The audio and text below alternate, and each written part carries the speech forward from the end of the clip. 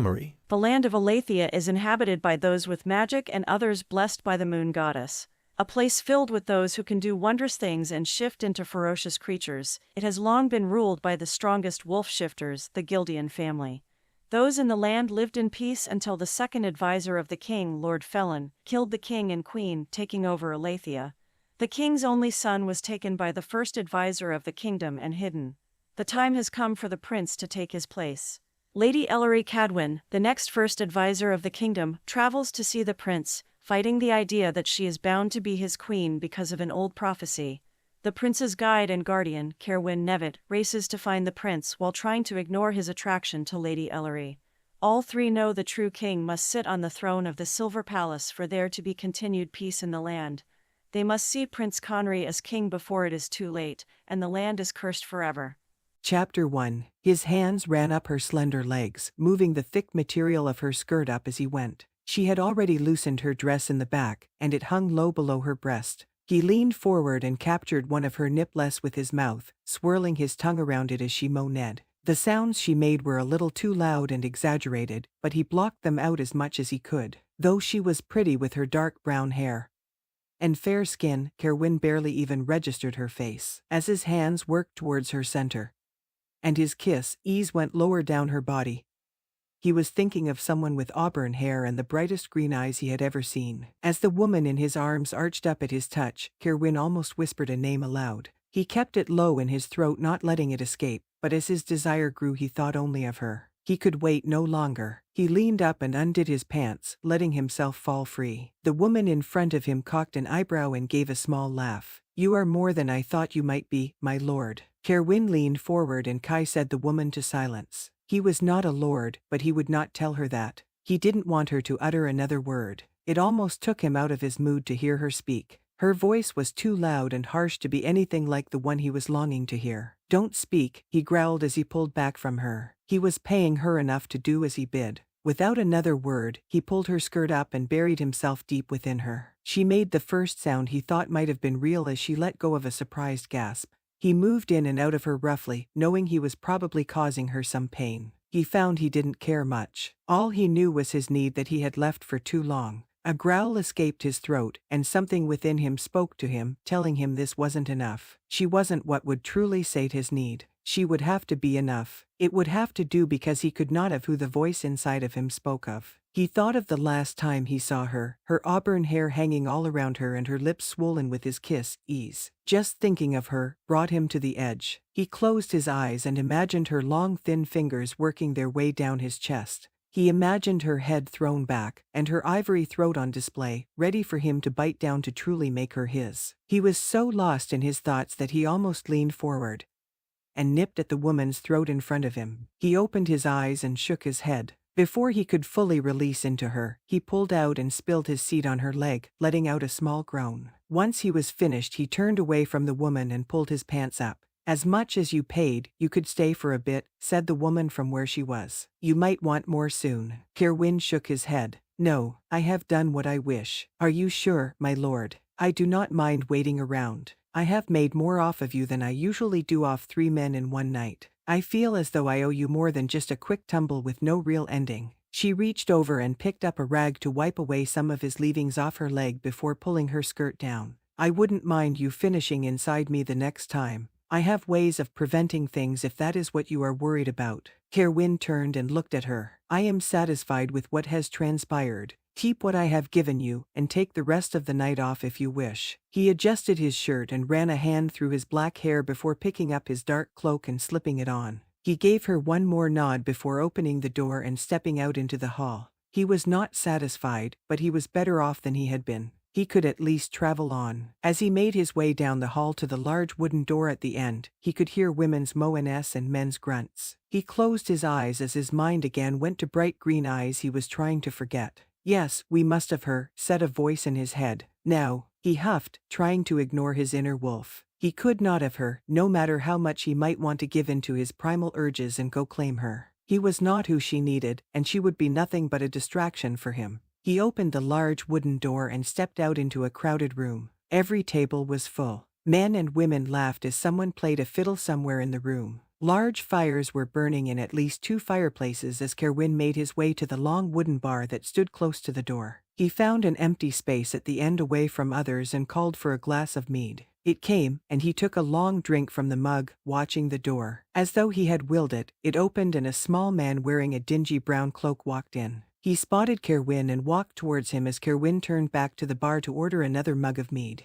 "Right on time," said Kerowwin as he handed the small man the drink. "I always am, though this time it was more of a challenge than usual," said the man before taking a drink. "How so?" "The young prince has been hidden away almost since he was born. Do you think they let just anyone know where he is?" "But you are not just anyone, my friend," said Kerowwin quietly. "I am not, but it is only a select few who are trusted with so precious of a secret. If Lord Felon or any of his court knew the information I hold, it would all be over." "Let me have it, Selvin," said Kerowwin as he held out his hand. "You have what we agreed on." "You know I do." "Have I ever cheated you before?" asked Kerowwin. "No, and the great gods know you have plenty of it," said Selvin as he pulled out a tied scroll from some pocket in his cloak. "I know I don't have to tell you to be extremely careful with this." "No, but you will anyway. Don't you think I am the one person who wishes to see the prince safe? My bond with him is not one I could betray even if I wanted to." "True," said Selvin as he handed Kerowwin the envelope.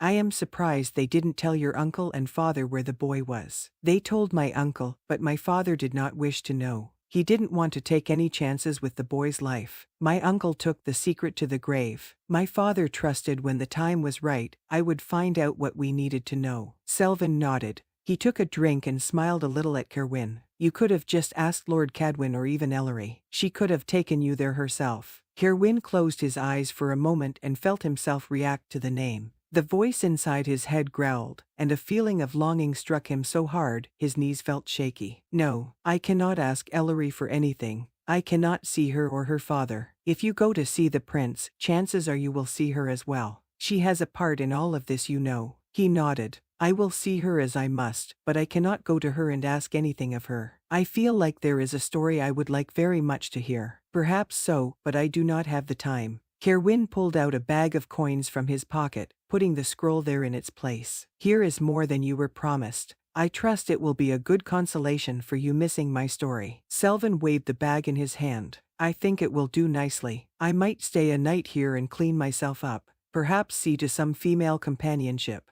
You should join me." "No, I must move on. There is no time to waste in seeing to the prince." Kerowwin downed his drink. "Keep watch over yourself, Selvin. I am sure I will need your services again soon. You know how to find me, great bright one. You know I live to serve the true ruler." Kerowwin gave a short laugh. "You do for the right price anyway." He patted Selvin on the shoulder. "May the great gods shine bright on your path." "Follow the brightest star yourself," said Selvin as Kerowwin moved past him towards the door. As he exited the warm room and into the cold, clear night, Kerowwin wrapped his thick cloak around him. He moved towards the stables, ignoring the laughing, drunk men who stood close to the windows of the inn. Finding a stable boy, he asked for his horse and waited until the boy brought out his dark stallion. Kerowwin threw the boy a couple of coins before hoisting himself up on the massive horse's back. He looked up at the bright moon that hung over him. He knew he didn't really need a horse. He could have let his wolf have his way and shifted into the great white beast.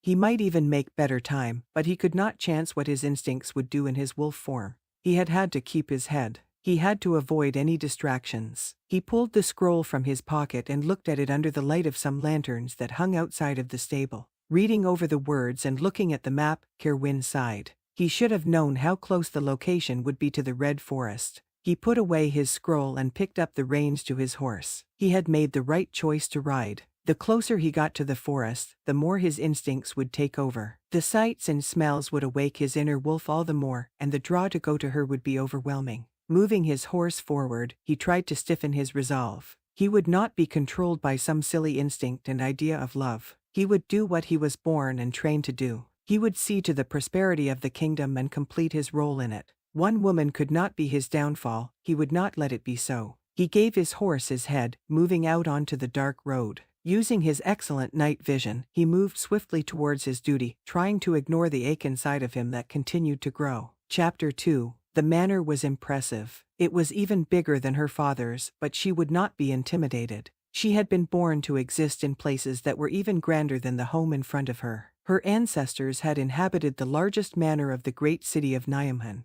Besides the Silver Palace, there was no other building like it in their land. The country manor she had grown up in had been no simple place. She had servants she could call at any time. She wore fine clothes and met with the finest tutors. Some would say she had the life befitting a princess, but she would not let herself think that way. No matter what legends, prophecies, or whispers existed amongst her people, she would not let her future be determined by anybody but her. She would not commit herself to anyone or anything just because others had said it was fate. She would choose a life she wanted, and she would choose who she wished to spend it with. A face flashed in her mind, one framed in jet black hair with dark eyes. She sighed and shook her head. It would do no good to think of him. He had let her know where he stood. She still hoped she could change his mind, but until then, she needed to focus on the task at hand. She had to meet with the prince and start working to put him in his proper place. The land needed its true ruler before it was too late. "My lady, are you ready to continue on?" asked the head guard of her father's force. "What do you make of the place, Aaron?" asked Ellery. "It's a rather fine house for an ordinary, isn't it?" Ellery laughed.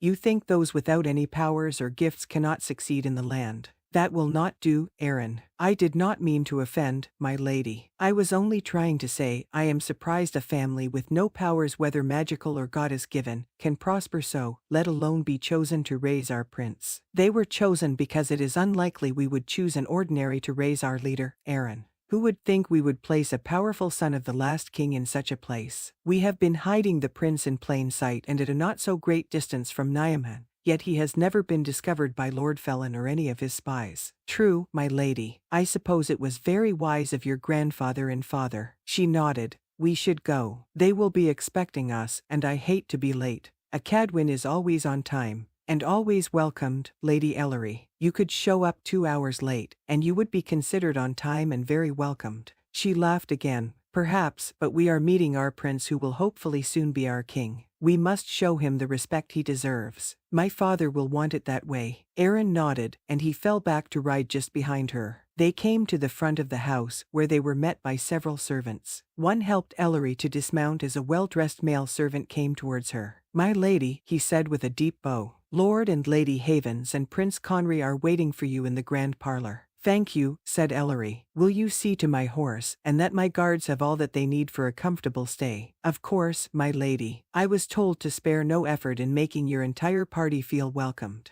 Ellery nodded as Aaron walked to stand just behind her. Ellery looked up at the door and took a deep breath. "Courage, my lady," said Aaron in a whisper. "You were born for this." She nodded and walked forward. In truth, she wasn't worried about how she would be received. She knew the respect her family name and position warranted. She had been trained on how to speak with people, and she did not think she was unintelligent. What worried her and what kept her pace slow as she walked into the great entry hall was the thought of what would happen when she saw Prince Conry. She had heard much about him from her father, who received regular updates and visited him a few times. The prince was said to be handsome, clever, and not unkind. Of course, she had no way to confirm this before she got there. She hoped the Havens were telling the truth in their correspondence to her father. As she turned towards a doorway that a servant led her to, Ellery closed her eyes for a moment, wondering how she would be received by the prince, and what her reaction would be to him. She didn't believe in fate, not really. Still, there was a voice inside her that said she might be meeting the one who was meant to be hers. She knew it was the wolf that lived deep inside of her, so she pushed it down. It was much easier for her to contain her instincts than most who had been blessed by the light goddess. She was not born a full wolf shifter, as only her father was a shifter, and her mother a sorceress. Her father wondered for years if Ellery would ever develop or connect with her wolf, as magic came so easy to her at an early age. It wasn't until around her 17th birthday that she first heard her wolf start to speak to her. It was a year later, when she first laid eyes on Kerowwin as an adult, that her wolf made her full presence known. In the presence of the Bright One, Ellery's wolf jumped to the surface, trying to get Ellery's attention about the man who stood before her. Judging by the look in his eyes, he was feeling affected by her as well. It wasn't long before they both gave in to their instincts. She went to the Red Forest to live with her aunt that year. She worked on honing her magical powers, and in her free time, she met with Kerowwin in secret. They spent many nights and some afternoons in deeply satisfying ways. She could still remember how his touch felt like fire, and his kiss tasted of sweet air that she needed to live. He made love to her passionately, and without abandon, and she thought a few times he came close to marking her as his own. He held back every time, and when she went back to live with her father, Kerowwin stopped coming to see her. He popped in and out of her life for the next 3 years. Though she tried to resist her instincts to be with him, she always gave in. Each time he swore he would leave her alone, but he had always come back until the last time. Her father had been away seeing to some kingdom business, and Kerowwin came to visit and bring a message. Finding her home alone, they at first spent a few hours in casual conversation. She invited him to stay for supper, and that turned into sleeping one night in her home until he had to be on the road. She tried to ignore the urge to go to him. She went to his door to knock, but turned back, knowing she had to let him go. She would have successfully gone to her own room had he not opened his door just as she was leaving. They looked at one another and every barrier she had put up came down. He reached for her, and she let him take her into his arms and his room. Before she knew it, her robe and nightgown were on the floor. She pulled at his shirt until he took it off and flung it somewhere in the room. She pushed him to his bed, working to undo his pants as he kissed at her. When they got to the bed, she kneeled before him, taking him into her mouth. He leaned back, saying her name with a groan. She felt as she always did in that position, powerful and desired. "Ellery," he whispered, and he pulled her up to him. She smiled down at him as she straddled him, feeling his ample member press against her. His hands went to his hips as she ground against him, her area becoming wet as she felt the need to feel him inside her grow. One of his hands moved to her center, circling over her most sensitive part, bringing her close to her edge. He leaned up and moved his other hand to her back, watching her as she moaned at his name. His hand moved slow, drawing out her pleasure and causing longing and pain to mix together. "Kerowwin, please," she said breathlessly. "I need you." He growled as he moved both of his hands back to her hips, thrusting himself inside of her. She gasped, feeling his length and girth fill her. He sat up and kissed her as he moved inside her. She moved with him, closing her eyes, feeling all she ever needed was him. She wanted to submit everything to him. Her wolf rose to the surface, demanding she give him all of her. Ellery leaned forward, exposing her neck to him. He buried his nose into her neck as he continued to thrust into her. She felt the tickle of air on her skin as he breathed in deep.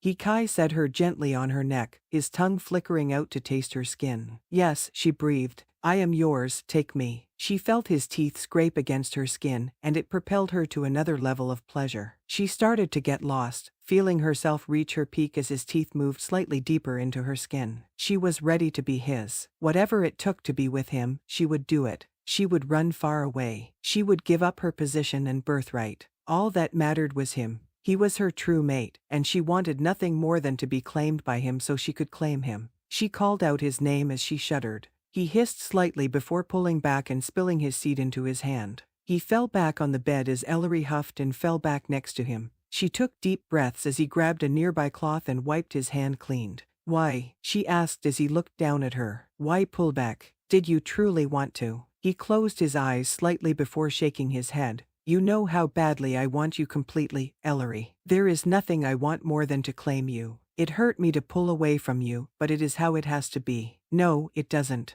You don't have to be what the land and your father says. You deserve a life, Kerowwin. Do you have no feelings for me other than your wolf's instinct?" He sighed. "I can't lie and say I don't. I believe I may care about you more than anyone in this land, Ellery, but I cannot dismiss who I am. I cannot give up my duty. You cannot stop being who you are. Whether you want to admit it or not, you have a destiny just as I do. One day you will accept it." She shook her head and rose from the bed. Finding her nightgown, she slipped it on. "I will not just accept it. No one will control my destiny but me. One day I believe you will realize it as well. We can serve our land, our gods, and even our rightful ruler without giving in to some stupid prophecy." She put on her robe and walked to the door. "I will not beg you to be with me, Kerowwin. It is not who I am, but I will wait for you. I know you want to be with me. I believe you even love me though you have never said it. Go do what you think you have to, and when you realize it is not how you think it has to be, I hope you will find me." Before she opened the door, he said quietly, "Do not wait for me, Ellery. As much as I might wish things were different, they will never be so." Ellery shook her head, clearing it of her memories. They would do her no good, though they did remind her why she shouldn't fear anything in facing the prince. No matter what prophecy said or what whispers worked their way through the people, she knew the prince would not affect her as her heart and head were full of another. Even then the small voice within her called out for another. With renewed confidence and indifference she increased her pace,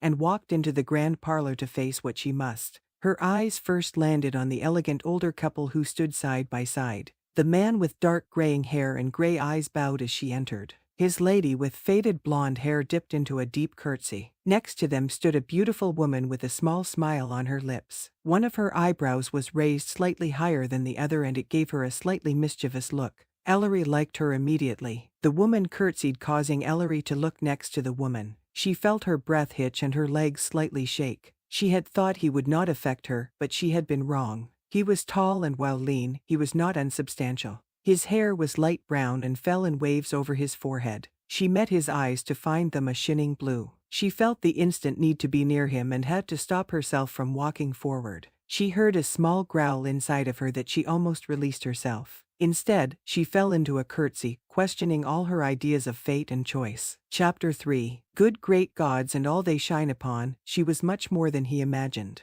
He heard she was beautiful, but what did that even mean to him? Many beautiful women had come through the manor his whole life. Ayla, who had seen every day for the past 3 years, was the loveliest woman he could ever imagine, but when Lady Ellery Cadwin walked into the room, he had to rethink his ideas of a great beauty. She was not overly tall or large, but she was elegant and commanding in appearance. The light from the window hit her as she walked into the room, illuminating her dark auburn hair and hiding her face for a moment. As a young man, Conry couldn't help but notice her full breast even in her simple traveling gown. She walked further in, and he finally saw her face. Her lips were full and light pink, her skin fair and unblemished. As his eyes met her bright green ones, he felt an instant pull to walk towards her and claim her in some way. The wolf inside him growled, and it almost sounded like the word mine. She curtsied low in front of him, and Conry followed her movements. He stared at her as she kneeled on the ground before he could stand it no more. He walked forward and took her hand, lifting her up.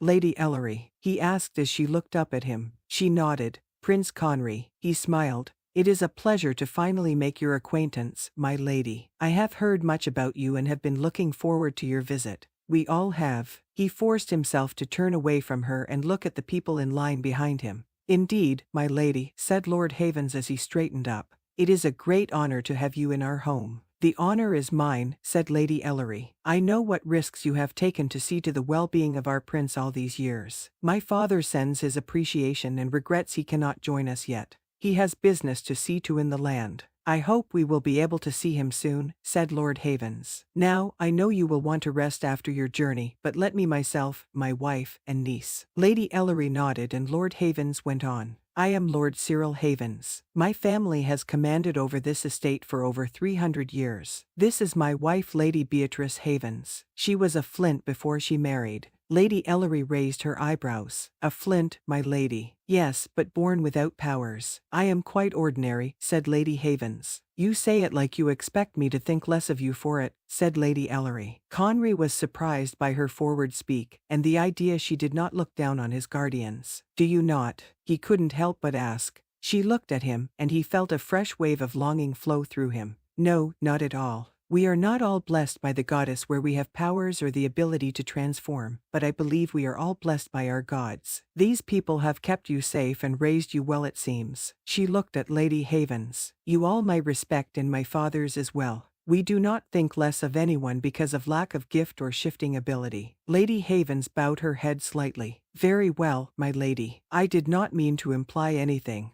Only my own family did not know what to do with me. I am sorry to hear it, but you seem to have done very well. If they think less of you, it is their loss." Lord Havens looked at his wife before motioning towards his niece. "This is my youngest brother's only child, Lady Ayla Havens. She came to live with us a few years ago when my brother and his wife met an unfortunate end." The smile on Lady Ellery's face faded. "Oh, I am so sorry to hear of your loss, Lady Ayla. What a tragedy to lose both your parents so young." Ayla nodded. "I believe you know what it is like, Lady Ellery." Lady Ellery gave a small sigh. "I do, but I still have my father. I do not know what I would have done if I had lost them both. I am lucky to have my uncle and aunt who are very kind." Ayla looked at Conry. "I have enjoyed getting to know Prince Conry as well." "We can talk more at supper, Lady Ellery," said Lord Havens. "You must wish for rest. A chance to freshen up and settle in would be welcomed, my lord. We have much to discuss and decide in the coming days. If you could have one of your servants show me to a room, and my guard as well." She looked behind her at the tall, strong-looking man who shadowed her. Prince Conry noticed he was eyeing the prince with a look he could not place. "I can show you to your room, my lady," said Prince Conry. "You do not need to trouble yourself, my prince. I am sure a servant could show me. It is no trouble at all." He wished to spend every moment he could with her. He felt tied to her in some way, and he had a feeling the more he was around her the tighter the knot would become. Perhaps it would have been smarter to pull away. He had told himself he would not let some stupid idea of a prophecy bind him to some woman he did not know, but know that she was there in front of him. He could not deny her allure. She looked at Lord and Lady Havens, and Ayla as Conry held out his arm to her. He noticed Ayla's smile looked a little forced, and it made him feel some guilt in showing Lady Ellery such attention. What did she expect? He had told her many times they could never truly be together. He was attracted to her as he would be to any beautiful, clever woman, but he knew they had no future. He had been careful to not let their dalliances go too far. He had guarded his heart as well and hoped she had kept hers under regulation as well. Lady Ellery took Conry's arm, and he heard the voice inside of him give out a small groan of pleasure. Her touch sent a wave of heat and desire through him that was so strong it almost caused him to misstep. They walked from the room together towards the stairs. They were both quiet for a moment, and he wondered if she was feeling some of the same things he was. He was afraid to say the wrong thing, which was a new sensation for him. He had always been bold with his words, but now he felt as though anything he would say would sound trite and silly. "It seems as though you have been very fortunate in your caregivers all these years," said Lady Ellery as they reached the stairs. "I have. I couldn't have asked for kinder guardians. Lord Havens is very wise as well. I have learned much from him. I suppose I should not be surprised at all. My grandfather was a careful man who put his land and king above everything. He would only see his prince under the protection of the best people. Your father seems a wise and kind man when he came to visit a few years back. I believe Lord Havens enjoyed his company. I would say my father is the best of men, but I suppose I am biased." She laughed a little. "I am afraid he has spoiled me as his only child. He has let me do as I wish, and I love him for it." They came to the third-floor landing and paused before he led her down the hall. "Spoiled is not a word I would use for you. I am sure you are just well-loved, but a good man who knows his daughter." She laughed again, and Conry found he loved the sound.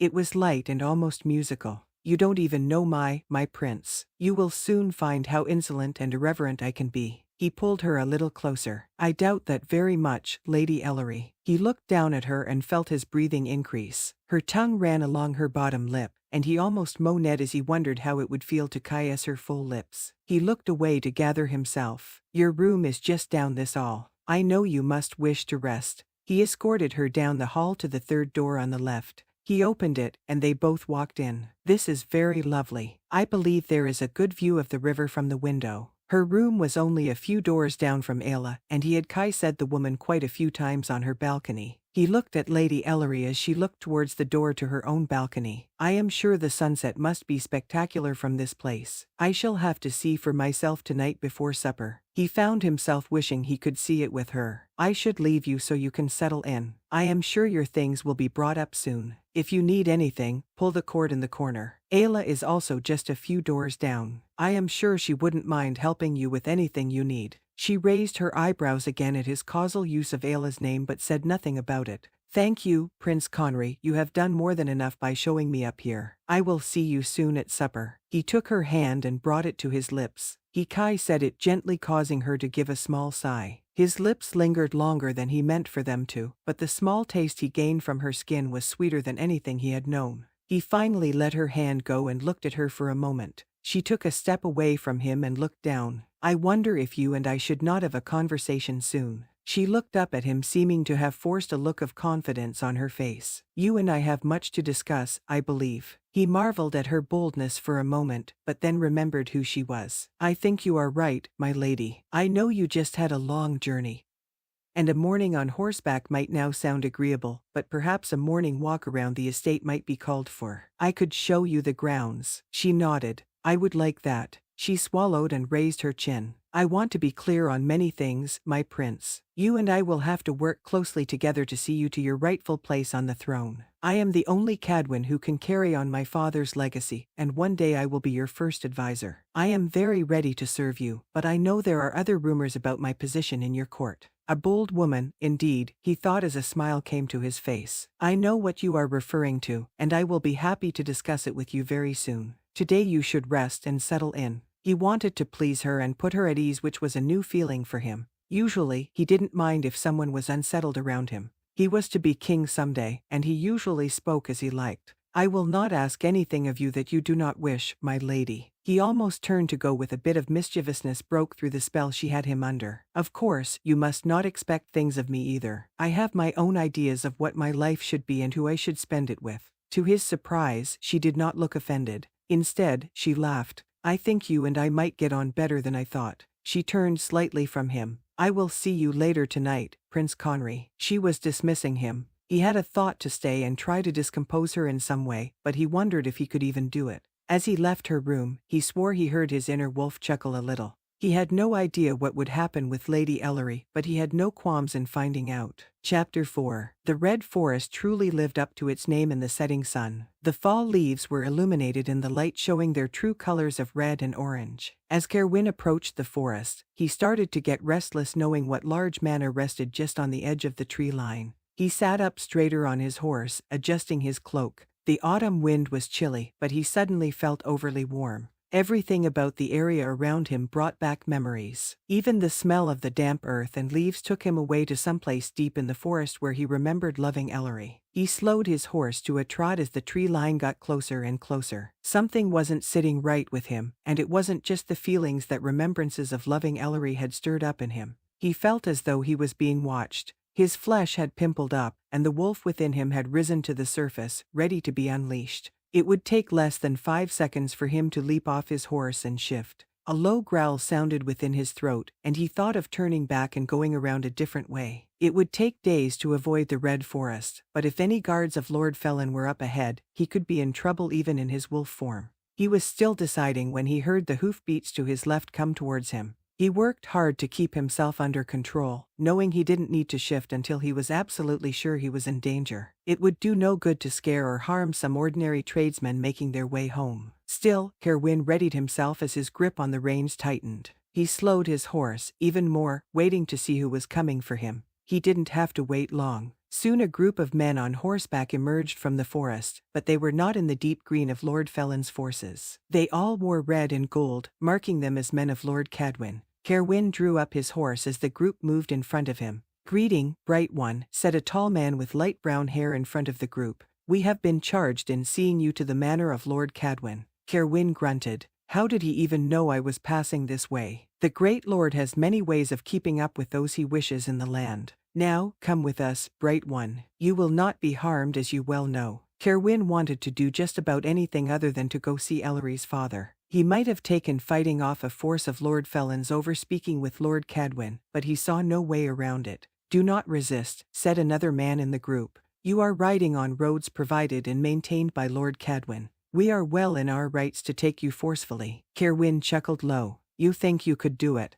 Why don't you find out for yourself?" "That will not be necessary," said the man in front as he threw a look at the one who had spoken. "The bright one is a friend of Lord Cadwin's. Their families have long been connected. He will enjoy seeing our lord and resting in the manor. I'm not sure how much I'll enjoy it, but I will go with you." "Even I cannot disobey Lord Cadwin," said Kerowwin. He moved his horse ahead, weaving around the men in front of him. "We will escort you," said the leader. Kerowwin looked over his shoulder. "There is no need. I know the way very well." He cleared the men and urged his horse to go faster, giving the beast his head. They flew over the grounds and into the trees, going left to where Kerowwin knew the large estate rested. He rode to the gate, which was opened for him once he was recognized. As he neared the manor, he could hear the group of guards coming behind him. He looked up at the impressive white stone home, and 1,000 images of Ellery came to his mind, foremost the look on her face as she left his room the last night he had spent with her. It had taken everything within him to pull away from her that night. Everything in him wanted to mark her as his own, and it took an enormous amount of power that he thought might have come straight from the gods themselves for him to let her go before he claimed her. She said she knew he loved her. Though he had never said it out loud or even admitted it to himself, he knew she was correct.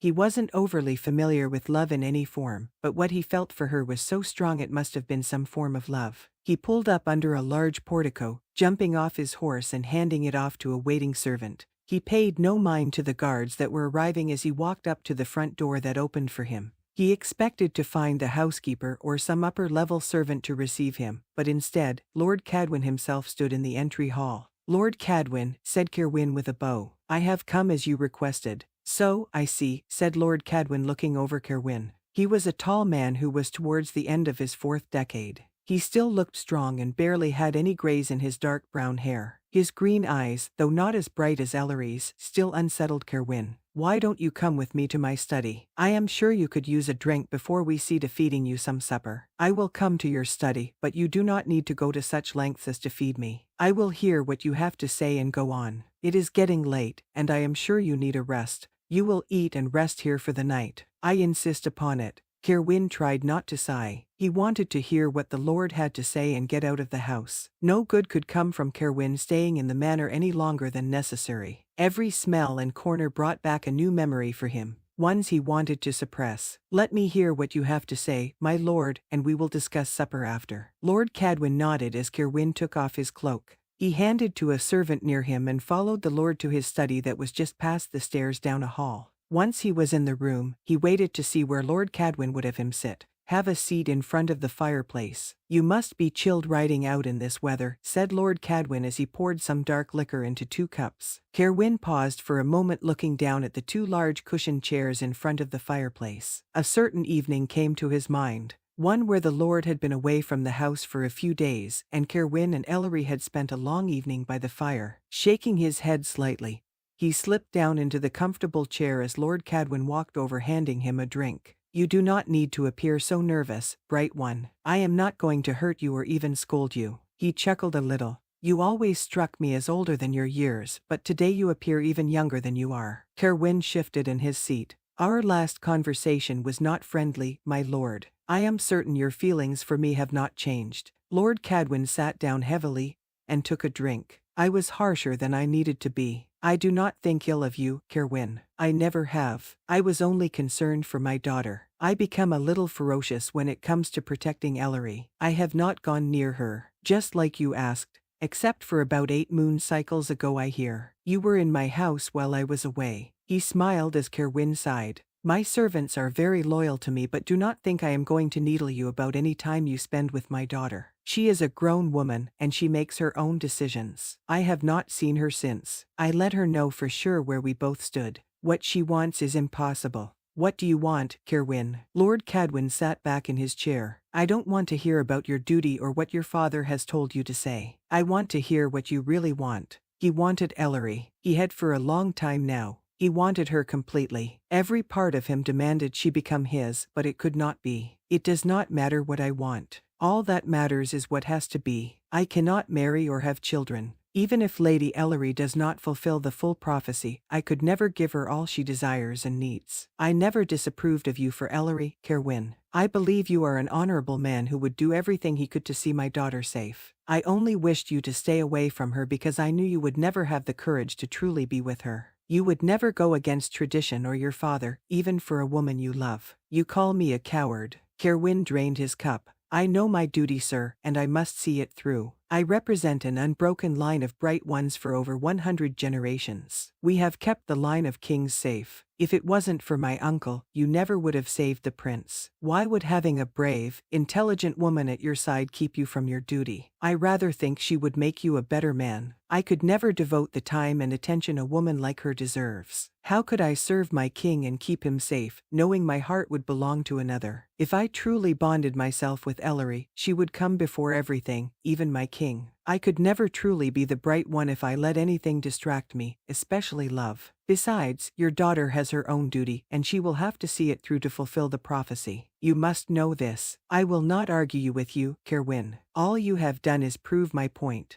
If you truly feel as you do, you should leave Ellery alone, though you will not be able to avoid her. If all went well on her journey, she is already in residence with the prince. I take it you are heading there now." "I am. I would have been there earlier, but it took me a few weeks to get the information on the prince's whereabouts. You should have come to me. Lord Cadwin laughed. I should take it as a compliment that the Bright One is scared of me, I suppose. You act as though you are not known for your strength and skills, my lord. I have heard tales of your battles. It is all in the distant past. I am happy to pass on any shows of strength to you. This leads me to my request. It is why I have looked for you and called you here. What would you have me do, my lord? Kerowwin knew there was some surprise in his voice. No matter what you choose, I know you care for Ellery. You wish her to be safe and happy. I do. I wish for it more than anything in this land. Lord Cadwin pulled a small scroll out of his pocket. You should read that then. Kerowwin took it and unrolled it. As he read it, he felt his face warm, and his wolf growl from within him. Lord Felon wants to get his hands on Ellery. According to the spies I have in the city, it has become an obsession of his. He has heard the prophecy, and he believes having my daughter by his side will solidify his right as ruler. If I had received this scroll before she left, I would have kept her here. This manor is well enchanted with her and her mother's old spells. It is hard to find for those who are not welcomed.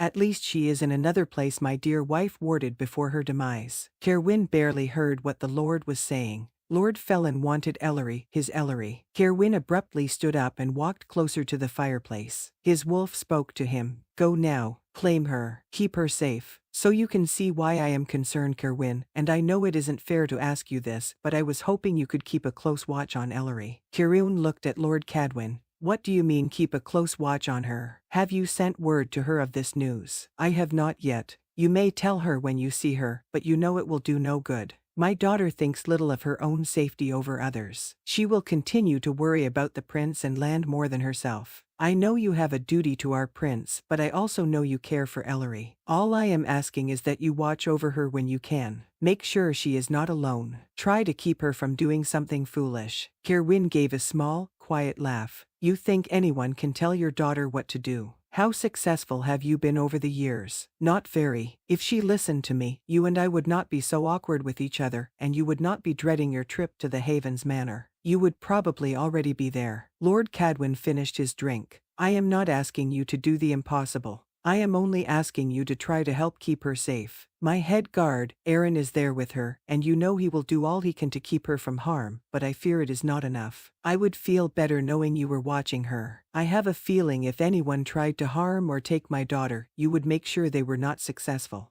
Kerowwin sighed. It was true that his instincts would not let him ignore a threat to Ellery. His wolf was agitated at just the thought of someone touching her, but he had planned to keep his distance from the woman. She was the one temptation in life he had failed at conquering. I will do as you ask, Lord Cadwin, as much as she will let me. She may wish me to leave her be, and I will respect her wishes. You could still keep an eye on her from afar. You will know before anyone if something is amiss. The prince will travel to the North Temple soon to receive the goddess's blessings. I know you will go along, and I have a feeling so will my daughter. It is customary for the first advisor to be there at the blessing, and as much as she hesitates at tradition, she will want to prove she is up to the task in her role. Kerowwin nodded. I want nothing to happen to your daughter. The land needs her, and our prince will need her. A voice inside of him whispered that he needed her as well. Good. Now come share supper with me. With Ellery gone, I am all alone. I am a man who prefers company. I promise the conversation will be much different. I am sure you have things to tell me about what is happening in the land, and I know there are some things you will want to hear from me. Chapter 5. Ellery left her room for breakfast. It was a little early, but she wanted to be sure she was ready for the morning walk with the prince. She knew she would have to be alert and able to fight any instincts that he aroused in her. She had been so sure he wouldn't affect her, but she had been wrong. The moment she saw him, something in her woke up. In some ways, it was the same as when she first saw Kerowwin, and in other ways, it was very different. The first time she saw Kerowwin, it felt as if fire ran through her. She became more aware of all her senses. The wolf inside of her spoke louder than it ever had before, wanting to claim him some way. With Prince Conry, her wolf still spoke loudly, but the fire was different. Instead of feeling as if the fire would consume her, it felt as though it moved along with her breath and heartbeat. It made her feel warm but not burning up. She also felt more of a pull towards the prince. With Kerowwin, she had almost been afraid of her feelings, wondering if he touched her if she could survive it. With Conry, she was even more afraid of his touch and that she was scared at some point it would become essential. She felt drawn towards both men in some way, and it confused her. Neither felt like a choice, though something was freeing in loving Kerowwin. Perhaps it was just her preconceived notion that the prophecy was rubbish, but she was afraid of being trapped in loving Prince Conry. She hated that feeling. Ellery loved most things in her life. Her father was more dear to her than anyone in the kingdom. Her mother had, if possible, meant even more to her. Her mother was her guide for the first 10 years of her life. She spent hours with her, teaching her about magic. She showed Ellery how to sense the magic in everything, the trees, the wind, the animals, and people. Perhaps time had done its work and made her mother seem more wonderful, but Ellery had never met anyone as beautiful or amazing as her mother. After her mother was killed, Ellery depended on her father and those he employed for most of her lessons. There was no more skipping through the forest with her mother. Ellery learned proper decorum. She learned manners and how to host guests in her father's home. She put on fancy dresses and spent too much time in front of mirrors, as servants did her hair. She knew it was all necessary. She would have a large role to play in the land and Prince Conry's court. Many would argue she would be almost as important as him, but she could not let herself think that way. She was not destined to be a queen. She would not let anyone or anything dictate her life. Still, as much as she loved her life, she felt trapped in many aspects of it. She was forced to act and dress a certain way. There were many times she had to bite her tongue instead of speaking her mind. Only with Kerowwin or her aunt could she be truly free with who she was. Her father encouraged her to speak her mind and use her magic, but she held back with him, not wanting to disappoint him. As she made her way to the stairs, she was joined by Lady Allethia. The young woman smiled at Ellery and moved to walk by her side. "I see you are an early riser, my lady," said Lady Allethia. "It depends on the day actually. Usually, I prefer the night as I have sorceress and shifter blood in me. I tend to thrive when the sun goes down. There are times I like the night as well. It is easier to hide things that you might not want others to see." Lady Allethia laughed as Ellery looked at her. "I don't mean to shock you, my lady, but I don't like to hold back from those I wish to be friends with. I would like us to be friends if you are willing." "Of course, I am willing. I have not had much chance to meet other young ladies with the land like it is, so I am very happy to get to know you better." "I feel the same way. Sometimes I feel trapped in this house as good as my aunt and uncle are. I long to go on journeys and dance at balls. We rarely have company here." Lady Allethia hopped down a stair to the second landing, continuing on. "With the way things are, my father rarely hosts real parties either. We do have a small gathering of close friends during the Winter Moon Festival." Lady Allethia hooked her arm with Ellery's. "And do you dance? Do young men come so you can flirt with them?" "We do dance a little. There are usually a few young men there, but I am not sure how much talent I have for flirting. As beautiful as you are, I am sure you don't need to do much. I wager most young men fall at your feet the moment they lay eyes on you." Lady Allethia laughed again as they came to the entry hall. "I imagine you know the feeling. I am sure any young men you come across immediately fall under your spell. You are so lovely." Lady Allethia shrugged. "I may have had a few interesting rendezvous with a couple of young men. I haven't had much opportunity, as I said. Hopefully things will be better in the land soon. Once Prince Conry takes his throne and becomes king, things will be made right. Then you can go to parties and find a husband if you would like one." Allethia sighed. "I suppose I will have to marry someday, but I will not be with any random young man. I wish to find someone special." "Don't we all?" said Ellery as Lady Allethia steered her towards the dining room. "But your way is already set, isn't it?" She stopped them both in front of the dining room doorway and looked down. "I have read the prophecy. I know what is expected." Ellery studied the young woman for a moment, seeing a small hint of sadness on her face. She supposed it would make sense for Lady Allethia to form some sort of attachment to the prince. They were both young and attractive and had no other distractions. She wondered how deep the attachment ran and if it was reciprocated. "Lady Allethia, I have had to live with that prophecy all my life. I am not a woman who lets anyone or anything dictate her future. I want what anyone wants, and that is to choose the course of my life for myself. What they will be, I do not know at the moment, but I will not just allow some prophecy to chain me to a man I barely know." Lady Allethia looked up with a small smile. She again took Ellery's arm. "Yes, I think we will be great friends, Lady Ellery. I think our minds might be similar." She sat at the table with Lady Allethia and Lord Havens, who was already in the room when they walked in. He was very kind, asking Ellery if she had all she needed. They talked a little about her father and the plan to take the prince to the Northern Temple. By they were all almost done with the meal, Prince Conry walked in, looking effortlessly handsome in a simple cream-colored shirt and tan pants. He sauntered over to the table, grabbing a sweet roll from a platter and sitting down across from Ellery, looking bored. "It seems I was late rising today compared to all of you. I'm very surprised to see you, Ayla, at the table so early." Ellery looked at Ayla as the woman looked down and blushed. "I found that I woke up with the sun, very refreshed." She looked at Ellery. "I was anxious to get to know our guest." "I imagine you were," said Prince Conry before he took a bite of his sweet roll. "Perhaps you would like some tea, Your Highness," said Ellery a little harshly as she picked up the teapot. "You promised me a walk this morning, and I would like to go soon." She filled his cup and picked up the sugar. She put 2 heaping spoonfuls in it. "I don't know why, but I take it you like your tea very sweet." He picked up the cup and took a drink before putting it down. He gave her a mischievous grin. "I like most sweet things in life." She looked at Lady Ayla and rolled her eyes, causing the woman to giggle into the teacup she was holding.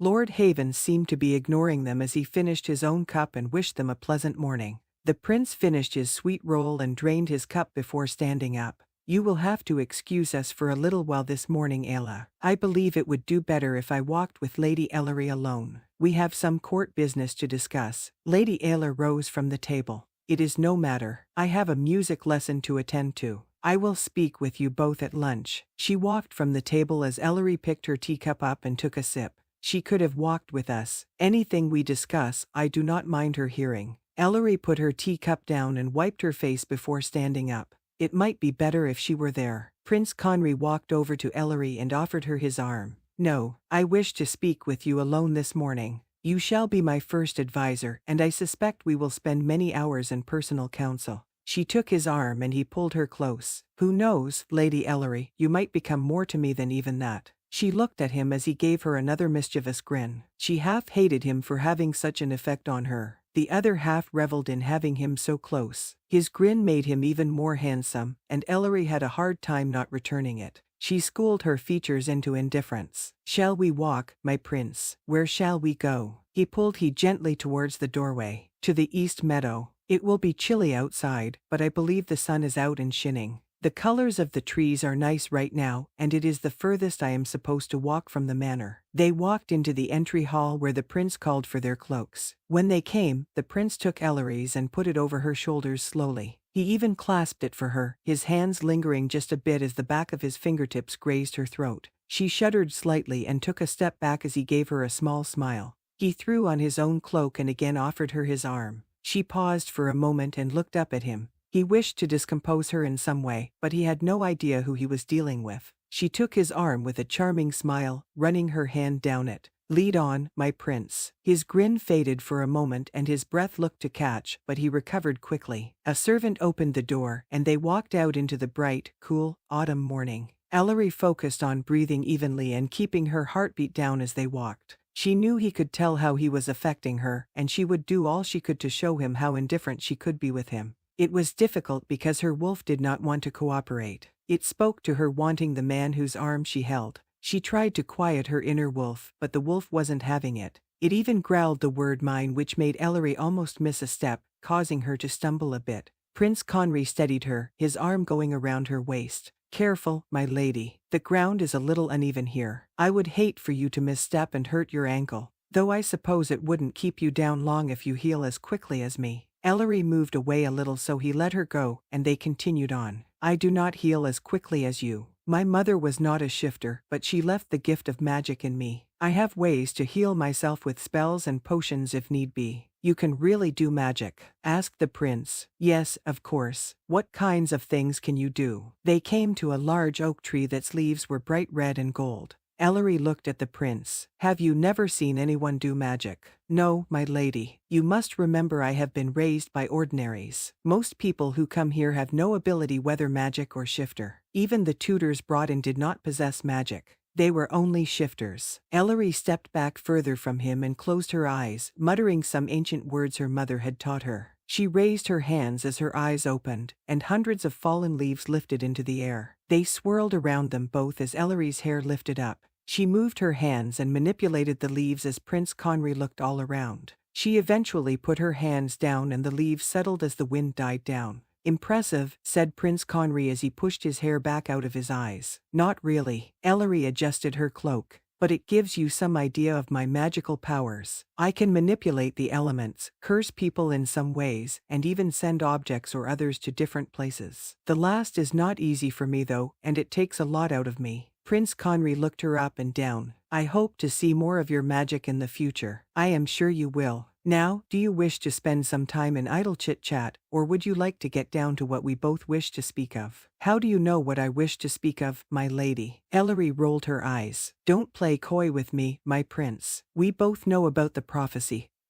And you know how affected I am by you just as I can feel how affected you are by me. You are affected by me. The prince moved closer to her. Could you elaborate? She looked up at him, willing herself to keep her ground. She would not be intimidated by him, and she wouldn't be some game for him. I will leave it up to your imagination unless you want to describe how I affect you. You do affect me, my lady, but other young women have as well. You are very beautiful. You might be the most beautiful woman I have ever seen. I could show you how you affect me if you would like. Other young women have liked it when I have given them the attention. She shook her head a little with a small laugh. I am sure there is someone here on this estate who could tell me plenty about your attentions. I have no doubt she would be happy to let me know. He faltered at this statement and moved back slightly. However, I have spent time with Ayla was done with her free will. She can be quite forward. I do not doubt it. She seems a bold woman, and I like her for it. I only hope you know what you are doing. Your court and people will not expect you to marry an ordinary. I know what the people expect of me. You do as well. I do care for Ayla. I do not wish to break her heart. I have been open and honest with her from the beginning. As much fun of a distraction she is, she could never fully satisfy me. That which lives within me calls out for someone else. He moved towards her again, and Ellery kept her ground.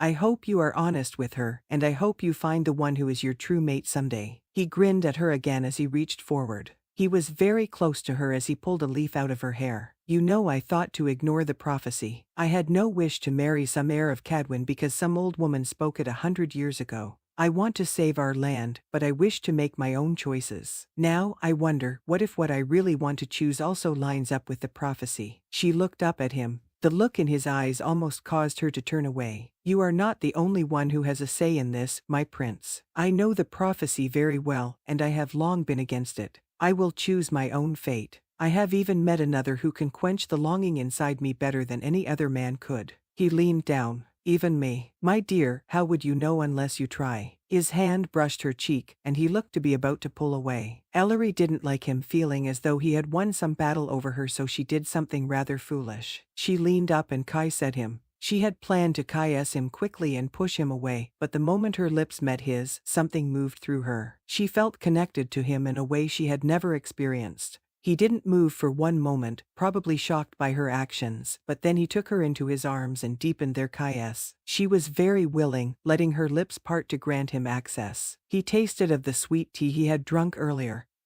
and something else she couldn't figure out. Whatever it was, tasted wonderful to her, and she explored his mouth, trying to take in more and more. Her hands went around his neck as his moved up her sides. She was sure something in her told her to stop, but it was overruled by her wolf that had come to the surface. She pressed herself against the prince, and he moaned as he pulled back slightly and placed ease along her throat. She threw her head back to give him access. She was lost in some strange need for the man who held her. She barely knew him, but she was ready to let him have her as he wished. She felt his tongue against her neck, and she cried out in pleasure. Only one other man had made her feel anything close to this. The thought of Kerowwin caused her to gain the will to push the prince away. He stumbled a little backward as she adjusted her cloak and put her hand to her neck. I am sorry, Your Highness. I didn't mean to take things so far. I am not sure what came over me. I only wished to beat you at your own game. He chuckled softly. I am not sure if we both won or lost, Ellery. She looked up at the use of her name.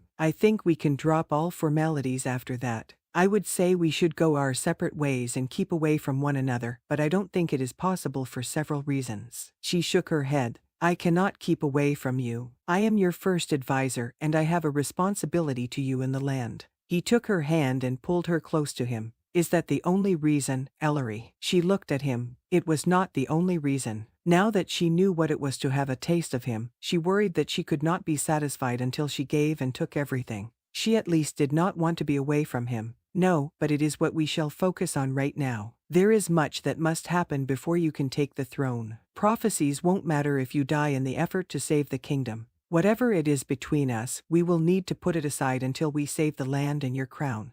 Kai said her hand softly. I suppose you are right. He gave her a charming smile. Since you are my first advisor, I will respect your counsel and do as you ask for the time being and as well as I can. Good, now let us continue on our walk. He offered her his arm, and they walked on into the field. Still think that one man can satisfy your longing better than any other. She only looked at the prince because she wasn't sure she could give him a definite answer. Chapter 6. Could one be punished by the gods for silly mistakes? Conry wondered if it could be true. How else could he explain his life now that Ellery had come to stay at the manor? He lived in a state of perpetual longing and agony over her. He was desperate to be near her, but it was almost painful to eat, talk, and laugh with her and not be able to touch her and caress her as he liked. At night, he tried to assuage his problem by thinking of her while relieving the desire he felt. All he got for his efforts were some embarrassing spots on the sheets and feeling the need for her even more than before. The caress they had shared was nothing like he had ever experienced.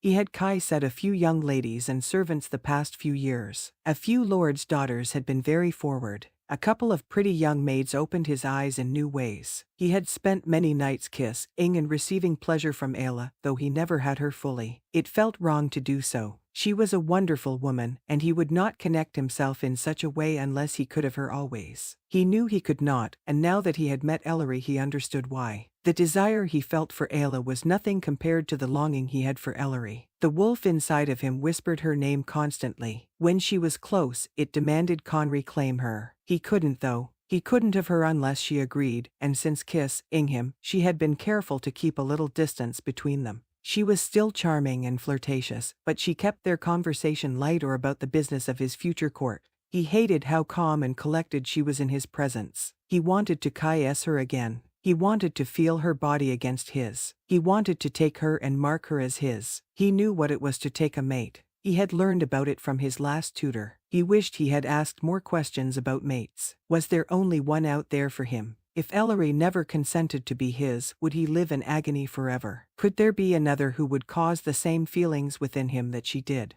If she were telling the truth, it seemed Ellery had been affected by another. He wondered who it was. He stopped and gripped the handrail of the staircase he was walking down as his wolf growled loudly inside of him. The thought of another putting their hands on Ellery and taking her as their own made his wolf beyond angry. She was his, and he would keep what belonged to him. Conry shook his head. She was not his. He would not take her unwillingly, no matter if marking her would put her under his control in some way or not. He would only have her if she truly wanted him. He had made a lot of mistakes in his life and done things he shouldn't have, but he vowed to himself he would never hurt her or cause her any discomfort again. He had been wrong to try to make her feel ill at ease. Perhaps he deserved the discomfort he felt. He would be a king someday if all went well, and at some point, he had to act like it. Coming to the dark entry hall, Conry turned left to walk down the back hallway towards the library. He had not been sleeping well and thought perhaps he might find a book to read. He opened the library doors rather forcefully and heard a small yelp.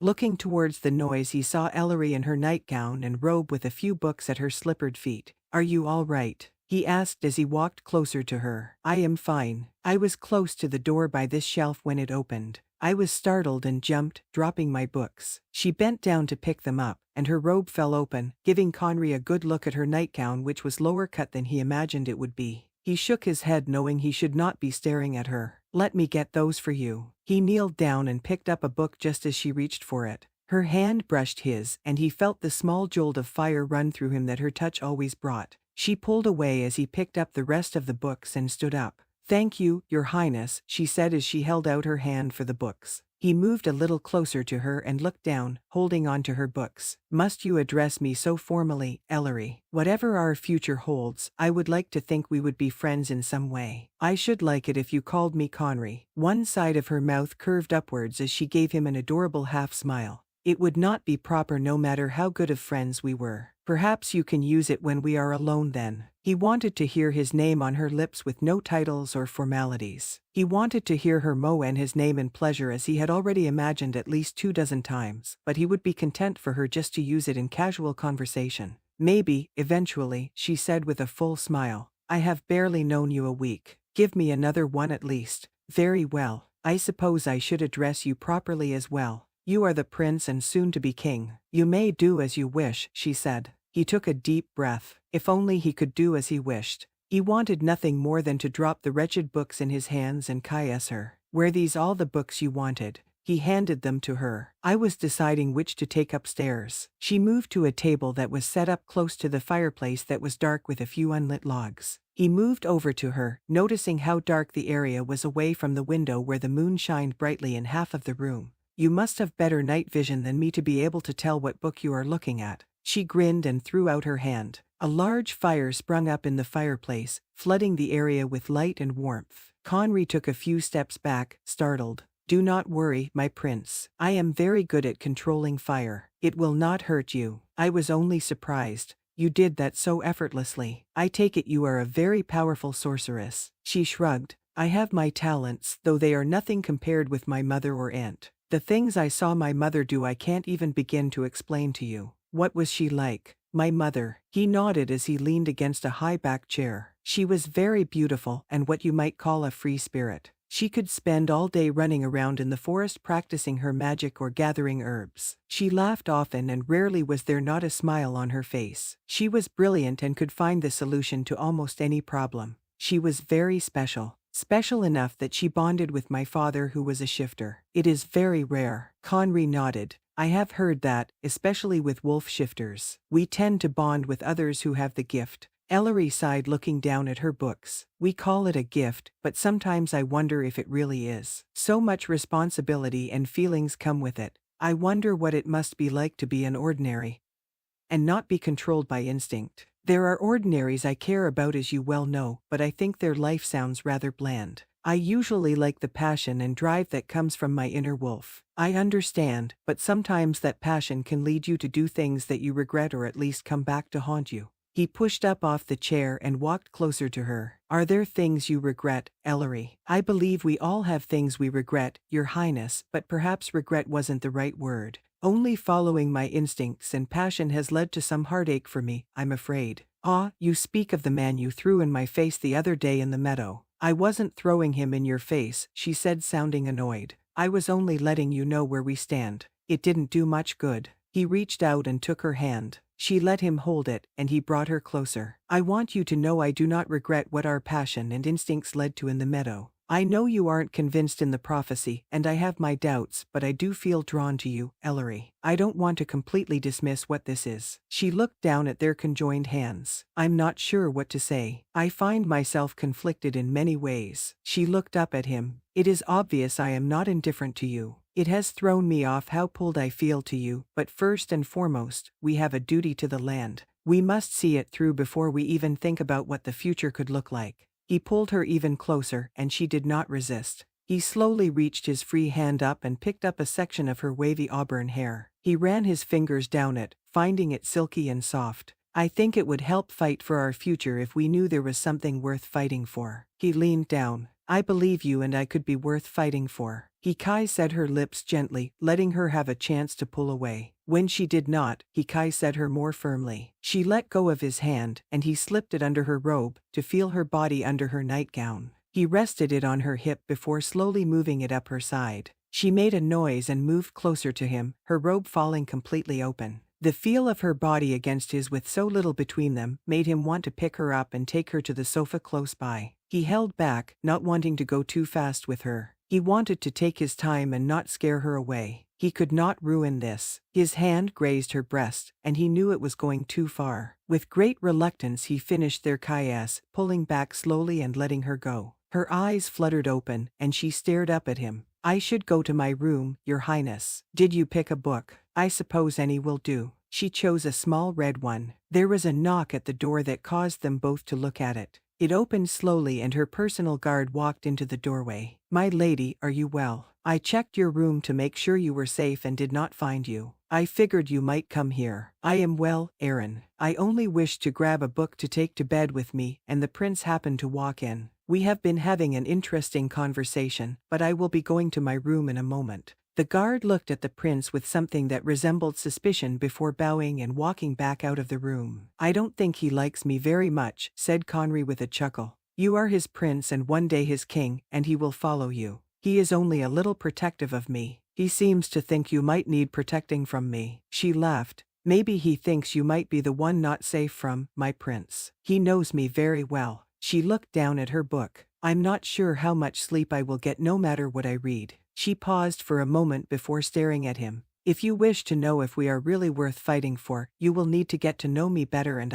you. You may find that while your instincts call out for me, your heart and mind may not be able to abide by me. I imagine I am not always an easy woman to take." With that, she threw her hand out, and the fire disappeared. He turned to look at the fireplace, and when he had turned back around, she was walking through the door. He fell back against the chair, feeling as though his legs couldn't fully support him. He imagined she was a difficult woman at times, but he had always liked a challenge. He waited a few moments until he found the strength to leave the cold dark room. The idea of a book was gone from his head. All he wanted to do was get to his room and think about his shared chaos with Ellery. He imagined the servants thought him quite a deviant when they changed his sheets each day. As he came to the third-floor landing to turn to the east wing towards his chambers, he heard a noise in the hallway to his left. Wondering if it was Ellery, he turned to find not her, but Ayla walking towards him in her bare feet, wearing just a nightgown. He walked to meet her down the hallway. "You will freeze out here, dressed so. You should go back to your room where it is warm." She stopped very close to him and took his hand.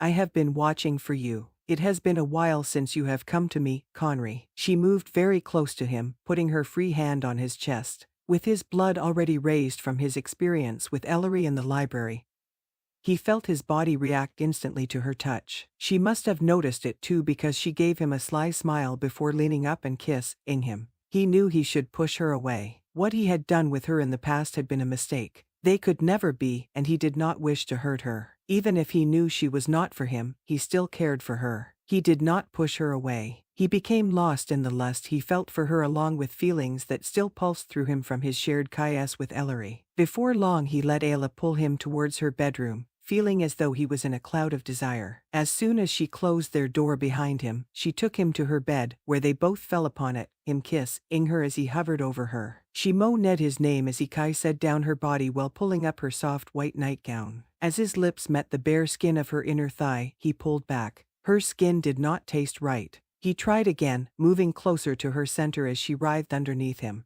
He let out a groan of frustration as he pulled back again, this time falling back on the bed away from her. His body told him he needed her, but he did not have the will to take anything further. "What is wrong?" she asked as she sat up and looked at him. "This isn't right. You know it isn't. I never should have even touched you, to begin with. Are you not pleased by our activities?" She scooted closer to him. "If you need more, I am very willing, Conry. You do not need to worry about me. I know we can never be more than we are now, but I want to enjoy the time we have together. While we may never marry, it does not mean we could not meet like this even after you take a wife." He looked at her sharply as he felt sick to his stomach. He realized she had no idea what it would mean for him to take a true mate. Once he had marked his own and been marked back, no one else would even remotely be tempting to him. He had only said Ellery, and already he felt that no one could satisfy him like her. "No," he said as he shook his head. "That could never be. Once I am married, I will want only my wife." She sat back a little before a small smile formed on her lips. She moved back towards him, putting her hand on his chest. "Well, that could be many years until you meet your bride. Until then, there is no reason why you and I should not have fun." "Ayla," he said sadly as he took her hand off his chest. She moved forward and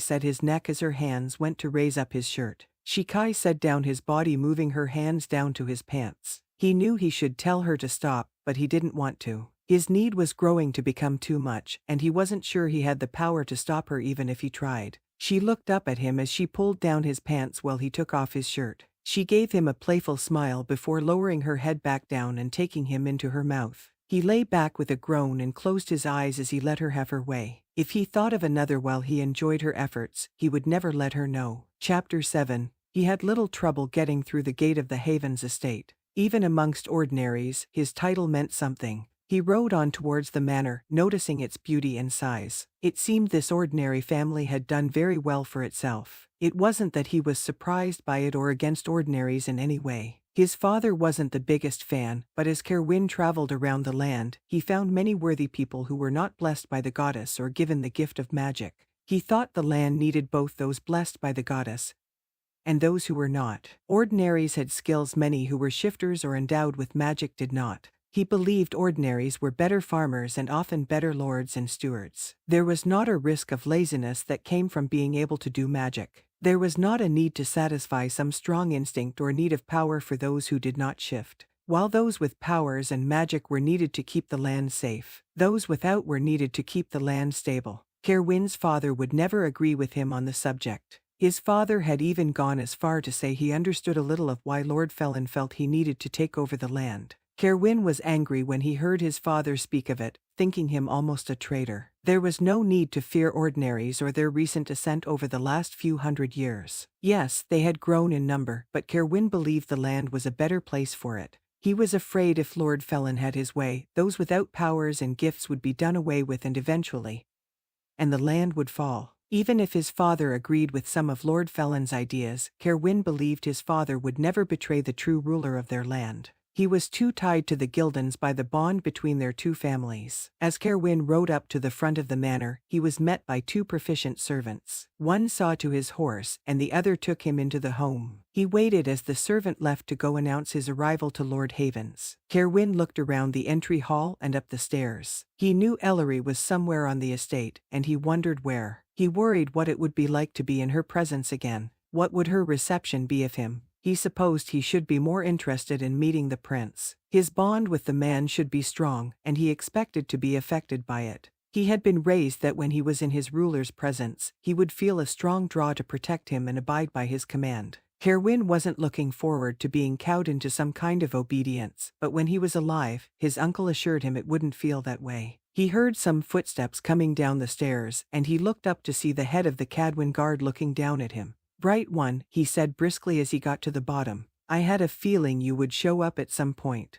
The man crossed his arms and stood in front of Kerowwin. He knew Aaron did not look upon him kindly. Aaron was too protective of Ellery to ever trust him, and he could not blame him for it. "It is time for the prince to start claiming his throne. I believe you know this since you are in residence with Lady Ellery." Aaron shifted a bit. "She is very ready to do her duty whatever it may be. I hope you can say the same." "Are you doubting my honor?" asked Kerowwin, hearing his inner wolf give a small growl. "Would you blame me if I did? I should probably show you more respect due to your position and family, but I find that nothing comes before the Cadwins and especially Lady Ellery. She is no danger from me, Aaron. I have actually come with a message for you and her from her father. You will want to hear it." The man dropped his arms. "Lord Cadwin has news for me." Kerowwin looked around and walked closer to Aaron. "The Lord has heard from one of his spies. It seems that Lord Felin wants to get his hands on Lady Ellery. He believes if he can find a way to bond with her, he will fulfill the prophecy as the true ruler." Aaron turned away with a growl. "He will not lay one finger on her as long as I am living.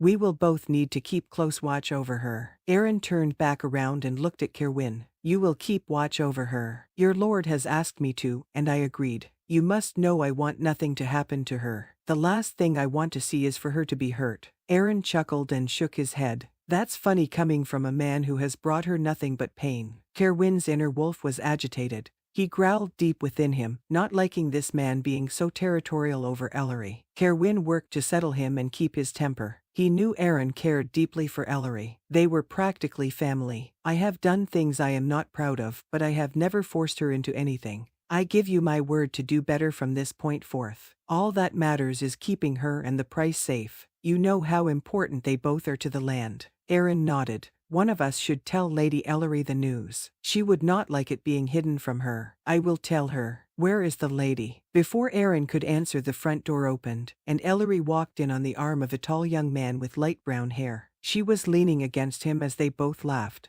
They both stopped, and their laughter died as they noticed Kerowwin standing in the hall. He looked at them both and experienced such an array of emotions and feelings, he wasn't sure how he stayed standing. First, his eyes landed on Ellery as they always did. She looked unbelievably beautiful in a dark blue gown. Her cheeks were rosy due to the cold wind, and her eyes were still bright from the laughter she had just shared. His wolf immediately came to the surface, causing Kerowwin to move a few steps closer. The longing he felt for her almost caused him to bend over as he felt all his breath left him. She stared at him as he stared at her, her grip seeming to tighten on the man next to her. Kerowwin shifted his attention to him. A new sensation washed over him. It was hard to explain, but it felt as if he had found something he had been looking for that he had no idea was missing. A hole that was inside of him was filled in some way, and he felt instantly connected to the man standing in front of him. It felt almost as if the wolf inside of him bowed in reverence, though Kerowwin kept upright. Suddenly his eyes went to Ellery's arm on the man, and a fresh wave of jealousy threatened to overtake all his other feelings. How dare this man touch what was his? He berated himself internally. She was not his, and she could never be. This was obviously the prince in front of him, and the man had more of a claim on her than Kerowwin could ever have. "Kerowwin," said Ellery as she let go of the prince. "When did you get here?" "Just now," he said, wanting very much to take her hand and more. "I was waiting to be received by Lord Havens." "Has someone sent for him?" asked Ellery. "Yes, a servant just went." His eyes went to the man next to her. "Oh, you should be introduced." She laughed a little. "This feels like it should be a more momentous occasion, but I will do my best." She looked at the man. "This is Prince Conry Gildian of the Golden Grey Wolves. He is the only son and child of King Donovan, the Sly Wolf, and Queen Tala, the Enchanting."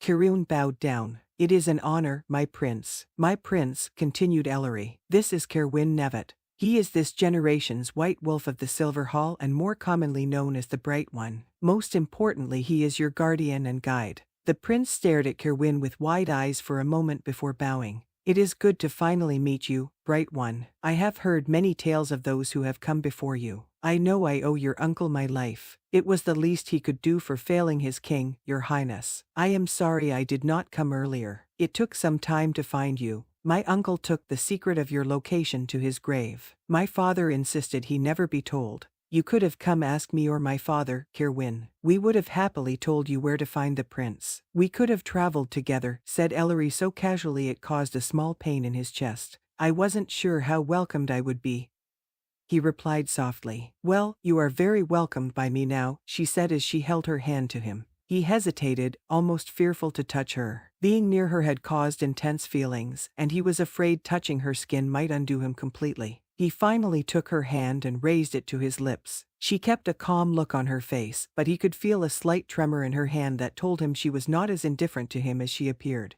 The prince moved closer to Ellery as Kerowwin let go of her hand. "Lord Havens is here now so he can greet you and get you settled in. You must want a rest after so long of a journey." Kerowwin turned as Lord Havens walked over to him. "Bright One, it is a pleasure to see you have arrived. I thought you would at some point. You are very welcomed here." The man gave a bow that Kerowwin returned. "I am very thankful to be here and to you for all you have done for our prince. My uncle told me what good people you and your wife are. Your uncle was a good man, and I was sorry to hear of his passing. You look much like him, though I think you are a little taller. Now, I believe you have already greeted the Prince and Lady Ellery. Perhaps you wish to rest and clean yourself before you are introduced to the rest of our small party. I would like a few moments to settle in, but first I need to speak with Lady Ellery if she will grant me an audience. I could walk with you to your room if Lord Havens would tell me where I should take you." Ellery stepped forward and looked at the man. "I believe he should be close to the prince, perhaps the door down from his closest to the stairwell. If you will show him up, Lady Ellery, I will have some servants come as quick as they can to start a fire and bring some water." "Have them bring water, but I will handle the fire, Lord Havens," said Ellery as she looked at Kerowwin. "Will you follow me?" "I could come as well," said the prince stepping forward. "I am sure it is more my duty than yours, Lady Ellery. Whatever the Bright One has to say to you would surely be safe for my ears." She smiled charmingly at him. "I am sure it would, but I believe you were about to go to the library and look for books on the Northern Temple. Go on and get started. I will join you as soon as I see Kerowwin settled in. I don't believe it will take long." The prince grabbed her hand and took his time kiss in the same spot Kerowwin had. "I hope you will not be gone long, Lady Ellery. You have promised your whole morning to me, and you know what a selfish man I am. I do not like to share." She laughed a little. "Selfish and spoiled a bit, I am afraid. We shall have to work on that, but I did promise you the morning. I will not go back on my word. Just give me a few minutes to speak with Kerowwin." "Very well. You know I will do as you wish." He let go of her hand and gave her a small grin. "Perhaps if I continue to do as you ask, I will get a reward of some kind." She rolled her eyes. Go on to the library. I will see you in a moment, and we will talk about what you deserve. She turned to Kerowwin. Are you ready? He nodded as he looked between her and the prince. She started walking up the stairs, and he hurried to follow her. I do wish you had come to me to gain the location of the prince. It would have helped if you were here earlier. I thought it best if I stayed away from you as much as I could. I certainly didn't feel right asking anything of you. Kerowwin followed her up another flight towards the 3rd floor. She stopped as they came to the 3rd floor and walked down to the right until she stopped by a door. Opening it, she stepped in, Kerowwin following her into the dim, cold room. He watched as she walked over to the fireplace and threw out her hand. A fire sprung to life. I think you and I need to be honest with each other, she said as she looked at him.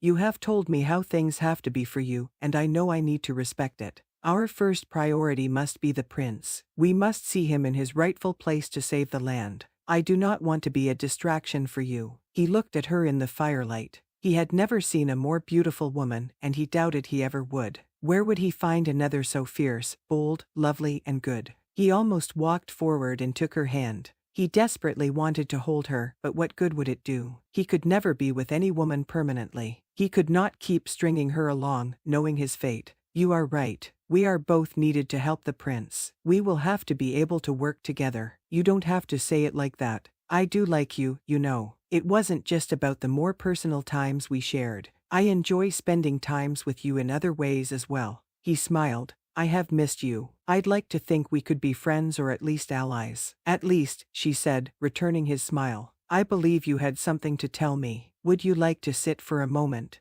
He offered as he pointed to a chair by the fireplace. No, I will stand. The servants will be here soon, and I have somewhere to be. He nodded. I was stopped by your father's guards while I was traveling here. They told me Lord Cadwin wished to speak with me. I went having no idea what he might have to say. I imagine you didn't want to go. You never did get on well with my father. No, but here is a good reason for that, and we just discussed that it will not be a problem anymore. What he had to say to me did have to do with you, but it was not the same speech warning me away from you. In fact, he asked me to keep a close watch over you. To keep watch over me, she asked incredulously. Why would you need to guard me? I have my father's head guard here, and you know how seriously Aaron takes his duty. You have your own responsibilities with the prince. I cannot be a distraction in that in any way. Ellery, he had some alarming news. His spies sent him word that Lord Felon is not only interested in killing our prince, but he wants you as well. She looked at him confusedly. Wants me? What could he want with me? He has heard the prophecy, of course. He thinks if he claims you and has you by his side, it will legitimize him as the ruler. She took a step back. Oh, you mean he wants? Yes, said Kerowwin, moving towards her. He wants you as his wife, mate, and queen. He believes if he can mark you, he can control you. His stomach rolled thinking of the vile man touching her. The thought of him marking her made Kerowwin close his eyes to keep himself under control.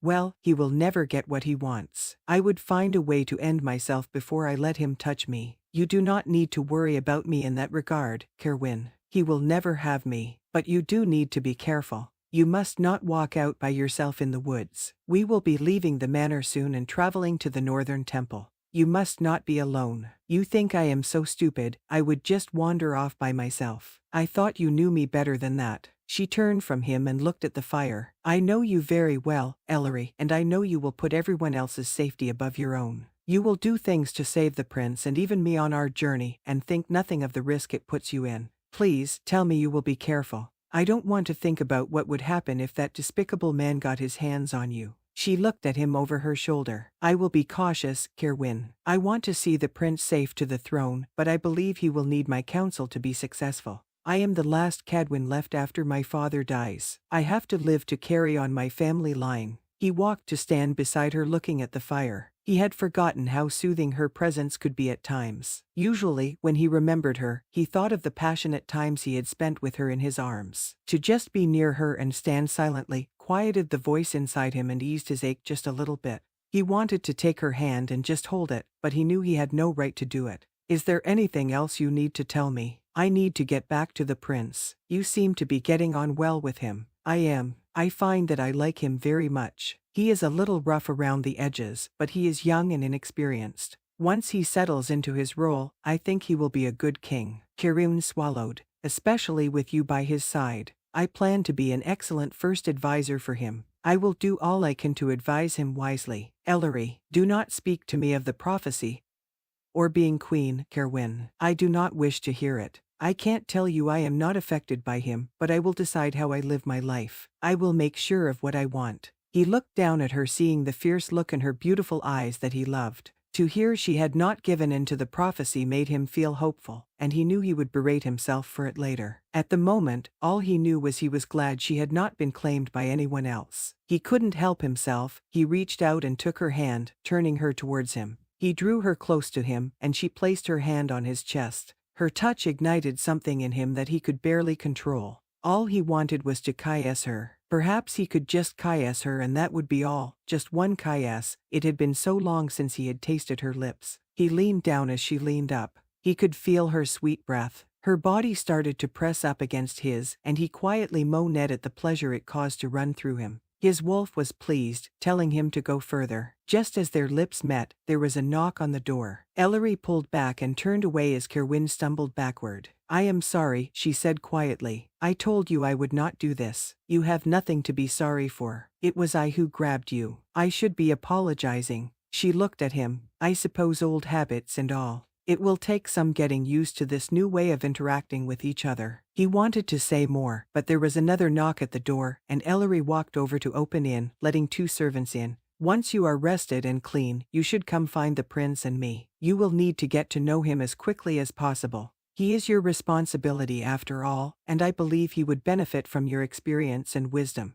Kerowwin nodded as she curtsied and left. He turned back to the fire, wondering how he would ever be able to serve the man who was destined to take the woman he loved from him. Chapter 8. Rolling over on the hard ground, he growled and popped up on all fours, his tail twitching in agitation. He watched as the large white wolf circled around him. He was determined this time to catch him as he struck. Conry was tired of being tossed to the ground and feeling his breath being knocked out of him. After several days of training in wolf form with Kerowwin, he believed he was starting to see some of the bright one's tails, though they were slight. Just before he struck, Kerowwin's tail moved to the left very subtly. Conry had gotten better at tracking it, being able to dodge out of the way over half the time. Now, he just wanted to be able to strike back. He wanted Kerowwin to feel a little of what it was like to fall upon the meadow with a heavy wolf leaning on you. Conry bared his teeth as he watched Kerowwin slowly continue to circle, a lowing growling noise coming from him. It felt like forever as he waited for the white tail to move slightly. Finally, he saw it just as a wind blew over them, ruffling the fur on both wolves. Conry braced himself on his front paws, and Kerowwin sprang at him. Conry waited until the last possible second before he moved to his right, Kerowwin's 2 large paws hitting the hard meadow. Conry turned around quickly as Kerowwin tried to regain his footing, his 2 paws skidding slightly on the dead grass. Before Kerowwin could move, Conry managed to jump up on his back, knocking the large beast over. They both tumbled for a second before Conry ended up on top, pinning Kerowwin, his head lowering towards the bright one's throat.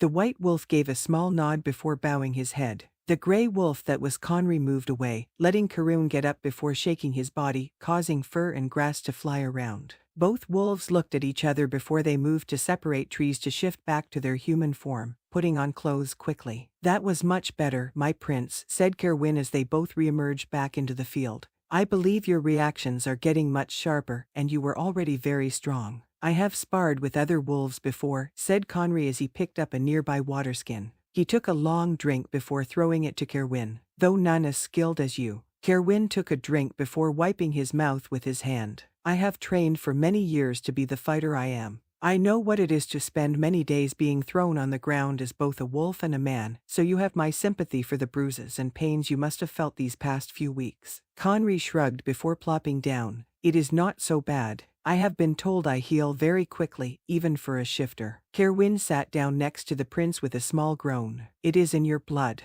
The Gildans have always been powerful shifters with great powers. Some in your line have even been known to have a magical power or 2. I guess when you are blessed by the moon goddess as the leader of the land, it comes with certain advantages. Conry smiled. I think you being the bright one comes with advantages as well. Have all in your lines wolf forms been so large? We have been tasked with guarding our rulers. We must be large and quick to see to the protection of your family. We have been blessed with strength and agility as well as excellent night vision, and some say extraordinary patience. I would argue with the last one. I would not list patience as one of my virtues. You seem a calm, understanding man to me. I try most people's nerves, but you seem to put up with me quite well. I am bonded to you in an unusual way. Most parts of me want to do nothing but protect you and see to your well-being. It is hard to be annoyed with someone you feel the need to keep close and watch. Kerowwin played with the dead grass for a moment. There are only a few things you could do that would cause me any annoyance with you. Such as, asked Conry, if you make a lot of stupid decisions that put your life at risk, our relationship could have issues. I believe I have a high sense of self-preservation, so I don't see that being a problem. What else? Kerowwin sighed deeply while picking up some dead grass and letting it fall from his hand. Nothing you need to worry about, my prince, he mumbled. Conry was about to inquire further, thinking he did need to worry about it when he saw a flash of red out in the field. He looked up to see Ellery walking close to the tree line, her red cloak swaying in the breeze. Kerowwin gave a noise that sounded almost like his wolf's deep growl before standing up. I wish everyone I knew cared about self-preservation as much as you, your highness. Will you excuse me? He started walking towards Ellery before Conry could say anything. Conry hopped up and followed Kerowwin towards Ellery, wondering why the man seemed so agitated. He caught up with him just as Kerowwin was approaching Ellery, who had now stopped seeing both men walking towards her. She gave a small curtsy. Your Highness, Kerowwin, how are you both today? Conry smiled as Kerowwin glanced at him before turning back towards Ellery. Why are you so close to the forest and bounds of the estate? Did you not promise to be careful, my lady? I wasn't aware a simple walk near the woods in a peaceful meadow was dangerous. I believe the estate bounds are still a ways through the forest, so I am quite safe. Do you know how easy it would be for you to stumble upon an unprotected area? What if Lord Felon knows where we are? He could have soldiers just waiting on the edge in hopes of finding you within their grasps. She waved him away. I am sure I am not the top priority on his list, no matter what my father's spies say. If he knows we are here, he would much rather take our prince, I am sure. The prince is well protected by me when we are in this field.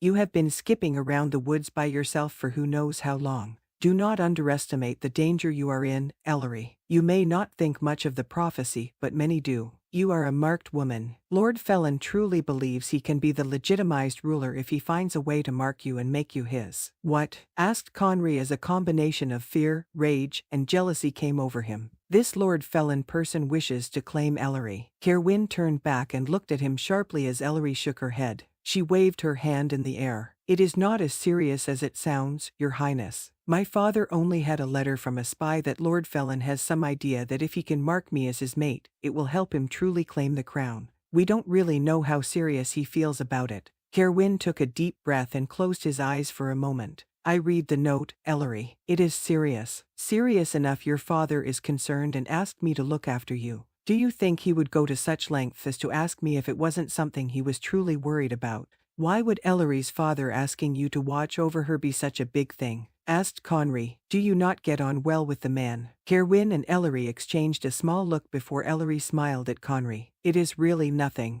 It is only. Lord Cadwin knows how important my duty is to you, your highness, said Kerowwin, cutting her off. He did not want me to lose any focus on my role as your guardian. He would only ask me to watch out for Lady Ellery if he truly believed she could be in true danger. Enough where her own personal guard cannot see to her by himself. You underestimate Aaron, said Ellery as she nodded towards the forest. Her guard came out of the tree line, moving over to stand next to her. He is always close by, he is just less conspicuous than you. Conry looked between the strong-looking guard and Ellery, watching the man's eyes look her over. He felt his wolf give a small growl. He did not like how protective the man was of her. She was not his to truly protect. His wolf whispered to him that he should be the one to see to her well-being. Now that you see that I am well looked after, perhaps you will excuse me. I told Lady Havens and Ayla I would take tea with them, and I must hurry to make my appointment. She gave another quick curtsy and walked away, Aaron following her. Conry watched them go until he saw they were close to the house. He looked at Kerowwin to see him looking out into the forest, his back towards his prince. Kerowwin, you have known Ellery for a while now, haven't you? Kerowwin turned slowly to look at the prince, a strange expression on his face. I met her a few times when we were both children, but I didn't truly know her until about 5 years ago. And I take it you are close in some way. Kerowwin bit his lower lip slightly before slowly nodding.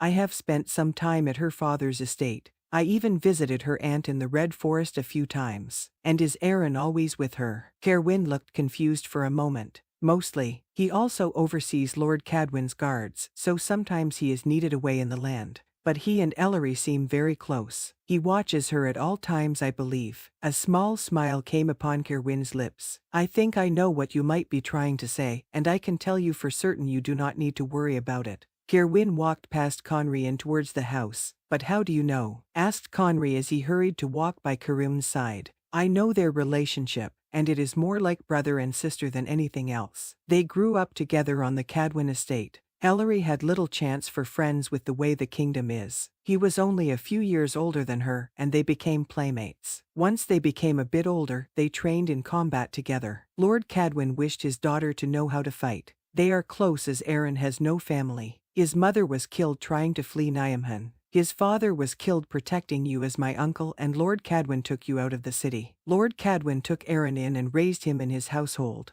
Aaron sees Ellery as his younger sister. He loves her, but not in a way you need to worry about. I am sure he would like nothing more than to see her as your wife and queen. I am not sure about that, said Conry. Anytime I am remotely close to Ellery, he pops up giving me the most disapproving looks. Well, he might wish to see her eventually as your wife, but I doubt he wants to think of you dishonoring her before that time. Do not worry. He will not stand in the way of Ellery taking her fated place. You truly believe Ellery and I are meant to be together? Asked Conry. I trust in the prophecy of the Great Mother. I have been taught to do so since I can remember, and many others believe it is correct. Ellery fulfills every part of it from her lineage to her looks. How could I believe otherwise? I have my doubts, you know. I was determined not to let something some old woman said years ago tell me how to live my life. I was very ready to find every fault in Lady Ellery when she came. I believe she had similar thoughts about you. Perhaps you are more meant to be together than I thought, said Kerowwin, sounding slightly annoyed.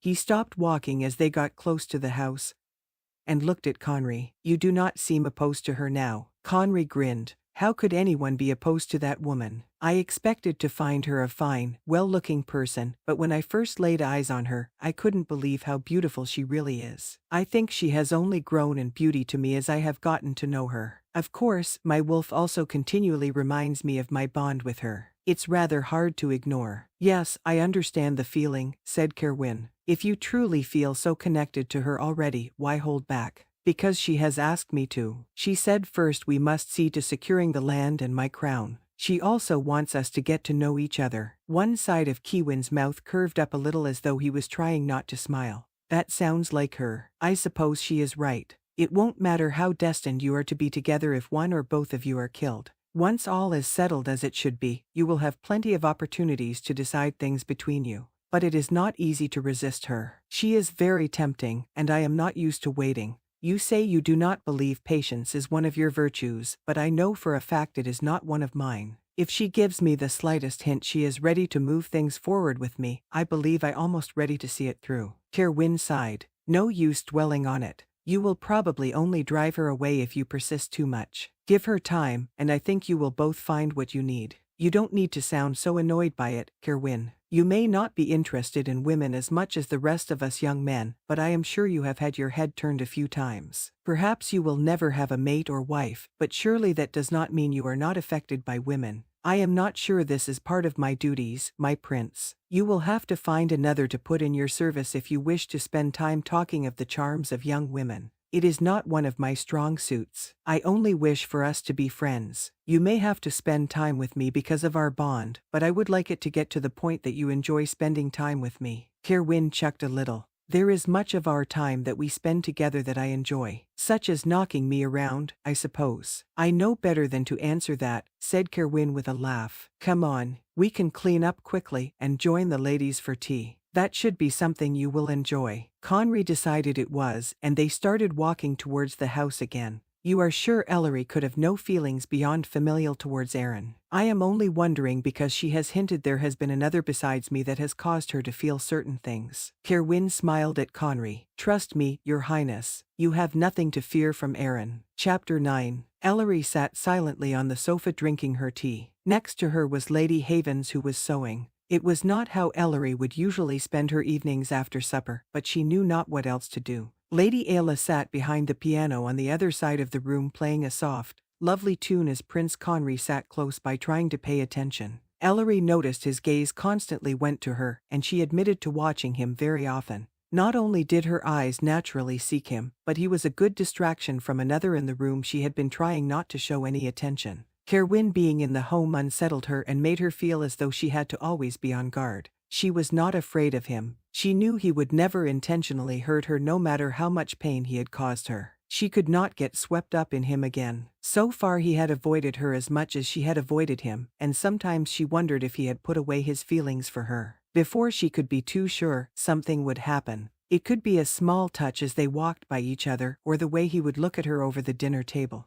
Then she would know he still felt the attraction and pull between them. It would be so easy to go to him and pick up where they always had. Loving him was so easy, and she could fall into his arms, letting passion and instincts guide her. She could let herself believe that this time it would be different. Maybe he would finally see that tradition and prophecy did not have to rule them. Maybe he would finally make her truly his. She looked down at her cooling tea before taking a sip. It was foolish to think that way. Kerowwin would never go against his father or what the past dictated. Though he may care for her, she would never be enough for him to let go of all he thought he had to be. She would always be second to him in so many things. She looked up again at Prince Conry, who was watching at her with concern. She gave him a small smile to set him at ease. He took this as an invitation to come closer to her. Rising from the chair, he gave Ayla a short look as she glanced up from the piano. He walked over to Ellery and Lady Havens, giving a small bow. "What are you working on, good lady?" he asked as he looked down at Lady Havens. "It is a dress for Mrs. Willings's new baby girl. She and her husband farm the land at the edge of the estate, and she is the sweetest young woman. Her new baby is the prettiest little girl I have ever seen. I wanted to show her notice, and I had some of this lovely white fabric. I thought I would make her a dress she could wear in spring." "It is lovely fabric," said Ellery, looking at the dress Lady Havens was making.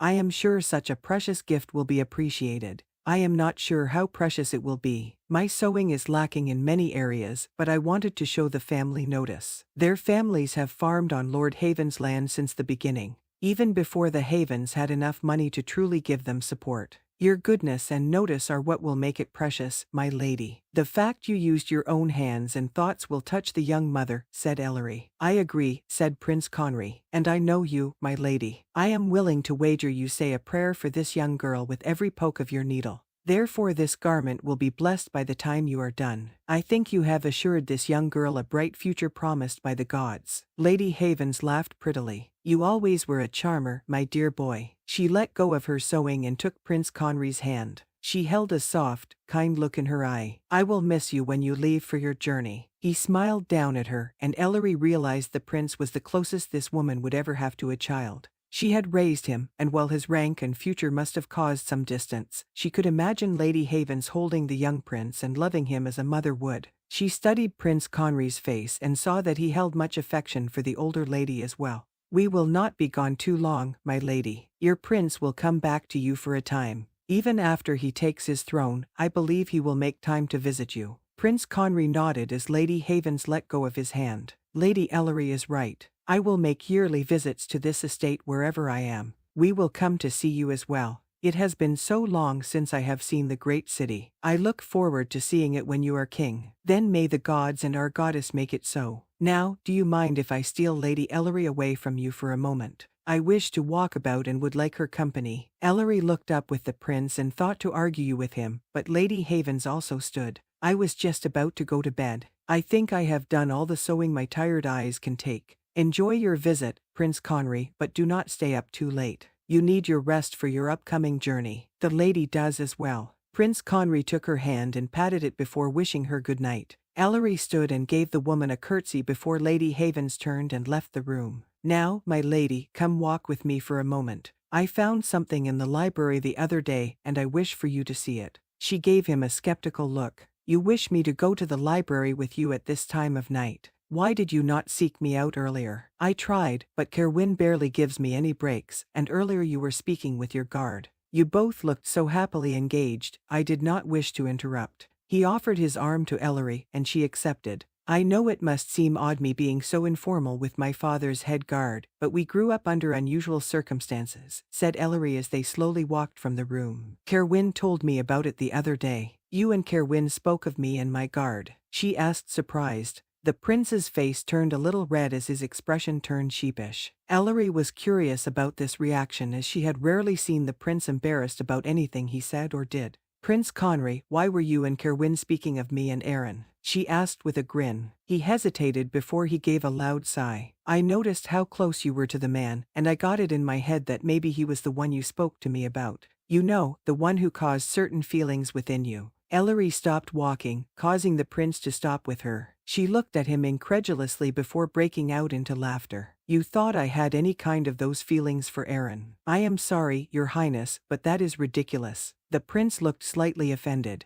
I don't see why it's ridiculous. He is not a bad-looking man, and I see how he follows you wherever you go. You do not seem to mind his presence at all. No, I do not mind him being near me, though he does annoy me at times. I am sure he is exasperated with me almost always. He is the closest thing I have to a sibling. We have long thought of each other as almost family, and I assure you he sees me as nothing but a spoiled younger sister, and I see him as an overprotective, serious older brother. That is what Kerowwin said, mumbled the prince. Ellery squeezed his arm. I did not mean to make fun of you. I am sorry if our relationship caused you any bad feelings. I am fond of Aaron and him me, but it is strictly familial. Prince Conry nodded as they started walking again. I know I was foolish to think so, but I think my feelings towards you turn me into a bit of a fool. I cannot control my jealousy and possessiveness sometimes, even though I know I have no claim over you. Will it help if I admit I have my own issues watching you with Lady Ayla? I can't imagine how it will be when we travel more, and you have several young ladies who throw themselves at you at one time.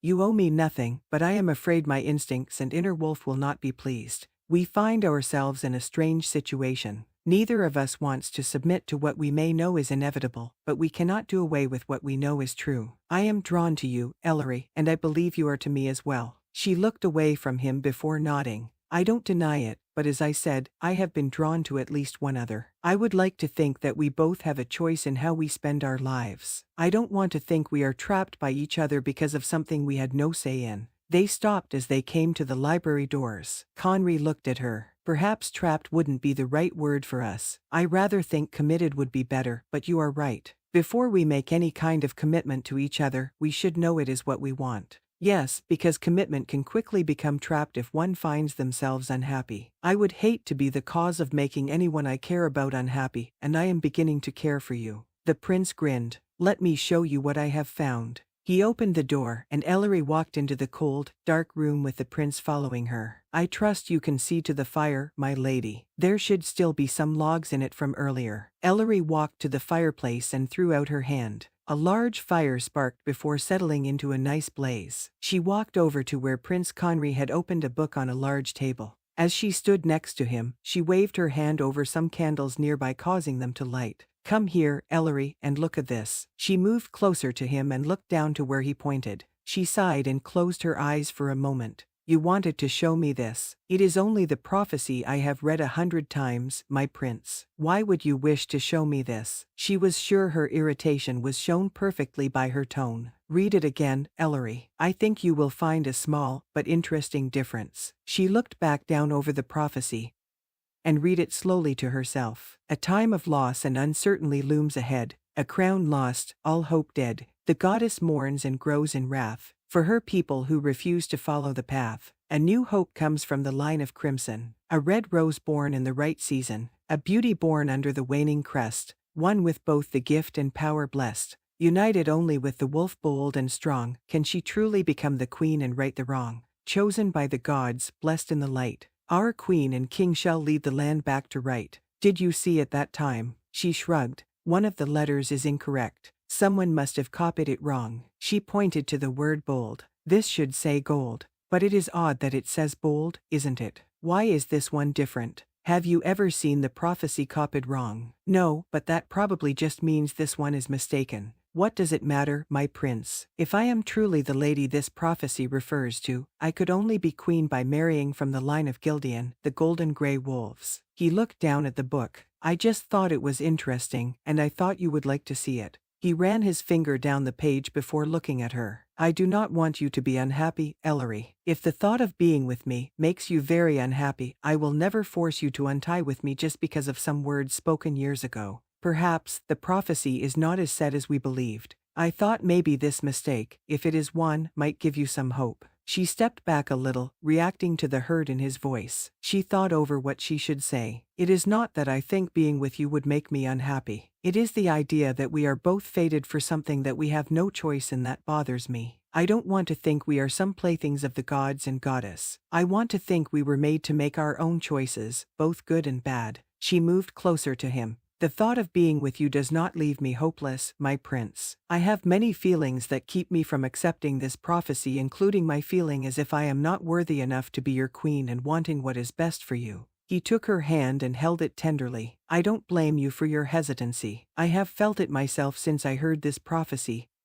As a boy, to think I was destined for some woman I didn't know was unimaginable. Perhaps they should have had us meet earlier. My father said others did not want to force it, but I think it is that many were afraid we wouldn't fulfill the prophecy, and many in the land would lose hope. I can't deny that these words have given people something to look forward to in the dark times the past few years. He rubbed her hand soothingly. Maybe it is the pressure you have felt that has held you back. It is a lot to put on a young woman. And you, she said softly. I was born to be king. I was always going to be under pressure. She looked at him and moved her free hand up to rest upon his cheek. She felt the pull she always felt towards him grow. She wanted to comfort him and support him. No matter what happens with us, I will still help you. You will never be alone in your role, not if I can help it. As good as the Havens are, I have always felt somewhat alone. I have felt as though I was cut off from those I should have depended on. When I first saw you, the whole inside of me closed a little.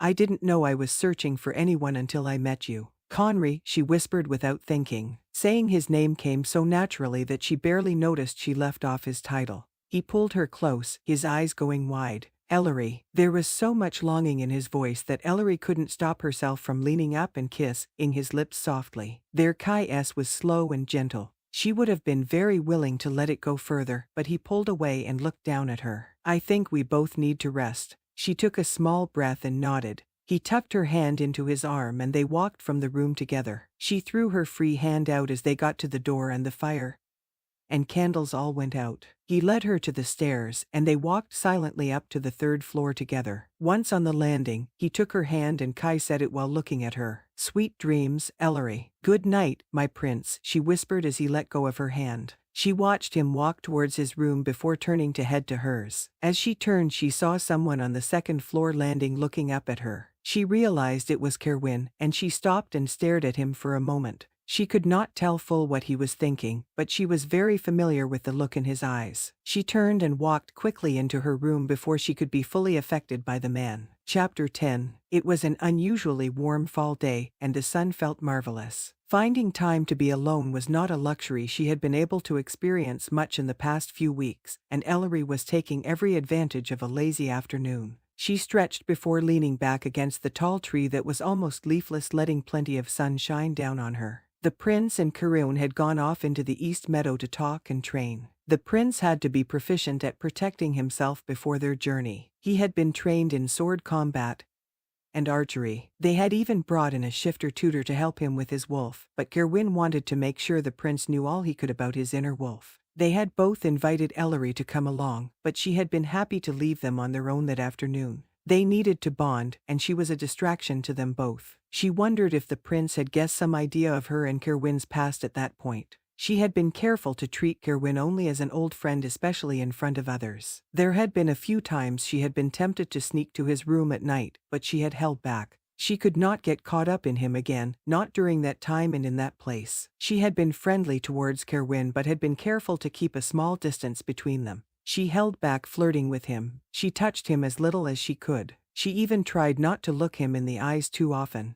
He had a too great effect on her, and she believed she affected him as well. If the prince had any idea of her and Kerowwin's past, he did not show it. He was very friendly with Kerowwin, and Kerowwin was as open as he could be with the prince. Kerowwin was never known as a warm person. He was not unkind or unnecessarily harsh, but he was always a little standoffish to most people. He was not open and friendly to strangers, and he could even be perceived as being a little cold by some. Once one got to know him, it was easy to see he was not cold. He was in almost everything a careful man who was intensely focused. He could be very friendly and warm to those he knew well. Ellery knew just how passionate he really was. She was glad to see him getting on so well with the prince. She worried their past and the prophecy would lead him to have some issues bonding with the prince. So far, all seemed well. The prince continued to flirt with her. There had been no more kiss-ease or intimate touches as Ellery had been very careful. It was hard for her to be caught between two men she wanted. Some nights she would lay in bed and remember what it was like to be loved by Kerowwin. Others she would think of her kiss-ease with Prince Conry and what would happen if she let herself be loved by him. She sighed, knowing what she sounded like. She was not ashamed, not really. It was common for women shifters to be very passionate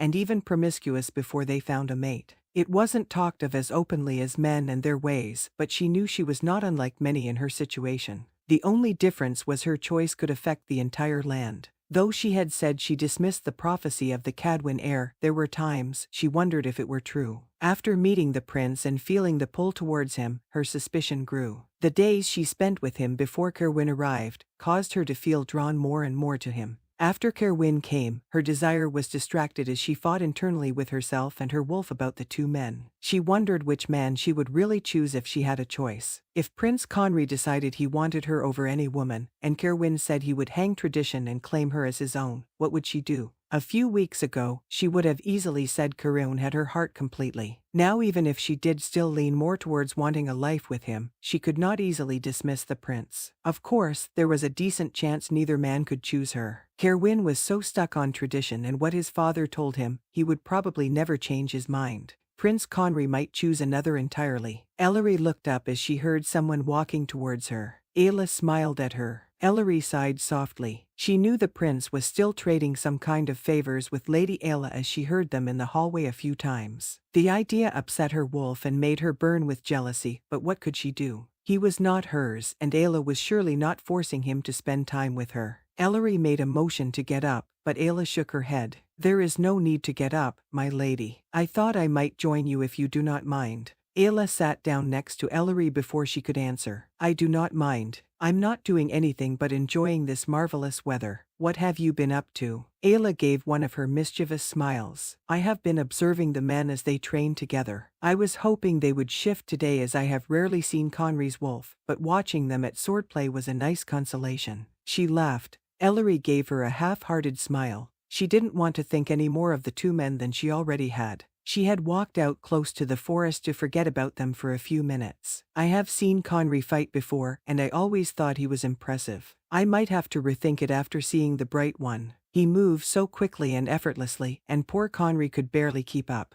He will be sore after all the times he has fallen or been struck. I hope Kerowwin isn't being too harsh with him. I know it is how he learned, but I am not sure it is the best course with the prince." Conry did not seem too unhappy. He was a little bothered to be sure, but Kerowwin explained it was for his own good. She leaned slightly against Ellery. "You should have told me how good-looking the bright one is. I would have liked some warning." Ellery blew out a puff of air, feeling her wolf become slightly agitated. It was true that Kerowwin was very good-looking. She had heard it spoken of many times amongst young ladies she had been around. She could admit to herself she did not like hearing it from someone as beautiful and bold as Ayla. She already had her hands on one man Ellery felt connected to. She didn't like to think of the woman touching Kerowwin. She liked Ayla, but every woman had their limits. "Let us speak of something else," said Ellery. "Our life is not all young men after all. Lady Havens tells me you will be going on a journey with her soon." Ayla nodded. "She wants me to go visit some relations of hers. I can't imagine it will hold much fun for me, but I cannot say no to the good woman. Besides, you will be taking the main attraction of this place away soon. At least I will be distracted for the most part until you all return." Ellery looked away. "I only hope we do return quickly." It will not be an easy journey even if it is a necessary one. The prince must be blessed by the goddess at the northern temple. How can you tell if he is blessed when you get there? The light goddess will show he is worthy by sending one single moonbeam through the uppermost window.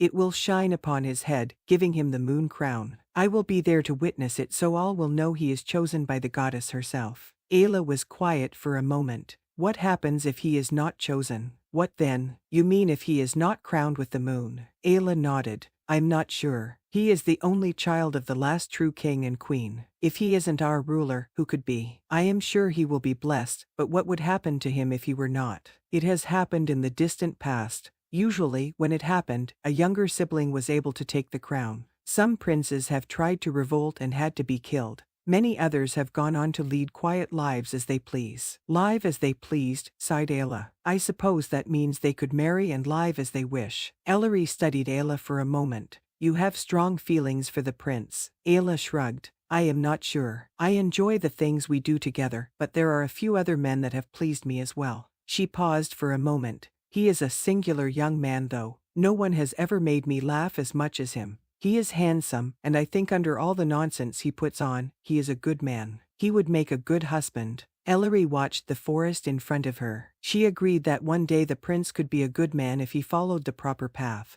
He probably would be a good husband. If he truly bonded with his mate, he would be a faithful man and an excellent protector. The thought sent a small bolt of longing through her that made her squirm a bit. Is that what you have been doing all afternoon? Asked Prince Conry as he came up to Ellery and Ayla with Kerowwin at his side. We've been hard at work, and you two are here, laying about close to the forest. Ayla laughed. I actually observed a bit of your work this afternoon. You do look a little done in. Not at all, said Prince Conry. I could go another hour or two. It was Kerowwin who needed the break. Ellery looked between the two men. The prince looked disheveled and sweaty. It was not a bad look on him and added a bit to his charm. Kerowwin looked as he always did, calm, collected, and unbothered. My guardian and I thought it might be time for refreshments. I thought to find the two of you and see if you would join us. The prince is tired of my presence, I think, so you would be doing me a favor if you joined us. Kerowwin held out his hand to the two ladies. That sounds lovely, said Ayla as she reached out and took Kerowwin's hand. He pulled her up, and she leaned against him a bit as though she had stumbled.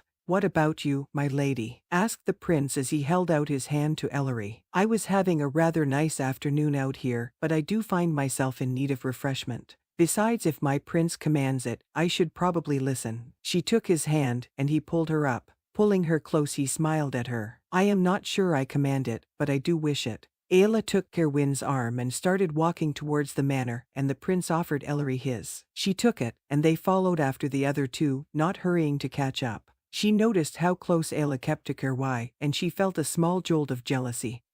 As Kerowwin laughed at something Ayla said. Does it bother you? Asked Ellery to the prince. Does what bother me? Ayla flirting so with Kerowwin. I can't think you would like it. He looked down at her with concern and she laughed slightly. You do know I know all about the two of you. You are not very discreet when you visit her room. I know of at least 2 nights you have gone to her. He slowed down their pace further and pulled her close. I don't know what to say, Ellery. I have tried to let her go and tell her we cannot enjoy times as we have, but willpower is not one of my strong suits. I am not angry, my prince. I have no claim over you. I do worry about how attached Ayla is to you, but she knows what position you are in. She has to make her own decisions. He hesitated for a moment before asking. Do you feel no jealousy over my attentions to Ayla? You know how you affect me. My inner wolf does not like it, but I am able to contain myself. She boldly asked, how would you feel if I showed such attentions to another man? Would you be able to contain yourself? She felt him tense at her side.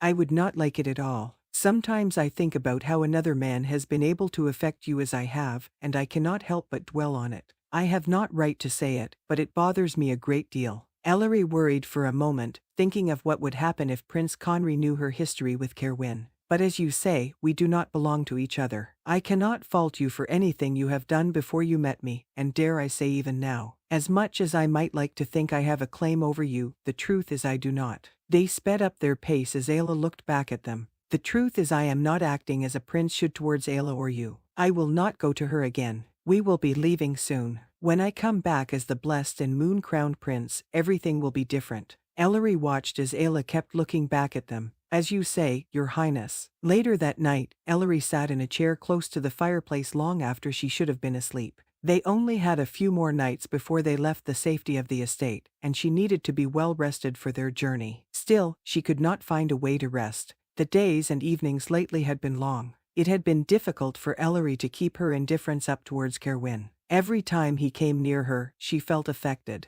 There were more and more times she felt the need to go to him, but she stopped herself. He seemed to be doing a better job at controlling himself than her. He spoke to her with friendly ease as he went about his days. He enjoyed Ayla's flirtations, and she had even seen him make some effort to be charming back to her. Ellery did like Ayla, but she would be glad to be parted from her within the next few days. Then there was Prince Conry, and Ellery had no idea what to really think of him. She was tired of being confused and ashamed of herself for letting her instincts and two men affect her so. She needed to feel powerful and independent. She wanted to remind herself whose he was. She was the daughter of the fiery wolf of Cadwin Hall. Her father had been a great warrior as well as first advisor. Her mother was known to have been one of the most powerful sorceresses in over 100 years. Ellery did not need a mate to be complete. If it wasn't for the fact she must have children, she wondered if she could just forget men altogether. Standing up from her chair, she walked over to her balcony door and stepped through, out into the cool night.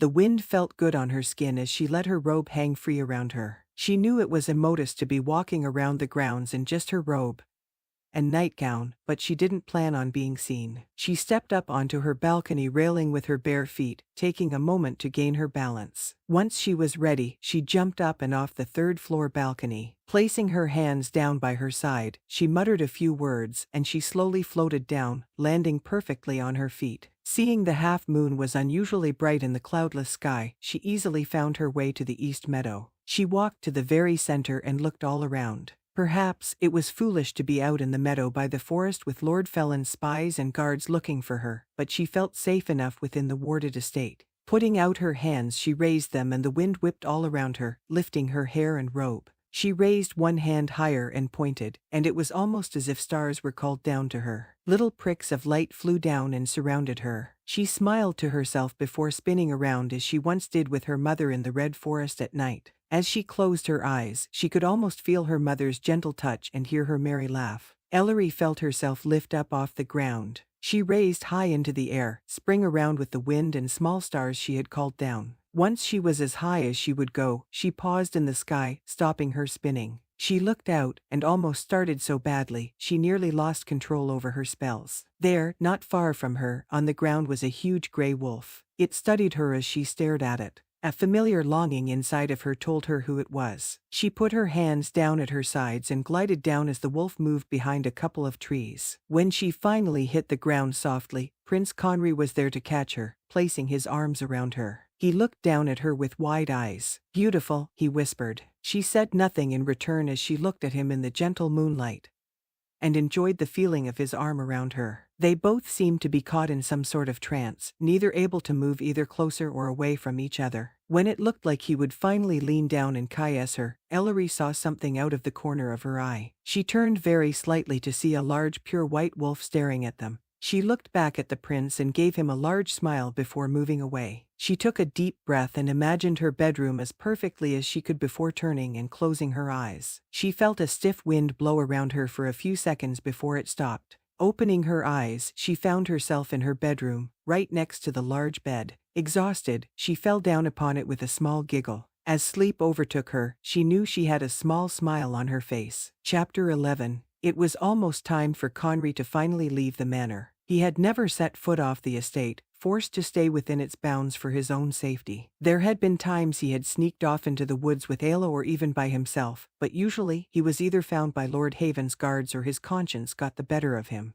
He longed to see other places and even meet new people. The Havens had done their best to bring in people to entertain him. They even hosted very small parties at times. He had met some pretty women and interesting men, but still, he felt caged in most of his life. He knew it was for his own good and the good of the kingdom, but he couldn't help but always feel restless. Maybe getting out and exploring the land would help him settle as a person and be a better king someday. Perhaps it would cool his blood and passions a bit, and he would not be so tempted to fall for the charms of beautiful ladies. Just the idea of leaving soon and the draw of Ellery had helped him to truly withdraw from Ayla. He hated the idea he might have hurt her, but they could not go on as they had. He told her many times, but this time he had actually seen it through. He had only one more night to get through, and the next day they would go their separate ways on their journeys. After dressing for the evening meal, Conry stepped out into the hallway walking towards the staircase. He happened to meet Ellery as she came from her room looking very fetching in a red gown that fit her very well.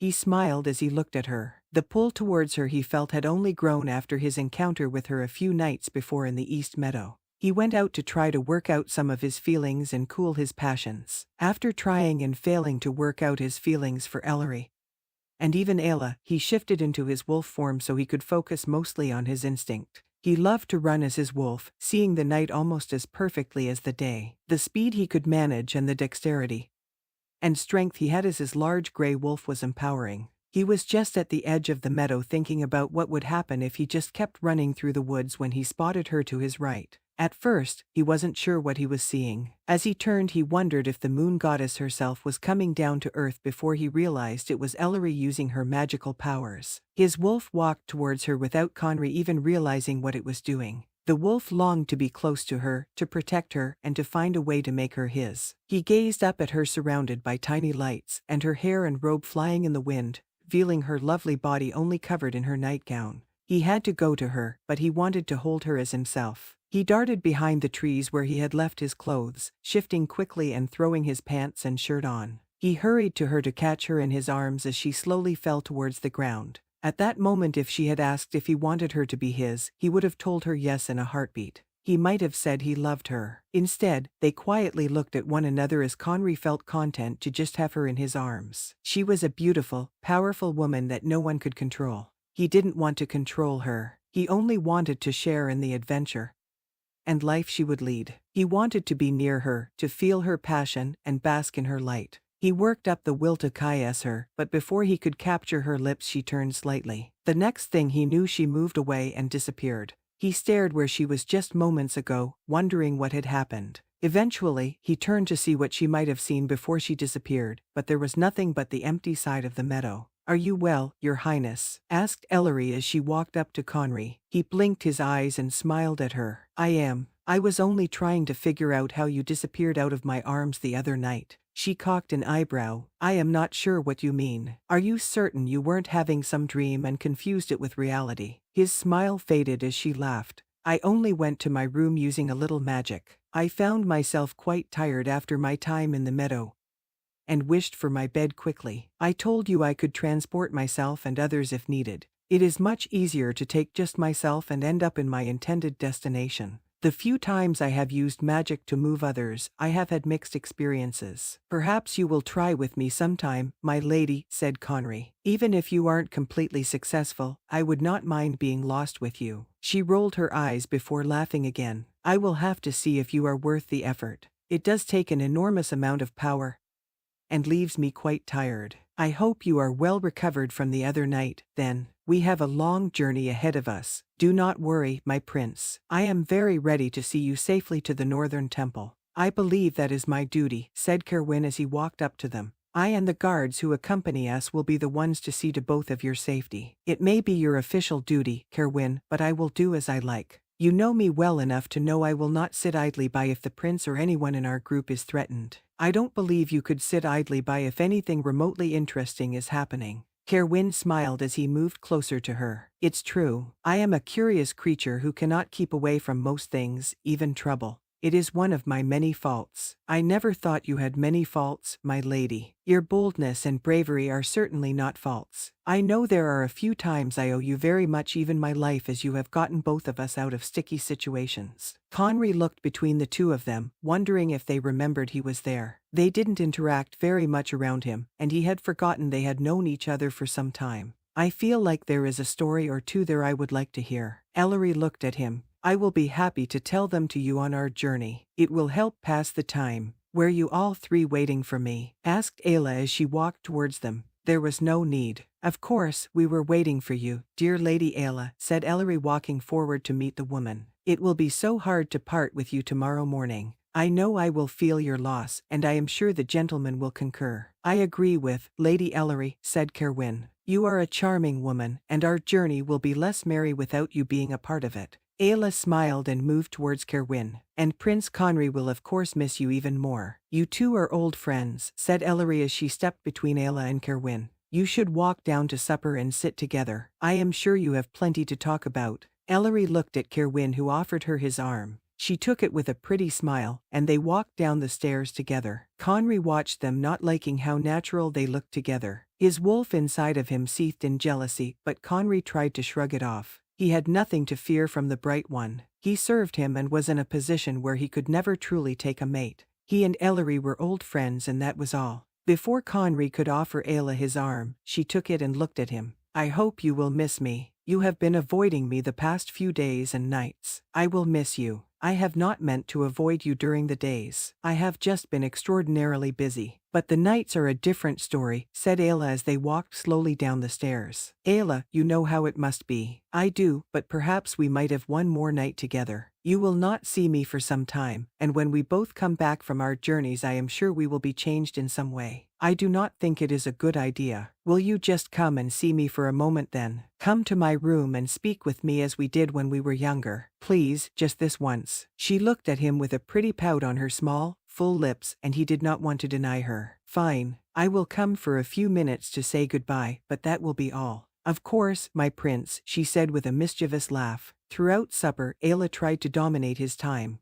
His gaze was constantly on Ellery, though the woman hardly seemed to know it. She spent much of the meal speaking with Lord and Lady Havens. Occasionally she would turn and talk or laugh with Kerowwin. Once or twice she looked across the table at Conry to give him a smile or ask him a question. It wasn't until after the meal that he was finally to get a few minutes alone with Ellery. He stood with her close to the window, away from the others who were chatting. He waited for her to speak, but she only took small sips from her teacup while she stared out the window. You are unusually quiet, said Conry. It is not so unusual that I am quiet, my prince. You just don't know it because you can't abide silence. You always speak first, which causes me to return your conversation. I do not mind quiet, really, but I am desperate to get to know you better. I feel like we rarely have many conversations of substance. I enjoy your teases and laughter, but I would like to know more about you and for you to know more about me. She looked slightly surprised at this but nodded.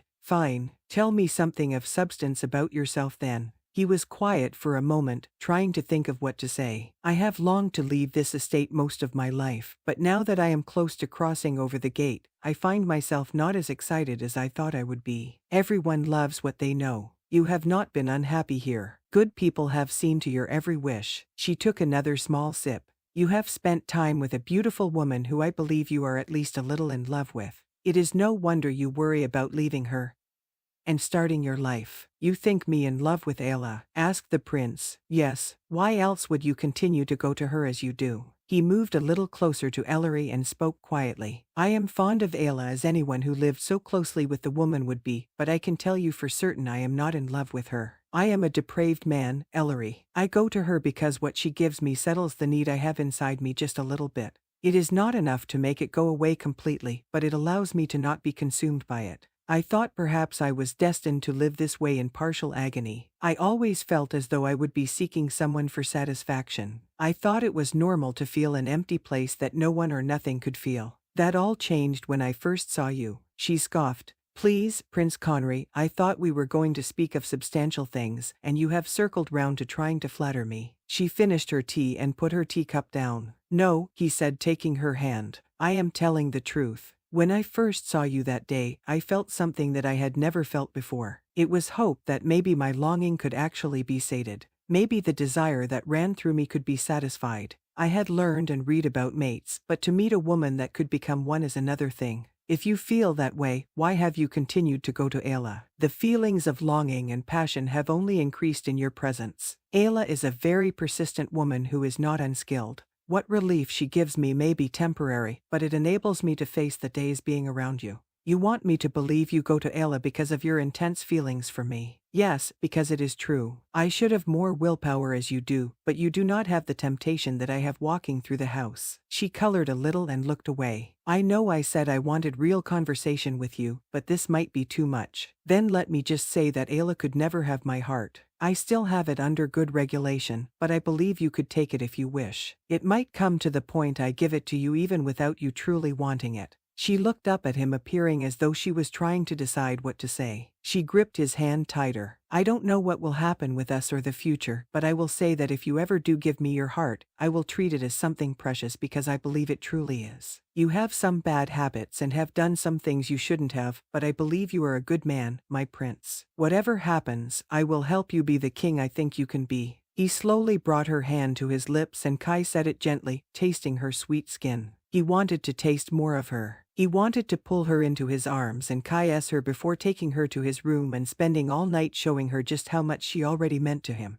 Instead, he let go of her hand as she stepped back. I am tired. We should all go to bed early tonight as we have a long journey ahead of us. I hope you sleep well, my prince. She said goodnight to everyone in the room and walked out of the parlor. Kerowwin soon followed, and Lady and Lord Havens got up not long after, saying they would see them off in the morning. Conry looked at Ayla, who smiled at him. I suppose we have found ourselves all alone without you having to visit my room. She moved close to him and put her hands on his chest. He took her hands and held them for a moment. He thought of Ellery saying she thought he was in love with Ayla. He could say for certain he was not. She was a nice distraction for him as he lived his cooped-up life on the estate. Perhaps he had used her, but he had never made her any promises. Ayla, I feel like I need to apologize. For what? She asked. I believe I have led you on for too long. I should have ended things between us ages ago. I should never have started them. She laughed a little. It was I who first came to you, Conry. You owe me nothing. You never have. She leaned up as if she would caress him, but he let go of her hands and stepped back.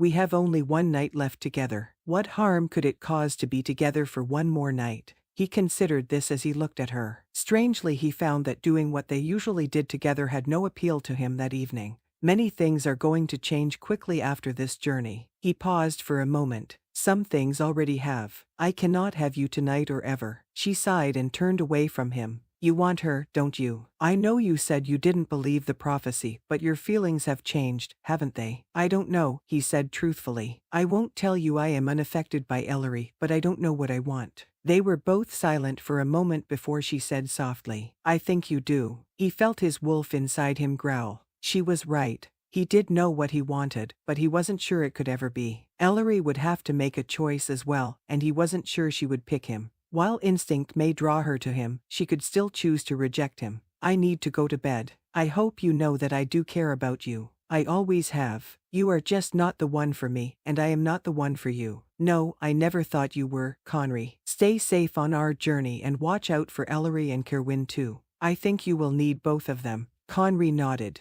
He stopped close to her and took her hand. She gave him a small smile before leaning in and kissing his cheek. He almost leaned forward to claim her lips, but something stopped him. He squeezed her hand and let it go before walking slowly up the stairs. While he knew letting her go completely was the right thing, he felt as though a part of his life was ending, and he couldn't help but feel some grief in what would never be again. Chapter 12. As he spoke with others in the parlor, his eyes were constantly on her as they always were when she was close. She was very charming at supper, speaking with Lady and Lord Havens. She knew how to talk well with people, and he could tell their hosts were both enchanted by her. They spent their evening listening to her speak of the land, her childhood, and their favorite subject, the prince. They weren't the only ones enraptured with Ellery. Kerowwin noticed how much the prince stared at her. He had seen the way the man watched her almost as much as he had himself. When the prince held her the other night in the field, Kerowwin could tell he was very close to kissing her. He wondered if the two had shared any kisses yet. It was obvious the prince was falling under her spell. He couldn't blame Prince Conry. What man would not be moved by such a woman? He should be happy the prince and Ellery were bonding. It was what he wanted. He believed the prophecy was correct, and Ellery was destined to be the queen. If she was feeling pulled towards the prince and fulfilling that prophecy, Kerowwin should feel as if all was right. Still, as he watched the prince hold her the other night, and as he noticed the prince stand close to her that evening in the parlor, Kerowwin felt nothing but jealousy course through his body. It had been the hardest thing he had ever done, acting as though she did not affect him the past few weeks. Constantly he wanted to caress and hold her. He wanted to be able to be open with his interactions with her. She was a charming, intelligent woman, and he wanted to experience every part of her. Every night, he wished to walk to her room. He wanted to spend his days basking in the light she cast and spend his nights loving her. He managed to hold back and control himself around her. He tried to find distractions such as training or listening to Lady Ayla prattle on about things. She was a pretty woman who could be very charming, but she was not his type. At the moment he believed he had only one type. The only woman who could truly tempt him was Ellery. As he watched the prince caress Ellery's hand softly, taking his time, Kerowwin felt something within him break. He had held back for so long, but now as Ellery said goodbye to the room, every feeling of longing he had for her poured through him. Without really knowing what he was doing, he said a rushed goodbye and walked to the doorway. As soon as he was out of the room, he hurried to the stairs, catching up with Ellery just as he got to the 3rd floor. She turned and looked at him with concern. "Kerowwin, is something wrong?" He thought to say no but knew it would be a lie. Something was wrong. Everything was wrong. He wanted her so badly, and not just for a night or even a season. He wanted her always. He could not stand around and watch her fall in love with the prince. Without thinking another moment about it, he reached out and grabbed her, pulling her to him. He kissed her as he had been longing to do since he arrived. She hesitated for a moment before settling into the kiss, wrapping her arms around his neck. His arms went around her as he pulled her flush against him. He had missed the feel of her body for so long. He pulled slightly back to kiss her neck, letting his tongue brush her skin to taste her. "Kerowwin," she breathed, "we cannot do this." "Why?" he asked roughly before going back to kissing her neck. "I want you, Ellery. I always want you. You have told me 100 times why. What has changed?" She pushed him back gently, forcing him to let her go. He took her hand. "I don't think I can do it. I can't watch you with him. Every time he touches you, I feel sick. How can I serve him while he does all he can to win your heart? You seemed so unaffected by it until now. I forced myself to try to take it. I know it is how it has to be, but I am not sure I can do it anymore." He pulled her back to him, kissing her again. She kissed him back, her hands going to his face as his hands worked their way down her sides. "Come with me tonight, Ellery. Let's not worry about what the future holds. Just let me love you as I have before." She kissed him again, and he started pulling her towards his room. Before they could get too far, she abruptly pulled away from him and shook her head. "No, I cannot do it, Kerowwin. I cannot let myself just get swept up in you for one night and then put away my feelings for you again. Perhaps you can do it. You can have enough of me to satisfy you for a time. Then you can go back to ignoring me. I can't live like that. I cannot spend one night passionately loving you, and then spend every day with you for the next several weeks acting like we are nothing. This is not fair. You say you want to love me and not worry about the future, but the future is here. We are seeing our prince to his blessing, and you are truly entering into your role as the bright one. You have long made the decision that you will follow old traditions and what your father wants. You made your choice, and it is not me. You will have to live with it." He looked at her, feeling stunned as she wiped a tear from her eye. "I don't have a choice, Ellery. If I did, you can't possibly think I wouldn't choose you. You are wrong, but you will never see it." She moved further away from him. "Go to bed, Kerowwin. Your life, the one you obviously want, truly starts tomorrow. I shall have to begin finding mine." She turned and fled down the hall to her room. He wanted to run after her. He wanted to tell her he would find a way for them to have a future. He wanted to reassure her he did not just want her for one night, but he knew he could not truthfully say any of it. He always knew he would have to let her go, and now maybe he had done enough to completely drive her away. He would have to put his feelings for her in the past and find a way to live into a future where he would have to watch her love another. Even if she didn't choose the prince, one day she would find someone. He walked slowly to his room, knowing he would not find much rest that night. The early morning sunlight came through his windows, waking him up from the light doze he had fallen into sometime very late in the night. Knowing he could not lounge in his bed, he forced himself to get up and wash his face with the cold water in his bowl. He dressed simply for his journey, wearing a dark shirt and comfortable pants. Picking up his sword and pack, he left his room, hoping the headache he had would clear as the day wore on. Coming down the stairs, he turned towards the dining room to hear too much chatter and laughter for so early in the morning. He entered the room to find it was all coming from the prince and Ellery. They were sitting together eating a simple breakfast, both looking very pleased and awake. "About time you showed up," said Prince Conry, looking up. "Thought I might have to come up and drag you downstairs." Kerowwin walked to the table and sat down next to the prince as Ellery poured him a cup of tea. "Did you not sleep well?" she asked. He shook his head as she put a small teaspoon of sugar in his cup, just like he liked it. He picked up his cup and took a sip of his tea. "It is no matter. I will be fine on the journey. There have been many times I have done much more on little sleep." She gave him a half smile. Hopefully the first day will be uneventful. We will also be traveling with the Cadwin guards I brought with me. And it will take just over 7 days to get there, asked Prince Conry. Ellery swallowed the bit of sweet roll she had just taken and nodded her head. If all goes well, it will take no more than 8. If we are slowed down by the weather, an injured horse, or unwelcome travelers, it could take more. I have mapped out a few inns we can stay at on the way. They are in small villages, and we should be safe if the guards stay on the edge of town. We will have to be discreet. We can also stay at the Pharaoh's manor once we are at the edge of the Red Forest. Kerowwin finished his tea. I suppose it would make sense to stop there, though I wish we could avoid it. Bren Pharaoh is not my favorite person, said Ellery with distaste. I don't think much of him either, but his father is a decent man. He will see us safe for a day or two, and we will need rest by then. You are sure it will be safe, Kerowwin? If Ellery is not fond of this young man, there must be a reason. Kerowwin exchanged looks with Ellery. She looked at the prince. It will be safe enough, my prince. Your guardian would not take you anywhere you would be harmed. Bren and I just do not see eye to eye on certain things about the land. His mother died when he was very young, and his grandmother who helped raise him was a meek woman, said Kerowwin. He doesn't think much of women speaking their minds. Prince Conry shook his head. Do not worry, my lady. When we stay there I will make sure this young man is put in his place, though I am sure you do well enough on your own. He does me no harm. He only bothers me as a small annoyance. They finished breakfast and walked into the entry hall where the 3 Havens had gathered.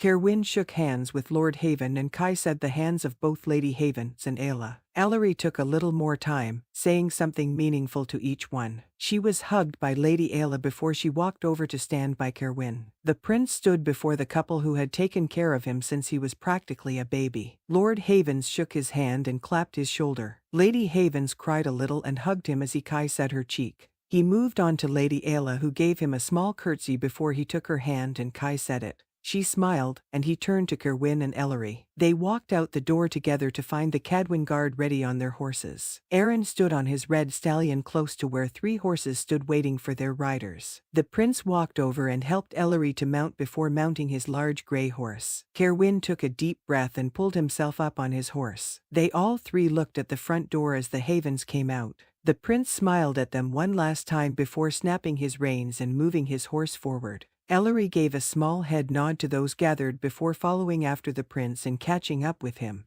Kerowwin watched them for 1 second before moving his horse forward. As the Cadwin guard followed him, he caught up to ride on the other side of the prince. They made their way through the gate of the estate, and out onto the road that led deep into the Red Forest. Kerowwin hoped it would be an easy, quick journey, but he had a feeling it was not to be. Chapter 13. It wasn't as exciting as he dreamt when he was younger, but every new turn in the road brought some sight that he had never seen before, so he was never bored. Though most of it was just forest, it was a part of the forest that was new to him. Even the simple travelers they passed were of interest to him. Each new face, no matter how plain or old, was something different to behold. He almost wished he could stop and talk to each one. He wanted to hear each of their stories. They passed on the outskirts of a few villages, and Conry was desperate to go into them. He wanted to visit the small inns and get a drink. He wanted to watch people as they came in to get a room or chat with the innkeeper. He wanted to stop at the simple shops and see what it was like to buy something.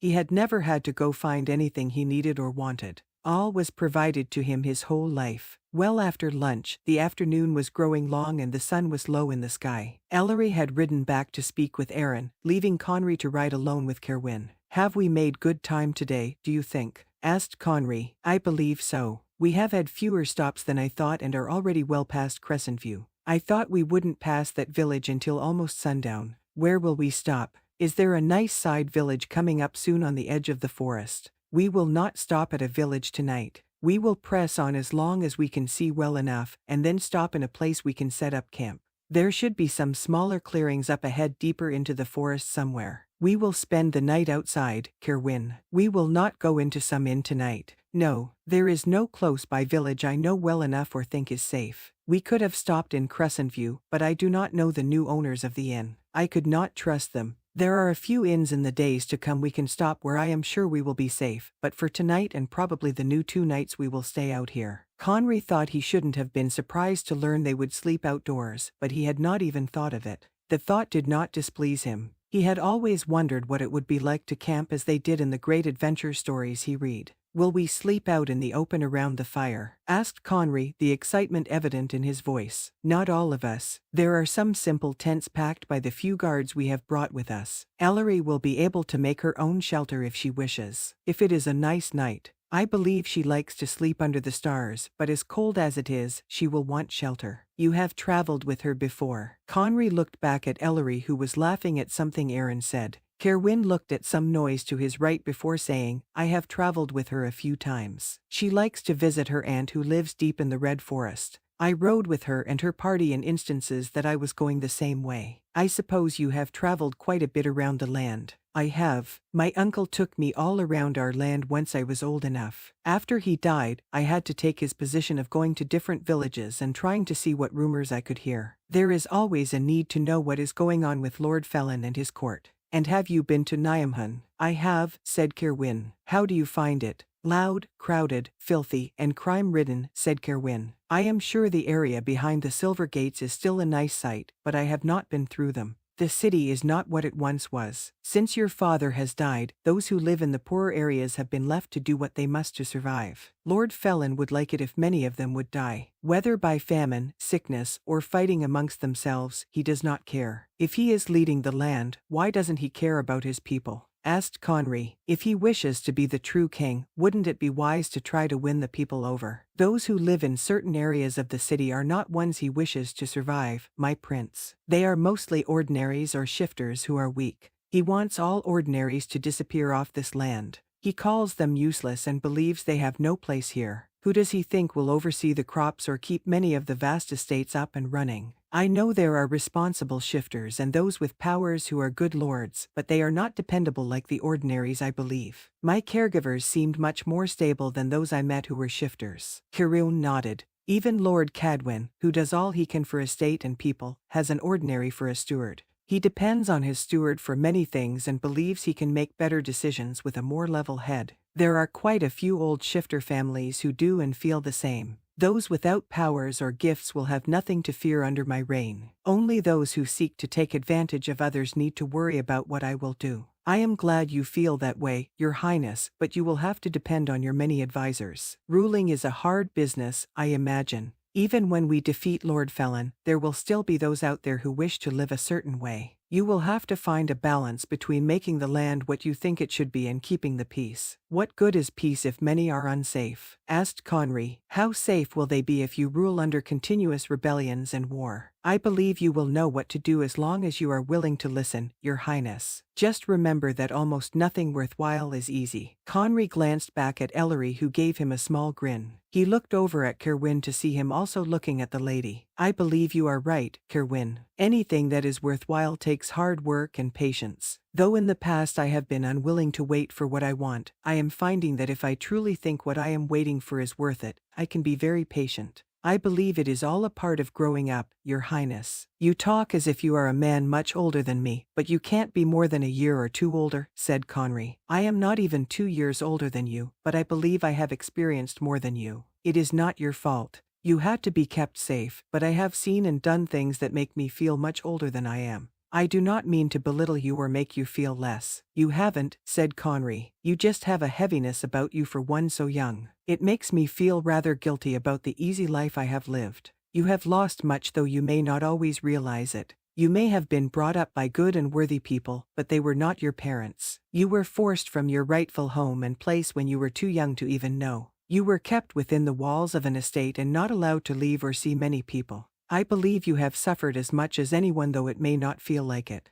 A lesser man would grow up bitter and angry. You have found joy in life where many would find none. I think there is much to admire about you." They rode on in silence for a bit, Conry not sure how to respond. As the sun was setting, he looked at Kerowwin. "I thank you for your kind words, though I don't think I deserve them. There is plenty I have done that prove what a depraved man I am. I have wasted time I should have been preparing. I entertained young women and hid away when I should have been training or learning. I am determined to do better, though. I have a whole land who needs me, and I wish to be truly worthy of everything that comes with that position." "You both sound rather serious," said Ellery as she rode up to Conry's free side. "I hope your afternoon hasn't been all gloom." It has not been as bright as it would have had you been riding by my side, but it has not been gloomy at all, said Conry. While the conversation has been serious, it has not been unpleasant. I have only been discussing my past and future with my guardian. I imagine the Bright One and I will have many conversations like it as we go on. Kerowwin can be very wise when he wishes it, said Ellery. I hope you know you can speak to me of your worries and troubles as well, your highness. I will be your first advisor and wish to ease your mind when I can. You be near me eases my mind, my lady, said Conry. I will depend on your wisdom constantly as I rule. She nodded before looking over him at Kerowwin. Should we stop soon? I know you would like to get as far as possible, but the forest becomes very dense up ahead, and we will have a hard time seeing any threats coming our way no matter how good your night vision is. I will look for a good place for us to set up.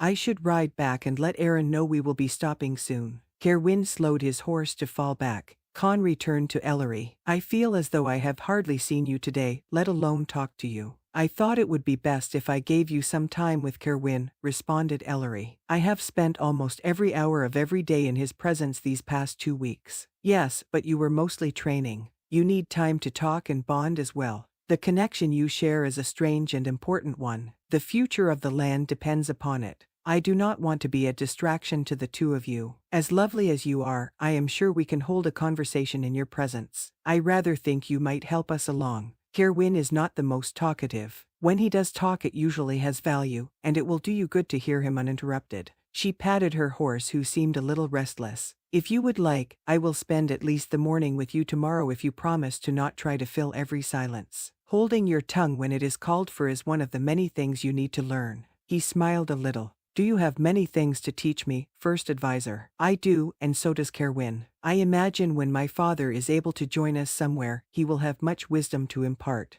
You have had a good beginning in life, but now it is time to truly become who you were meant to be, the great golden grey wolf of Allethia. She paused a moment before saying quietly, we will all have to become who we must be for the land. They soon found a place to settle for the night. The few guards they had with them worked with Kerowwin to set up a few tents. Conry tried to help but mostly felt as though he was in the way. He looked over at Ellery who was looking around the space. What are you doing? He asked, giving up on helping with the tents entirely. Trying to find the right place for my shelter.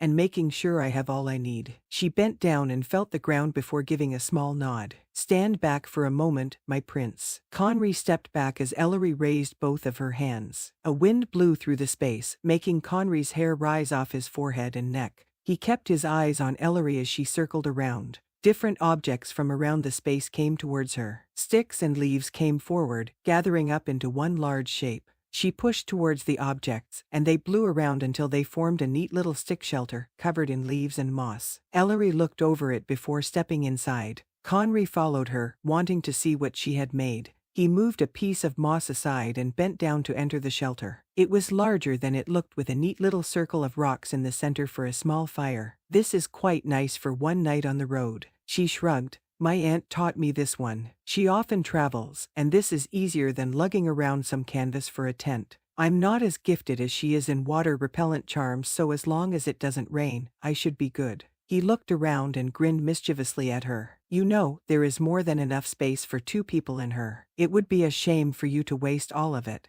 She sighed. That is true. I should ask Aaron if he would like to stay out of the weather tonight, or there was one new guard that is particularly handsome. Maybe he wouldn't mind getting out of the cold. He could help warm up things in here for me as well. Conry chuckled a little. I'm sure I could keep you warmer than any guard. But you will be safe and snug in your own little tent close to Kerowwin, said Ellery happily. I suppose if either of you could get too cold, you could shift and snuggle. He shook his head with a grin. Go on, your majesty. You will need to eat and get your rest. Kerowwin is a very early riser, and he will have us all on the road before sunrise. They all ate as soon as the tents were set. Ellery came out to sit with them for a bit around a fire she made. When supper was over she stood up and wiped in her hands. Excuse me for a bit. I am just going to hop into the woods for a moment. By yourself? Asked Aaron. I should come with you. She put a hand out and shook her head. I am not going far. I plan to set up some protection wards, and there are things I need to attend to privately. I will be gone for less than 10 minutes. There is no need to worry. Aaron looked at Kerowwin, who said, We will give you 10 minutes, Ellery. Any more than that, and I will come find you myself. She cocked an eyebrow at him, and Conry thought she might challenge him in some way. In the end, she only nodded and walked into the dark forest.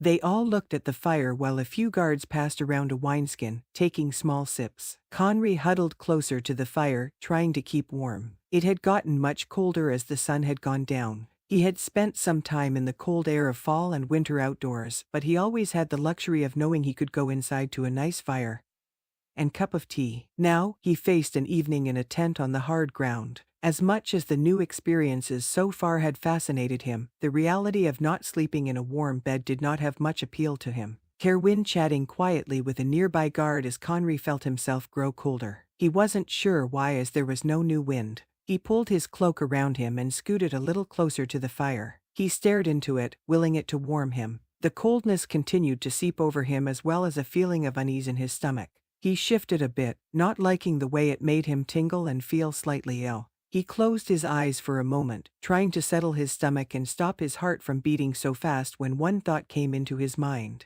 Ellery, he whispered as he opened his eyes. Without thinking, he jumped up, his wolf growling from within him. He looked over at Kerowwin to tell him something was wrong when he noticed the man had stood up as well. He was looking over at the part of the forest Ellery had disappeared into. His head was raised, and it almost looked like he was sniffing the air. Aaron, he ordered, watch the prince. Do not let him leave your sight. I will be back in a moment. Wait, said Conry as he walked up to Kerowwin. I'm coming with you. He knew there was something wrong with Ellery, and he would not be satisfied waiting back by the fire if she was in danger. No, said Kerowwin. You must stay well guarded. I will be gone only a moment. I'm sure everything is fine. As Conry went to argue, the forest in front of them lit up in a bright light. There were noises of men shouting, and what sounded like a tree snapping. Kerowwin turned to the noise and ran into the forest, pulling his sword out that was by his side as he moved. Conry followed after him, readying to pull off his shirt to shift if needed. His wolf was so agitated it might happen without him even wiling it. There was another bright light, and Conry heard Ellery yell. He and Kerowwin quickened their pace as Kerowwin called out her name. There was no answer, and he called out again. It's fine, Kerowwin. I'm over here, she finally said from the front left of them.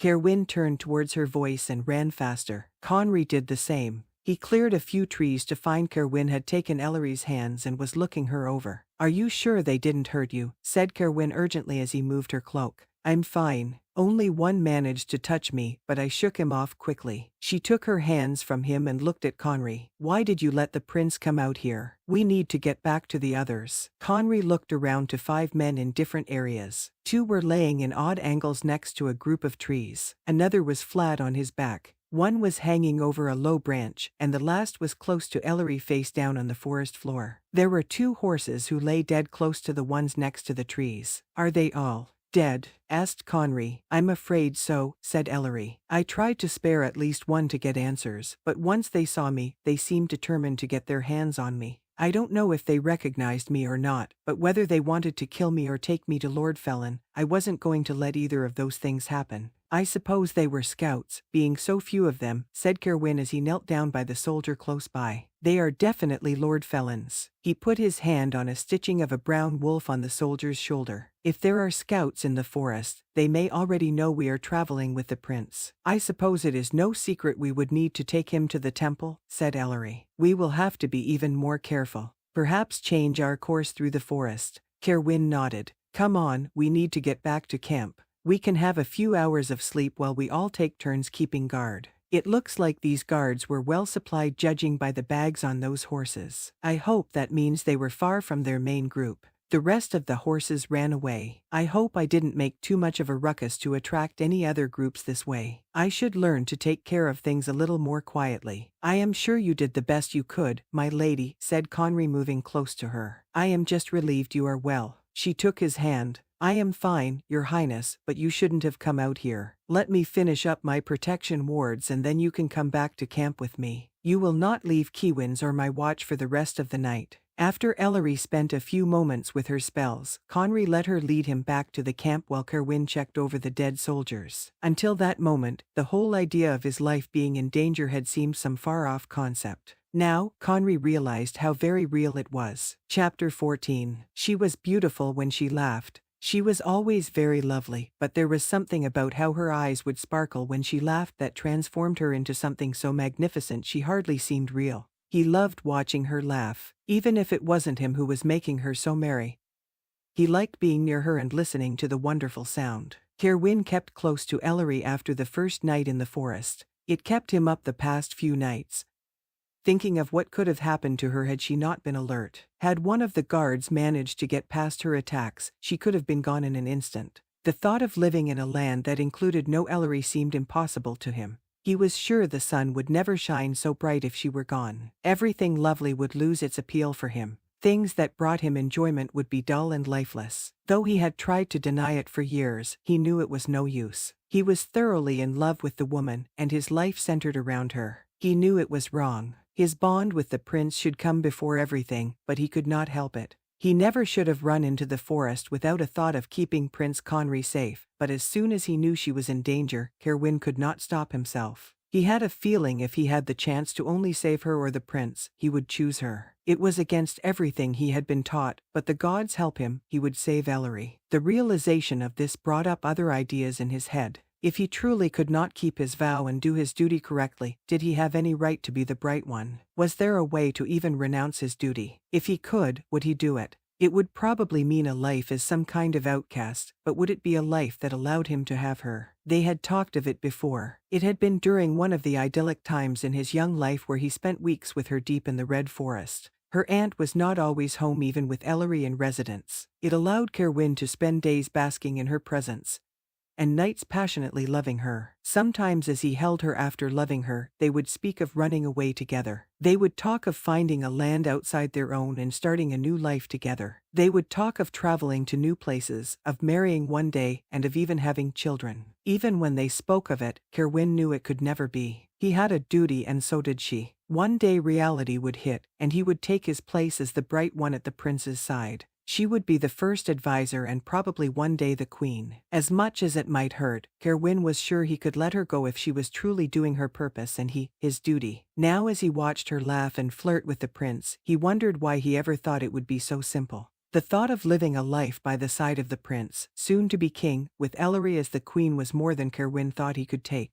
How could he ever imagine another man loving her as he had? To think he could never caress her or hold her again was not something he was prepared to fathom. Sometimes he would think there had to be a way to be with her. He could give up everything. He could ask her to do the same. To hell with the prince, duty, and the land. As he watched Ellery and the prince laugh together, he wondered if it was even possible to convince her, if he could work up the courage to do it. Had he waited too long? Now that she knew the prince and had experienced her bond with him, could she ever truly leave him? "Where will we stop tonight, Kerowwin?" asked Ellery, causing him to come out of his deep thoughts. "We will have one more night in the forest before we reach the Faroe estate. I had thought we could have stopped in some village inns, but with our new path there were none in our way. I suppose I can stand one more night," said Ellery. "Though I cannot wait for a bath and a soft bed. It will probably take me hours to be able to put my hair into something presentable. I do not look forward to facing Bren Faroe in my current state." "I don't see why," said the prince. "You look better than any of us. A little road dirt and a few rough nights can do nothing to diminish your beauty." Ellery laughed again, making Kerowwin's heart skip a beat. "You are very good at flattery, my prince. That will serve you well when you take your place. Perhaps I am not so good at flattery,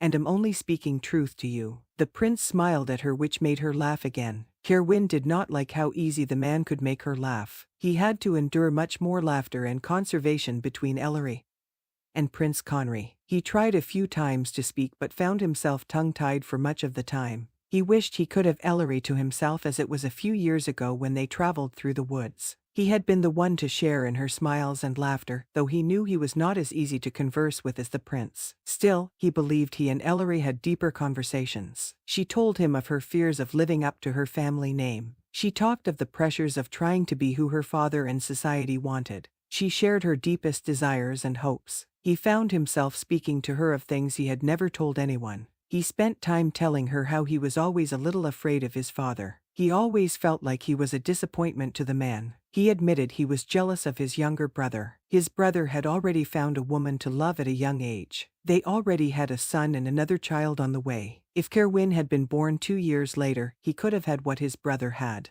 He could have had Ellery. They stopped near a wide stream that was less than a day's ride from the Pharaoh estate. The tents were set up, and Ellery made her shelter. They ate together around a small fire before all went to their places for the night. The prince went to his small tent and Ellery to her shelter. The guards and Aaron scattered around, planning to take turns watching over the camp. Kerowwin stayed by the fire, not feeling as though he could rest. He sat and watched the flames, keeping an eye on the prince's tent. As he sat there, he heard the stream running over the rocks. Eventually, he thought maybe he would rest better if he cleaned himself and some of his clothing. The water would be cold, but it would be refreshing as well. He walked to the stream under the almost full moon. Even without his night vision, he could have seen perfectly to the water's edge. Once there, he took off his shirt, rinsing it in the clear water. Once he was done, he sat it aside, thinking he would put it by the fire to dry in a bit. Bending down, near the water, he splashed his face, shuddering a little as the cold water ran down his short beard, to his neck, and down his chest.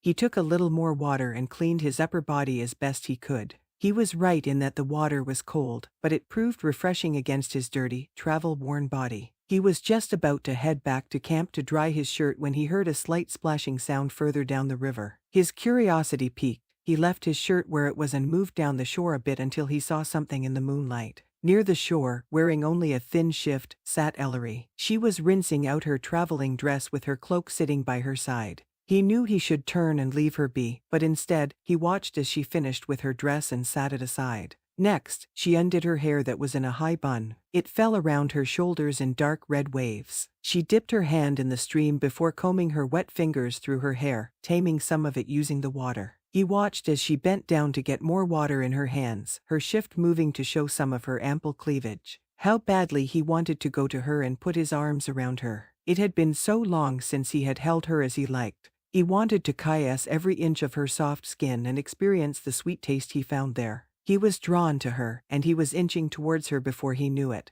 He tried to catch himself and turn around, but he stepped on a branch. It caused her to turn towards him. She stared at him for a moment before sitting back and picking up her cloak. She threw it over her shoulders as Kerowwin tried to decide what to do. He waited for a few moments to see if she would get up and walk away, but she just sat at the edge of the water. He finally could not fight the temptation, and he walked over to sit beside her. "Could you not rest?" she asked as she tightened her cloak around her. "No, I have had a hard time finding any sleep on this journey." She gave him a small smile. "I know it is your duty, but you do not have to protect the prince alone. You are allowed to sleep while others see to his safety. Aaron and the other guards are not untalented. I want the prince to be safe, but that is not what has kept me from rest." He looked over the stream at the rocky shore on the other side. "What has kept you up then?" She stared in the same direction as him as she pulled up her knees towards her chest. "The conversation I had with your father. It has haunted me since I left his manor." She turned to look at him. "What did my father say to you that has left you so troubled?"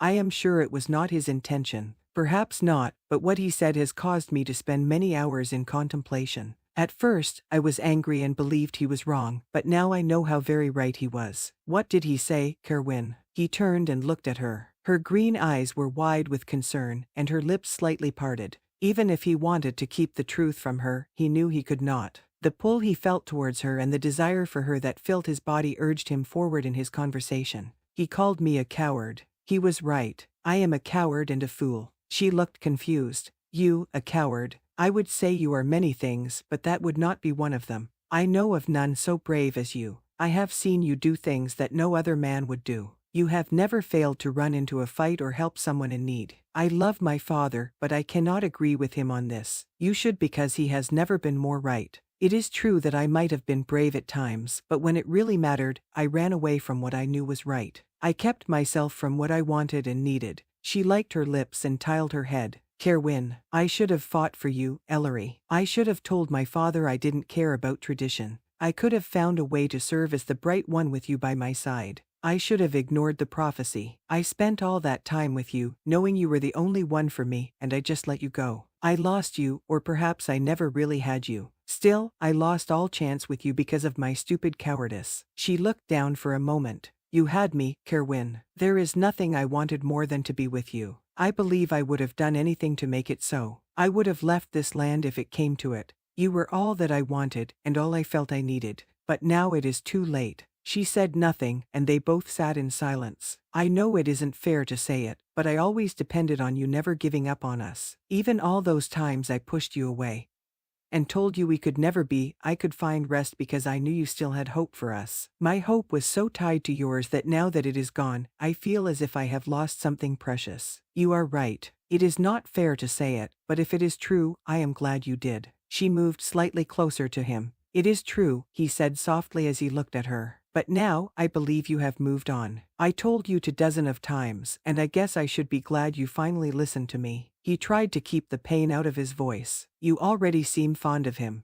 Of Prince Conry. I am very fond of him. I felt drawn to him the moment I saw him. It has unsettled me and made me want to keep him at arm's length, but it has proved impossible. I have come to care for him." Kerowwin nodded. "I am not sure he deserves you as no man could, but I think he will prove to be good to you. You talk as if it is a settled thing. Is it not?" "No. Something keeps me from giving in completely. It has made me angry at times, but I cannot get past it." It appeared as if tears formed in her eyes. "You say you always depended on me never losing hope in us, and you call yourself a fool." "I am the fool, Kerowwin, because as much as I know it might be wrong, I cannot get the idea of us out of my head." He wasted no time as he reached for her. He brought her into his arms and kissed her fiercely. If she hesitated, it was only for a moment. She returned his kiss, ease with as much fervor as he gave them. His hands went under her cloak, roaming over her body as hers moved up his chest. He was afraid she would pull back and stop him, but instead, she unclasped her cloak and let it fall off of her. One of his hands moved to the hem of her shift, and he pulled the garment up as his hand moved up her thigh. His kiss, ease moved from her lips to her throat as her hands went down his body. He groaned as her hands went lower until she caressed him over his pants. Before she could work on his belt, he laid her down next to the water. He kissed her chest as he pulled her shift up.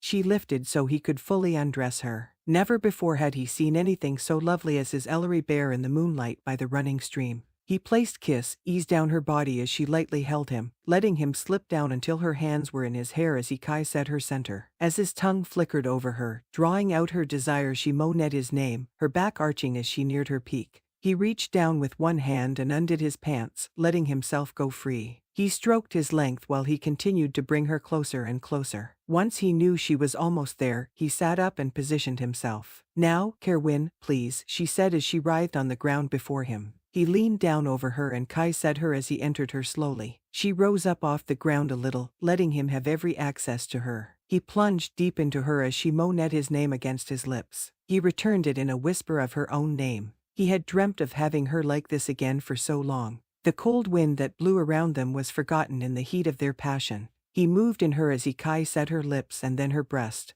Her hands dug into his upper back as he moved faster and faster, trying to get as deep within her as he could. Though he wished he could last longer, wanting to draw out the experience for as long as he could, he knew soon he would not be able to take it any longer. He felt his release build, and he leaned down close to her neck. He wanted to mark her as his with everything that he had. There was no reason to hold back. He needed her, and he wanted her. He moved down to truly sink his teeth into her flesh and make her his mate when she turned her head to face him. He wondered for one moment why she had moved when she arched up against him, causing him to lose all control. She kissed him as her hands moved to his lower back, bringing him as deep into her as he could go. He knew it was no use to pull away or do anything but release within her. She shuddered against him as he moved a few more times within her, filling her. Once he was done, he collapsed on top of her as she fell completely back against the ground, her breathing hard and irregular. He kissed her nose and then her lips before he rolled off of her, trying to catch his breath.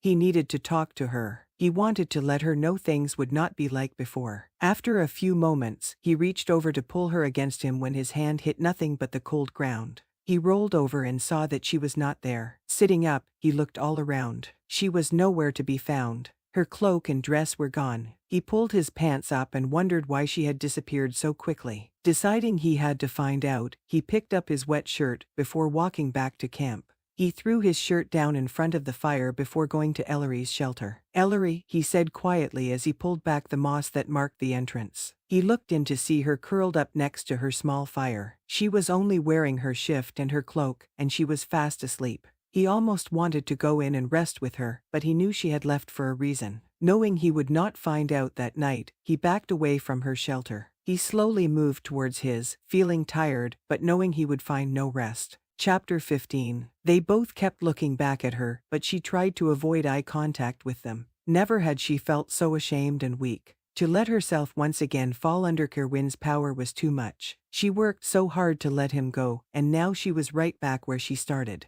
She hated that she had let him have her. She hated even more than she wanted him again. It did no good to want him. She could never have him. He spoke to her of choices he wished he had made. He talked to her of regret and needing her, and it broke down her defenses. She let herself believe that perhaps he had changed his mind. Maybe this time he would go against his father and tradition. Perhaps she could have him. For some reason, just as he looked to be about to claim her, she woke up from her trance. No matter what he spoke of that night, she knew his feelings would not last. Once he had his pleasure from her and his blood cooled, he would go right back to saying his place was as the bright one, alone. He would tell her she was better off following the prophecy. She could not let herself be claimed by him and then rejected later. She knew if that happened she would never get over it. So she let herself have one last kiss with him as they both reached their completion. She let her mind forget for 1 second that what was happening could never happen again. She found her pleasure in feeling him release deep inside of her. It was a sort of claiming without being official. She could move on it from it. Moving on would not be easy. No matter how much she told herself it was over, a small part of her still hoped it would be different. That small part longed for Kerowwin. She tried to quiet it, but it never completely died down. It was something she would have to live with, but she could not let it control her. As badly as Kerowwin's looks made her feel, it was nothing compared to Conry's gaze of concern. Every time he looked at her or tried to speak with her, she felt shame and guilt fill her. She tried to tell herself she owed him nothing. They had only shared a few kisses and halfway meaningful conversations. She told herself the man had been sharing favors with another woman until just recently, but she did not find herself convincing. She felt she had betrayed Prince Conry. How could she ever be destined for the man as evil and unfeeling as she was? She gave herself to not just any man, but the one who was bound to the prince. She felt she needed to confess all to him. She hated to hurt him, but he needed to know just how unsuitable she was. She doubted she could even be his first advisor with how deep her deception had been, but she would try to rebuild their relationship. She may never be his queen, but she could still help him in some way. "What is troubling you, my lady?" asked Aaron as he rode by her side. "I don't know what you mean. Everything is fine. I will be happy to have a soft bed tonight, as I am sure we all will, but since our first night, this journey has gone more smoothly than I thought." He sighed loudly before speaking softly. "Ellery, I know something is troubling you. You have barely said 2 words, and you are avoiding the 2 young men in front of us. Now, you know you will feel better if you talk about it." "I don't believe I will, Aaron. What is on my mind is my own burden. I have no one to blame but myself for my troubles. I will suffer the consequences as they come and deal with it." Aaron moved his horse closer to her. "Does this have to do with Kerowwin? If he has done something or said something to dishonor you, I will not have it." "No, he is not to blame. Please do not approach him. What is truly troubling me is my own doing. But it has something to do with him, doesn't it?" Aaron looked up at Kerowwin. "I hate all the pain you have experienced because of him. I hope you know you are better off without anything he has to offer. He is not a man who could give you the security, attention, or love you need. I have told myself that many times, Aaron. I believe I almost had myself convinced, but I failed in letting him go again. I am a weak woman." "You are not," he said adamantly. "I will not have you call yourself weak. You are not perfect, but you cannot help how you feel. Perhaps it would have been better had your attentions and attractions been aimed towards a better man, but I don't believe you were meaning to fall for anyone." "I was not. I knew someday I would have to find a mate and husband. My family line must be carried on, but I was determined it would not be for many years. You already know how I feel about the prophecy. I wanted to prove I was above my instincts and old magic. I was fool, it seems. You only want what all of us want, Ellery. We want to control our own destinies, but when it comes down to it, we are all bound to fate in some way. How do you mean? You don't get to choose where or when you are born into this world. You don't get to choose who your mother and father are. I was born the son of an upper guard of the king. I was always destined to serve in some way. You were born the only child of the first advisor of Allethia. No matter if you believe in the prophecy or not, you still have a responsibility to the land and your future king. She nodded. I know. I am afraid I have fallen short of what I need to be to live out my calling. You are very young, Ellery. You are still finding your way. I know your father has told you this, perhaps, but soon many things will happen. We are taking our prince to be fully blessed, and I will have to step into my role to advise him. Kerowwin will have to be focused on keeping him safe. I cannot let distractions take me from my task. I cannot let myself be a distraction for others. Aaron looked at her with a small smile. Distractions are not always bad. Sometimes they remind us what we are fighting for. Just be careful that you chose those distractions wisely. I would hate for you to be led into anything you would regret, whether it is by someone else or your own desires. They rode on throughout the day into the late afternoon. Ellery was careful to stay close to Aaron. The prince came to her a few times to speak with her. She tried to answer his questions and make cheerful conversation with him, but she was sure she had failed. In the end, she told him she was only tired and would recover her spirits after a rest. They came to the Pharaoh manor just as the sun was starting to sink behind it. Ellery looked up at it, wondering if a warm bed was really worth what she would have to deal with inside. Pharaoh was not her favorite person. He was rude, condescending, and made sure Ellery knew he did not think her worthy of her place. The Pharaohs were an old family who sat on the council of the king. Bren seemed to think he would make a much better first advisor than her. Arriving at the front door, Ellery went to hop down to be met by Kerowwin, who stood by her horse's side with his hand out. She hesitated before taking it and slipping down off her horse. He leaned in close to her and whispered, I need to speak with you. She stared at him, wanting to tell him there was nothing she wished to speak of with him, but she thought it might be better to get everything out in the open. Come to the room I am in after all have gone to bed. We will speak, and that will be all. He looked like he would say more to her, but he only nodded and let her hand go. A few servants exited the home, and Kerowwin turned to give them instructions as Prince Conry walked over to Ellery. I guess none of the family will come out and meet us, said the prince. It is just Lord Pharaoh and his son most likely. Lord Pharaoh is older and sometimes not well. His son thinks too much of himself. I am sure we will see them once we enter. Prince Conry held out his arm to her. Shall we go in then? She sighed and took his arm, letting him lead her to the door. They entered the vast entry hall that was a little overdone for her taste with its golden-edged walls and marble floors. She longed for the warmth of her home. Her family's manor was very fine, but it was built for comfort. The Pharaoh house looked to be made to impress. I am sorry I could not make it out to greet you properly, said Lord Pharaoh as he hobbled over to them, leaning on a cane. It takes me a while to get anywhere. Ellery let go of Prince Conry's arm and sunk into a curtsy. It is no matter, my lord. We are imposing on you to break our journey. We are very grateful to be here. You are not imposing, my lady. You alone would be a grand enough visitor to open the estate, but I see you have brought a very interesting guest with you. Is this the prince? Yes, Lord Pharaoh, let me present to you Prince Conry Gildian of the Great Golden Grey Wolves. He is the true ruler of Allethia. Lord Pharaoh bowed the best he could with his cane. It is an honor to have you here, your highness. I hope you will be very comfortable and feel welcomed. The honor is mine, my lord. I am very happy to be here in your grand home. Ellery turned as Kerowwin walked into the hall. Lord Pharaoh moved a few steps forward. Bright one, it is very good to see you safe and well. I am glad you have found your prince and are by his side. Seeing all three of you here brings me a great hope I have not felt for some time. It is as it should be. Ellery looked at Kerowwin and then Prince Conry and nodded. She was where she was needed and supposed to be. She was the first advisor and she belonged by her ruler's side.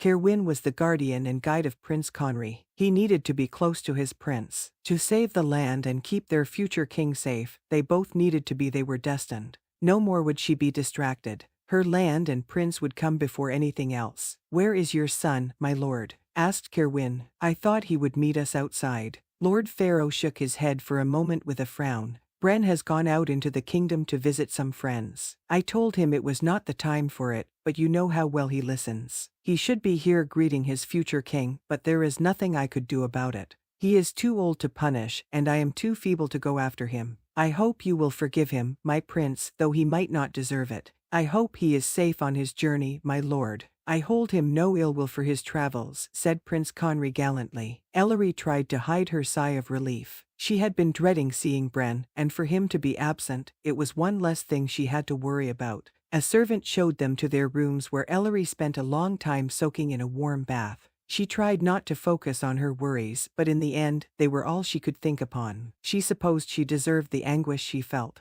It was a mess of her own making. They ate a mostly quiet supper in which Lord Pharaoh asked a few questions of Kerowwin and Prince Conry. Ellery kept mostly silent as she sat next to the prince. He asked after her well-being a few times, and she assured him she was well. After supper, Lord Pharaoh saw them to the parlor before excusing himself, saying he was too old to stay up late. He left them with tea and drink, telling them he would see them in the morning. None of us should stay up late, said Kerowwin as he sat in a chair close to the fire. No, and I think I'll go on up to my room now. Ellery finished her tea and stood up. Let me walk you up, said Prince Conry rising from the place next to her. They both said goodnight to Kerowwin and walked together to the stairs. I can't tell you how excited I am about sleeping in a warm, soft bed, remarked the prince. Ellery gave him a small smile. Is traveling not all you thought it would be? I have enjoyed much of it, but I can do without sleeping on the hard ground. I have been much too cold as well. I am afraid I am rather soft and pampered.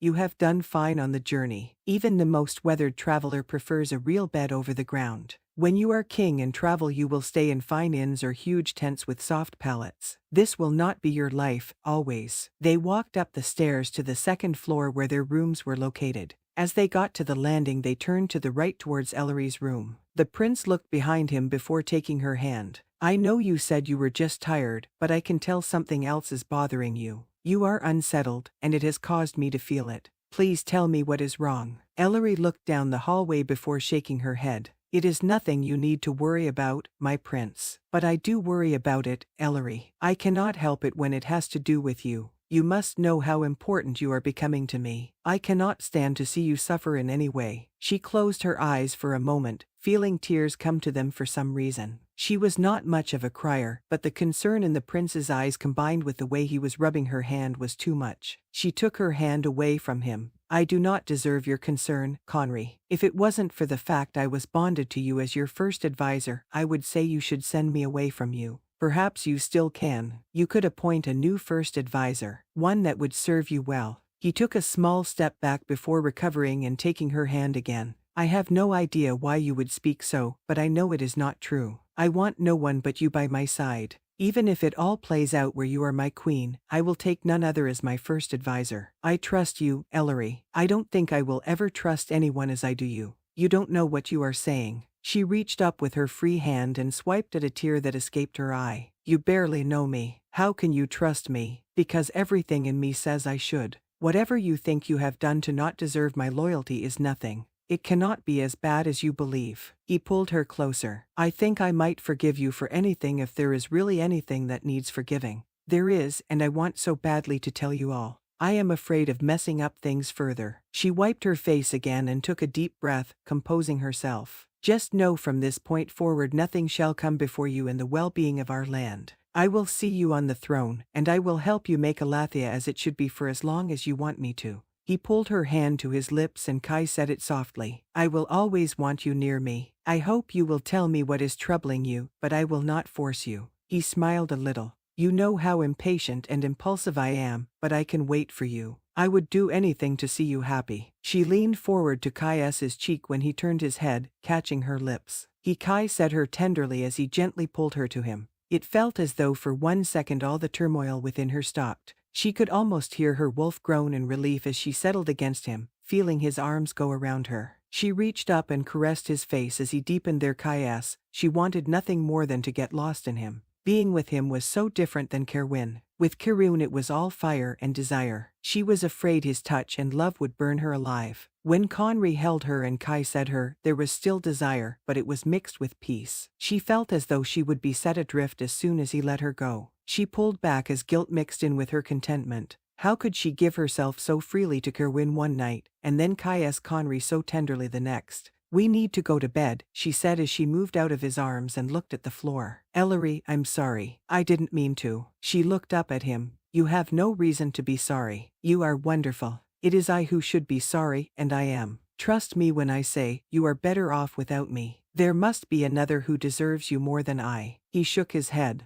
"I want no other. I know you do not wish to listen to the prophecy, but this has nothing to do with it, or if it does, I don't care. There is none other I feel as right with than you. You have seen little of the land and meet few people. Once you see and experience more, you will see how unsuitable I am. Good night, my prince." She opened her door and stepped in quickly, closing it behind her before he could say anything else. She undressed and put on a heavy nightgown she had packed with her. Placing her robe over it, she sat by her small fireplace and waited for Kerowwin to come. After her conversation with Prince Conry, she wished she could have a couple of glasses of wine and go to bed. She didn't have to wait long. A soft knock on her door caused her to get up and answer it. Kerowwin entered without either saying a word. They both stood in the middle of the room, each not knowing what to do. "Would you like to sit for a moment?" she finally asked as she moved over to the fireplace where two chairs sat. He walked over and sat next to her, leaning forward. "Why did you leave last night?"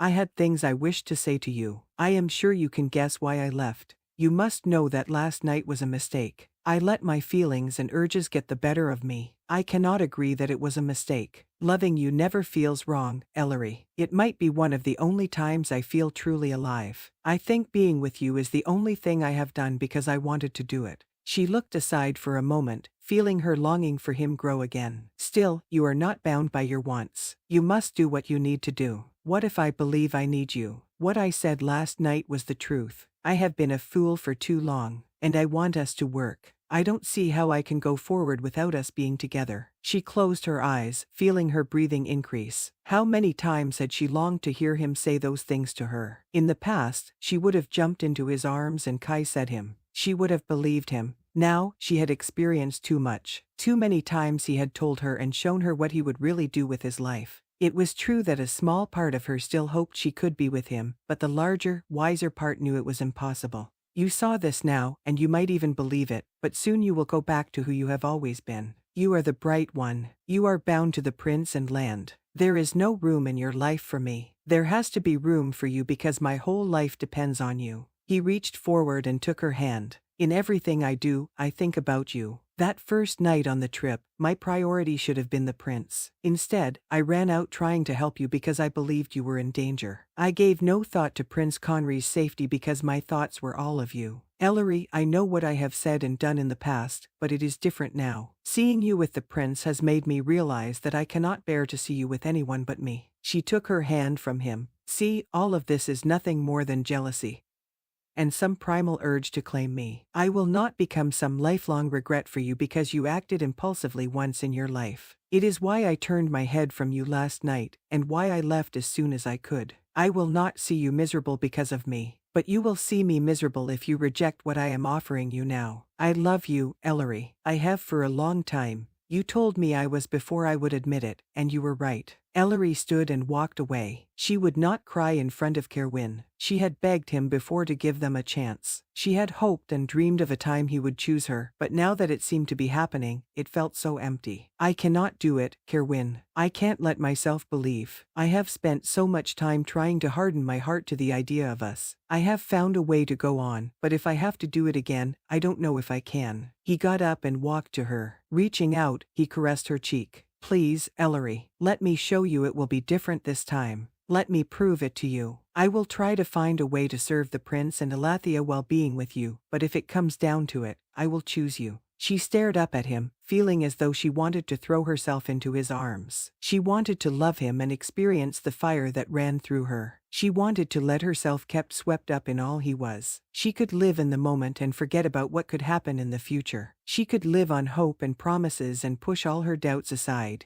Maybe it would truly be different. She stepped back out of his reach. I cannot do this, not now. There is too much at stake for the land and the people. We must focus on helping the prince find his true place. Kerowwin sighed and threw his head back. Will you at least not completely dismiss what I am telling you? Will you agree to not give up on us? She considered his words. She thought of her gentle kiss with Prince Conry earlier. Everything was such a mess, and in truth, she did not know what she wanted. I don't have an answer for you right now, Kerowwin. I need time. We have to put aside whatever it is for the time being. Let's crown our king, and then we will see where we are. I know it isn't what you want to hear, but it is all I can say. Then I guess it will have to do. Know this, Ellery. I am serious about what I say. I will tell it to my father. I will do it with you by my side if that is what you want. I will keep the prince safe, and I will see him our king. Above all, I will make plans for us. I will find a way to show you that you and I belong together. She smiled slightly. You know me, Kerowwin. I always have an open mind. He chuckled softly. In some things, he walked forward towards her. Ellery, I want you to know I understand how badly I have hurt you.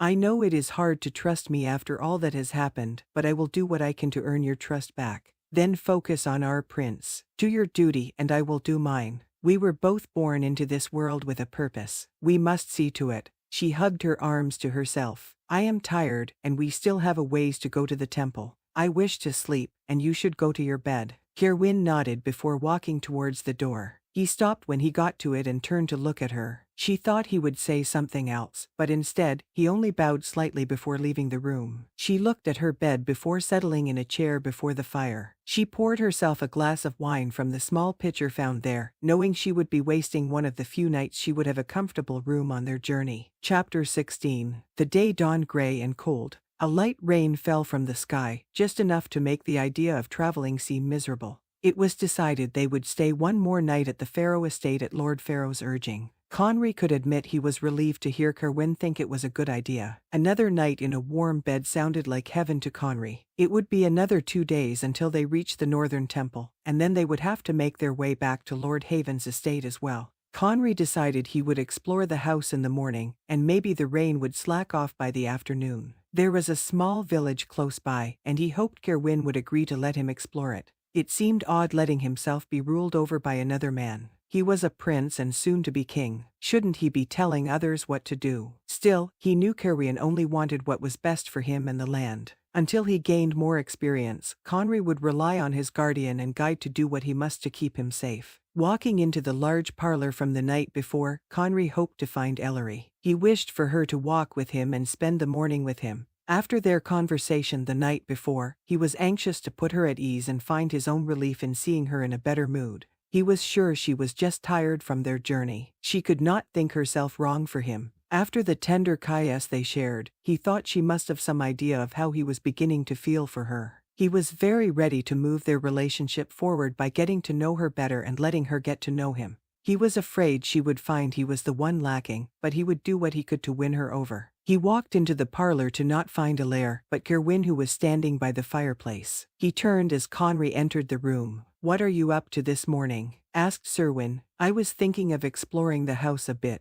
but I thought I would ask Ellery if she would join me first." "Have you seen her?" "Not since breakfast. I believe she said she was going to rest for a bit. I don't think she slept well last night. I suppose I should let her be then. I could walk around with you if you wish. I have stayed a couple of times here and know my way around. I am sure Lord Pharaoh would not mind if we kept to the public rooms." "Is there anything in particular you wish to see?" There was not. In truth, Conry could care less about the house. He really only wanted an excuse to spend the morning with Ellery, but there was nothing he could do about it at that point. "There was nothing, in particular, I wanted to see. I will be happy to walk with you and leave it up to your better knowledge of anything interesting in the house." "Very well," said Kerowwin as he moved from the fireplace closer to Conry. "Let's go to the conservatory first. We cannot be outside this morning, so let's visit the next best thing." Conry walked with Kerowwin to the entry hall where they followed a hallway to the left. "How many times have you been here before?" asked Conry as they kept going down the long hallway. "Twice. I came once with my uncle when he wished to visit Lord Pharaoh, and once when Ellery, her father, and a couple of other council members who came to speak of the land."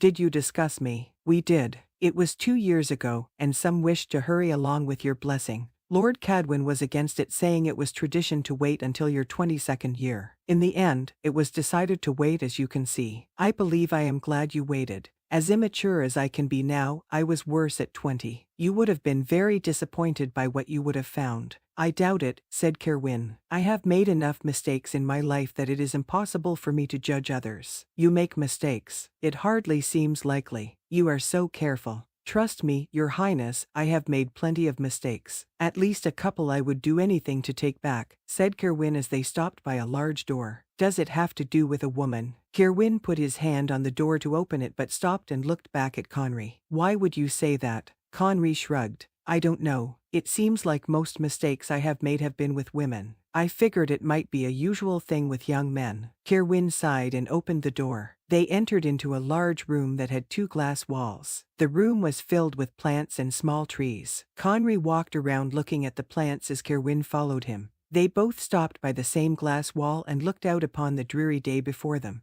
So I guess it has to do with at least one woman, since you didn't contradict me. Perhaps it does have to do with a woman, but it is no matter. There is nothing that can be done about it now, and as there never was a right way to go about it except to have left her alone, to begin with. Conry turned and looked at Kerowwin. Why must you remain without a mate? It seems a cruel fate. My complete loyalty is supposed to be to my ruler, to you. A mate would only divide my attention and priorities. How could I put your life over any other if I am tied to a woman I love? If I ever had a family, how could I be the guardian and guide you need? Is there a woman you love, Kerowwin? Kerowwin turned away and shook his head. I shouldn't be talking about this with you. Why not? Asked Conry. We are supposed to have this bond like no other, but I barely know anything about you. You know enough about me. I will not fail you, which is all the information you need. You don't want to talk to me about women. Then let's talk of something else. What is your father like? You are getting further away from subjects I like to expound on. You have a brother, correct? Kerowwin nodded. I do. He is almost 2 years younger than me. His name is Gin. And has he found his mate? Is he married?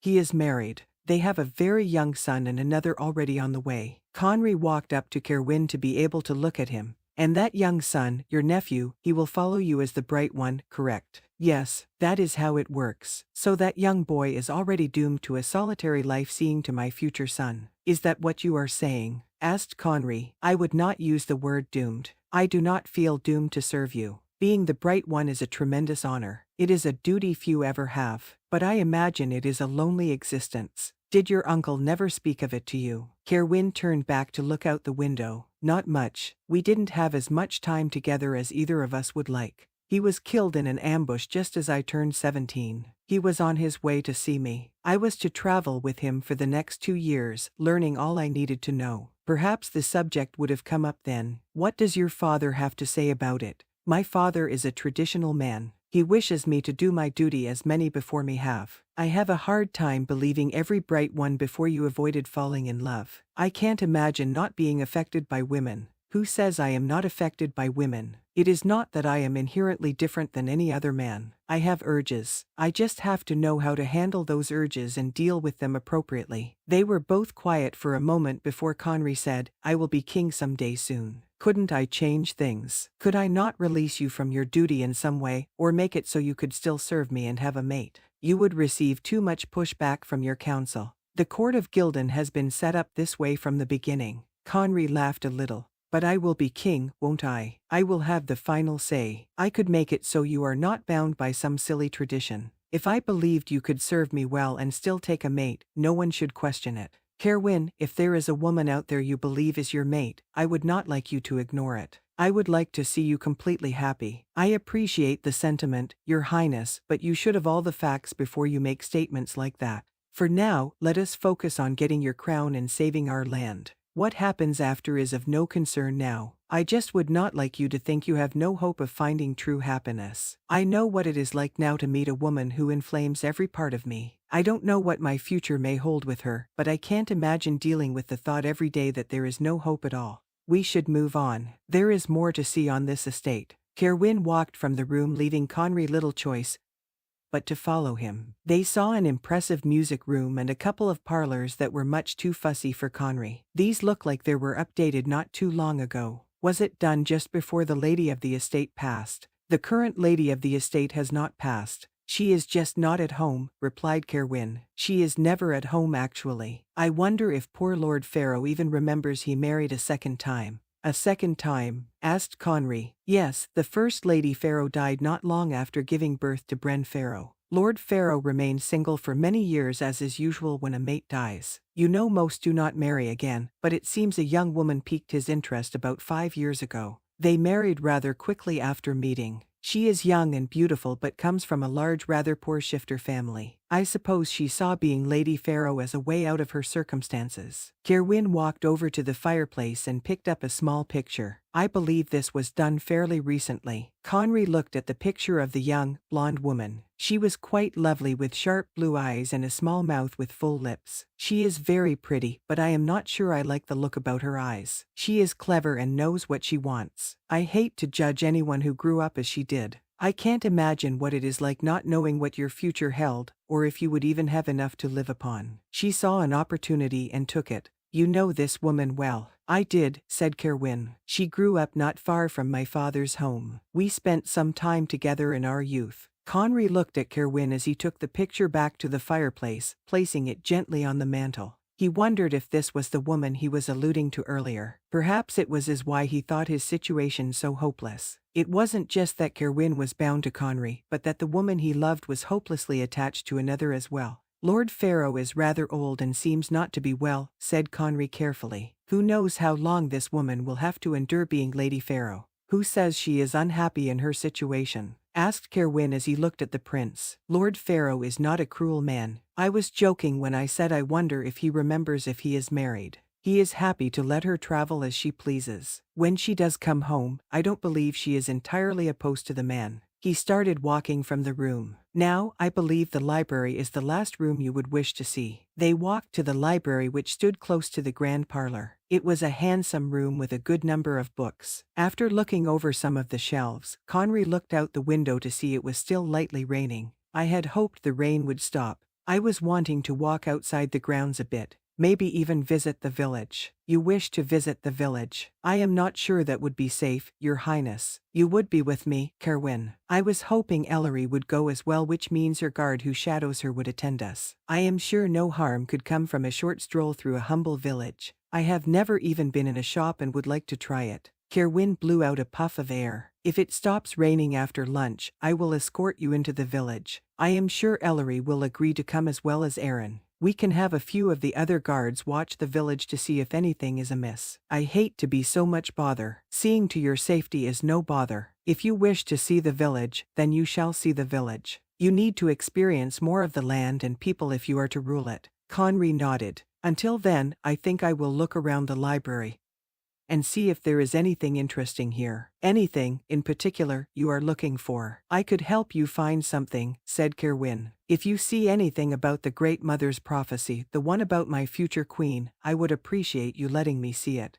Kerowwin stopped looking at a shelf he was near and turned to Conry. You wish to see information on the prophecy? He sounded surprised. Yes, why does it surprise you? It greatly affects my life. While I have never taken much stock in it, recent introductions have started to change my mind, as you know. Also, I discovered something interesting in the Havens Manor library. Oh, asked Kerowwin, what did you find? One letter of the prophecy was different in a certain book I found. All the writings of the prophecy I have seen before where it state, united only with the wolf gold and strong, but one of the books in the Havens library says bold instead of gold. Kerowwin moved his head from side to side as though considering the information. It is probably just a miscopied letter from the old language. It doesn't change much. That is what Ellery said Conry. You should the miscopied prophecy to Ellery. Yes, it affects her life as much as mine. I am afraid she holds back from me because of her mistrust in the prophecy. Also, she has told me she has been affected by another man before. I do not want to see her caged in by some old words on paper. I wish to give her some hope that the prophecy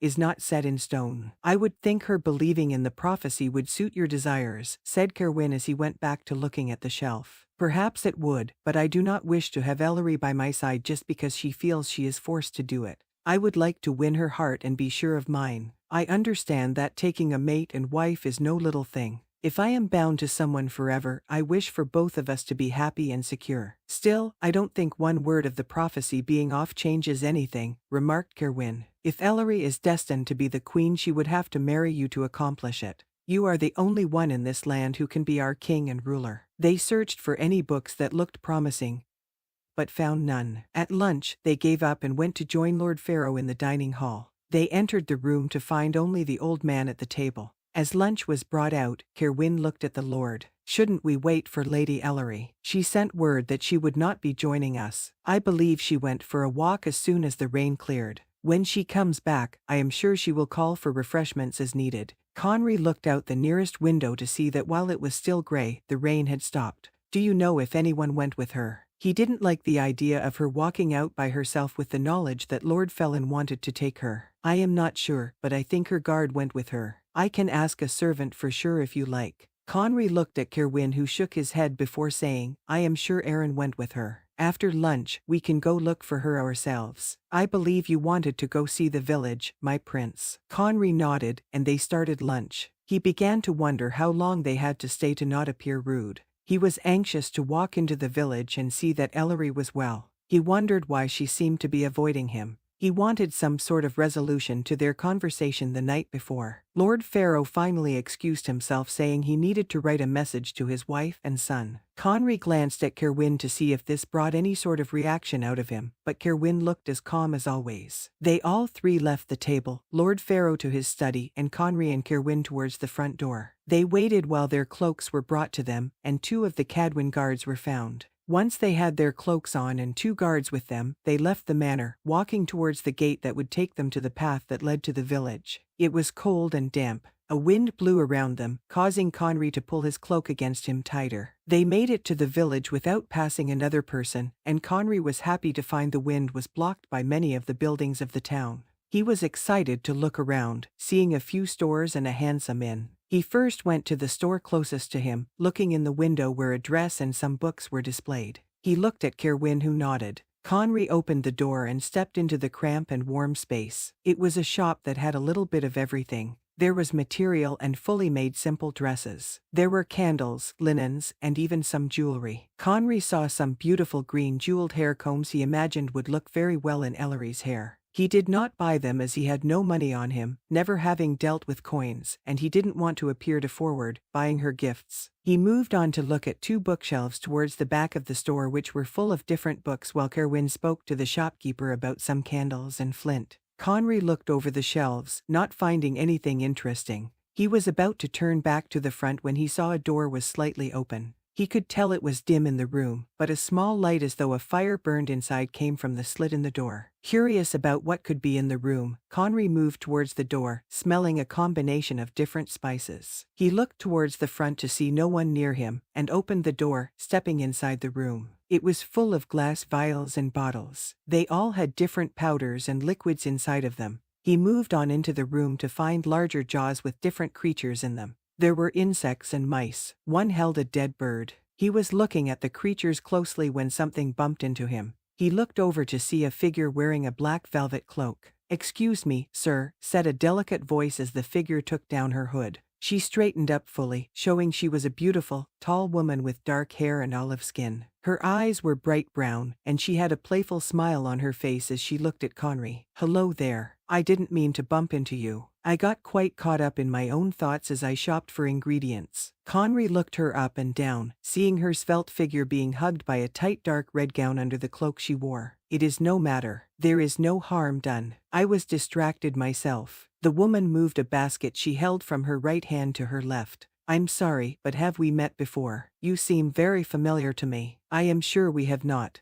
I would have remembered meeting someone as lovely as you," said Conry without thinking. She laughed, and it was almost musical. Conry felt pulled towards the woman. She put her hand on his arm as though they were old friends. "I am Kira Sullivan. What is your name?" She stared at him with her large, beautiful brown eyes, and he could not resist her. "Conry," he said without thinking. Somewhere within him, he knew it was stupid to give this woman his real name, but he could not help it. "Conry." She pulled her hand off his arm. "Where have I heard that name?" She took a small step back. Wait, you aren't. Well, how could you be? She lowered her voice. You aren't the prince, are you? She moved closer to him again, her eyes never leaving his. I believe you might be. I have seen a portrait of your father, and you look much like him, though you are even more handsome. You have seen my father's likeness. Oh, yes, my mother served your father as the palace healer. She was the most powerful sorceress in the land. I should have taken her place, but there was that awful business, wasn't there? Conry nodded, not knowing what to say. Well, this is good luck. I have longed to meet you. Why don't you and I take a short walk to the inn? We could get a drink, and I could tell you what I know of both your parents. He looked back towards the door he came through. My guardian is in the other room, waiting for me. The bright one is here too, she asked, sounding delighted.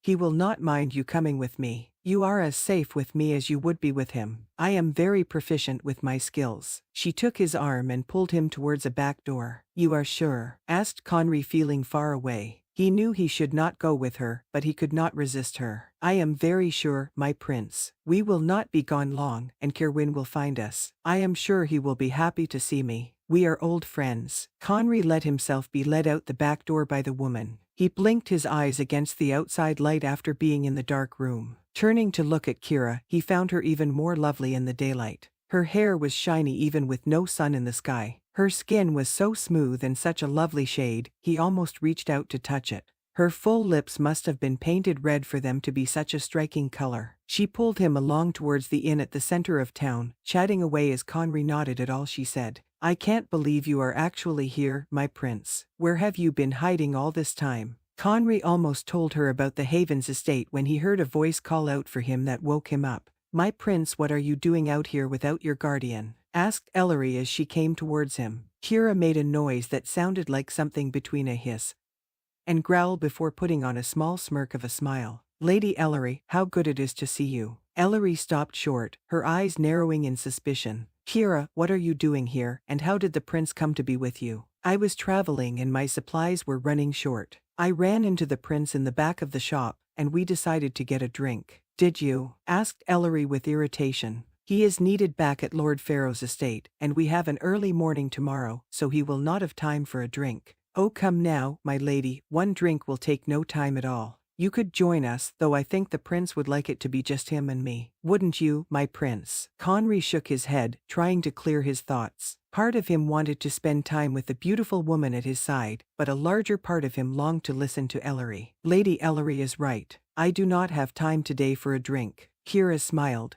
It is a pity. I had much to tell you about your parents. I could also tell you about your companion here. She has an interesting history as young as she is. I am willing to wager she has secrets you do not know. Stop speaking nonsense, Kira, and let the prince be. Ellery reached forward and took Conry's hand. He felt a bolt of something run through his arm, waking him up further. He looked at Kira and found she was not as lovely as he thought. Her eyes were not a soft brown, but a cunning dark coffee. Her full lips were done up in a sneer as she looked at Ellery. He moved closer to Ellery as her hand went up his arm. She pulled him close, making him feel secure. Don't you make a pretty couple, said Kira with a laugh. I suppose you have him believing that prophecy, my lady. We will see how it works out for the both of you. It is none of your concern. You should leave before Kerowwin finds you out here tiring to charm our prince. Kira laughed. You think I cannot charm the bright one? She leaned in close to Ellery. I have done it before. I think I know him at least as well as you. Ellery leaned back, keeping a firm hold of Conry. Go, Kira, before I make you myself. You think too much of your abilities, Ellery, just like your mother. Kira moved back from them both. Good day, my prince. I am sure we will meet again and hopefully next time we will not be interrupted.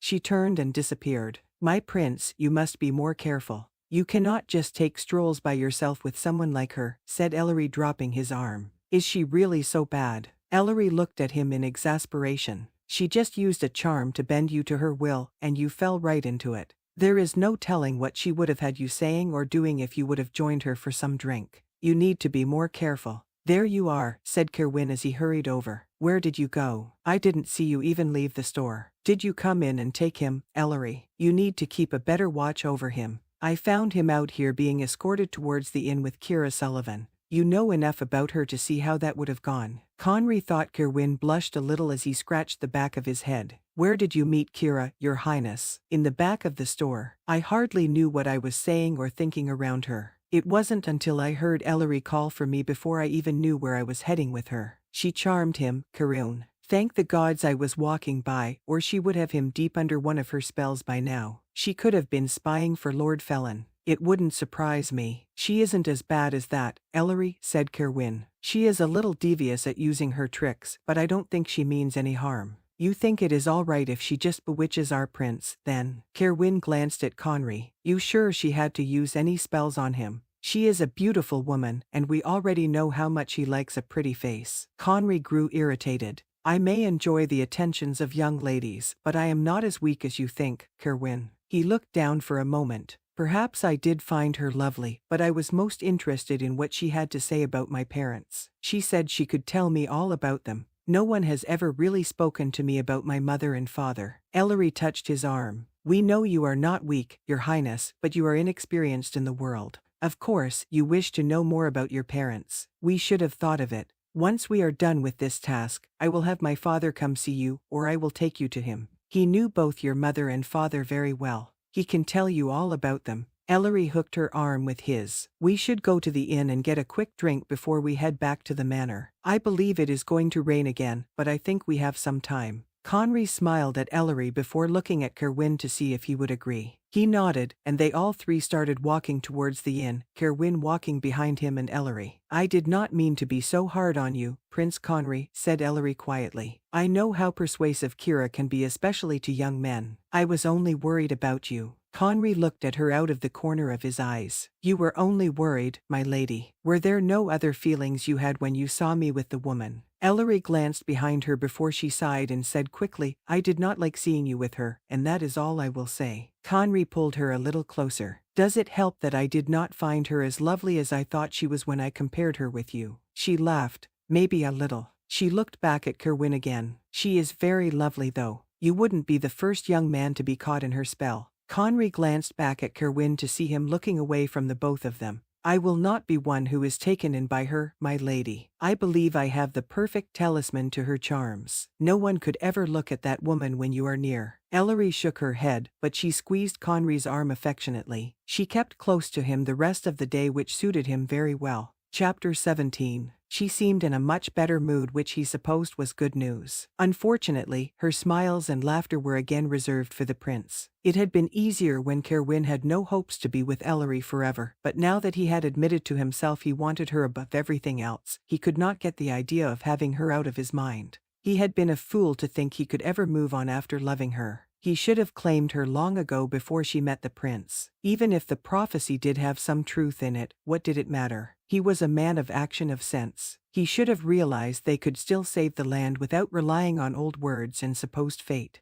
In the past, she had tried to tell him. She had said she had no doubt she was meant to be with him. It was different now, and he knew it. She felt the pull of Prince Conry. Where once she kept her gaze and gave her time to Kerowwin, now Ellery seemed to have trouble keeping away from the prince. Kerowwin shook his head and rode forward to be by the prince's side. He had to focus on the task at hand. Before any of them could think of a future, they had to secure the land. He still had a duty to do, and he would see to it. He was connected to the prince, and he felt the bond. He also had come to like the prince. Besides the fact the man was trying to take his love away, Kerowwin could not find a reason to dislike him. He was young and inexperienced, but he was not unkind. He could be careless, but he was always apologetic about it. Kerowwin knew much of it was due to the prince's curiosity and the sense of freedom the young man now felt. He had been practically imprisoned for most of his life. It was for his own good, and it was a wonderful prison with every comfort, but he was still not free to experience his life fully. At least the prince didn't grow up bitter and angry. At times, he might have been a little exuberant and even childish, but Kerowwin could not dislike him. Ellery was talking to me of the Silver Palace. She says she has only seen the outside herself, but her father has described it to her in detail. I guess it is an impressive place, said Conry as he looked at Kerowwin. It is supposed to be a sacred place to our people. The main temple of the gods and goddess are in its walls. Every one of our kings and queens have been crowned there. It is tainted now by a man who has no business sitting on its throne or wearing its crown. I have never seen the inside, but I only wish to once our true king takes his place. Ellery laughed. I was only speaking of the fine rooms and furniture. You have given a much more wondrous description, Kerowwin. She sighed slightly. You are right, of course. It is meant to be a spiritual place as well as a home. My father says that it was something magical to witness the winter moon festival when they would open the grounds to the people. I wonder what it is like to gather with many others for special occasions, asked the prince. The Havens have tried to make holidays and marked days festive, but it is hard when only a few people could visit quietly. I believe your father came for a few hours one time on my birthday. I believe it was my 12th. Ellery nodded. He did. He wished to check up on you more often, but he didn't want to attract attention to the place you were kept. I wanted to come with him just to catch a glimpse of you, but he thought it was best if we met at a later date. What would I have found had I met a young 12-year-old Ellery? Probably an impertinent young girl with dirt on her dress, said Kerowwin as Ellery laughed. At least that is what I remember the few times I saw her in her youth. I was rather wild as a youth. My mother often spent time with me out in the forest. When it was time for me to learn proper manners, my poor father had an awful time. Our housekeeper called me feral and told my father a few times I could never be tamed. I suppose she was wrong, said Prince Conry. You seem like a proper young lady now. Lady Ellery smirked at the prince. I can appear so when it is necessary, but I am afraid I was never properly tamed. She snapped the reins of her horse, and it took off ahead of them. Aaron rode up quickly. She does have a wild streak that must be let out at times. I will follow her and make sure she is safe. Let us all go, said the prince. I am sure all of the horses could use a good run for a few moments. I doubt she actually rode too far ahead. The prince took off on his horse as Kerowwin glanced at Aaron. Kerowwin followed after the prince as Aaron called to the other guards. He rode forward until he saw Ellery's horse standing on the side of the road with Prince Conry near it, dismounting. Kerowwin stopped his horse as the prince walked into the forest. Kerowwin hopped down off his horse, leaving him by the others. He walked into the forest, not going very far before he found Ellery and Prince Conry. She was by a large hazel tree. He could just make her out amongst the low branches as she moved around the tree. What are you doing, Ellery? Asked Kerowwin as he stood next to the prince. I'm gathering hazelnuts. It has not rained here as it did back at the Faroe estate, and it is the perfect condition to gather these fruits of the tree. You both could help me if you like. Conry moved forward into the branches, not even looking at Kerowwin. He neared Ellery. What am I looking for, my lady? She held out a small brown nut to him. They should be easy to spot amongst the yellow and gold leaves. Conry nodded as Kerowwin dropped his hands and moved into the tree. He picked several nuts, putting them in his pocket. Why are we picking these nuts off this tree? We can eat a few on the road. They are quite tasty. I can also use them in several potions later. I could even make something quickly should someone be injured or sick. Hazel trees are sacred, you know. I can feel my magic grow just being near so large a tree. I have rarely seen one this big. My mother would have danced under and around it for hours performing spells. What sorts of spells? Asked Conry as he picked a few nuts. Some that were useful. She might put a protection ward around herself or her loved ones. She might send out a blessing on a new baby somewhere in the Allethia. Others she would do just for the joy of doing magic. She could fly high in the air being so close to this tree. She could cause it to rain or for the sun to shine down on her. As gifted as she was, there is little she couldn't do. She could call down the stairs to surround her, I suppose, said Conry with a grin. Ellery nodded. I learned that spell from her. It is one of my favorites. It always makes me feel close to her, even now. They worked in silence for a bit as Kerowwin heard Aaron and the guards at the edge of the forest.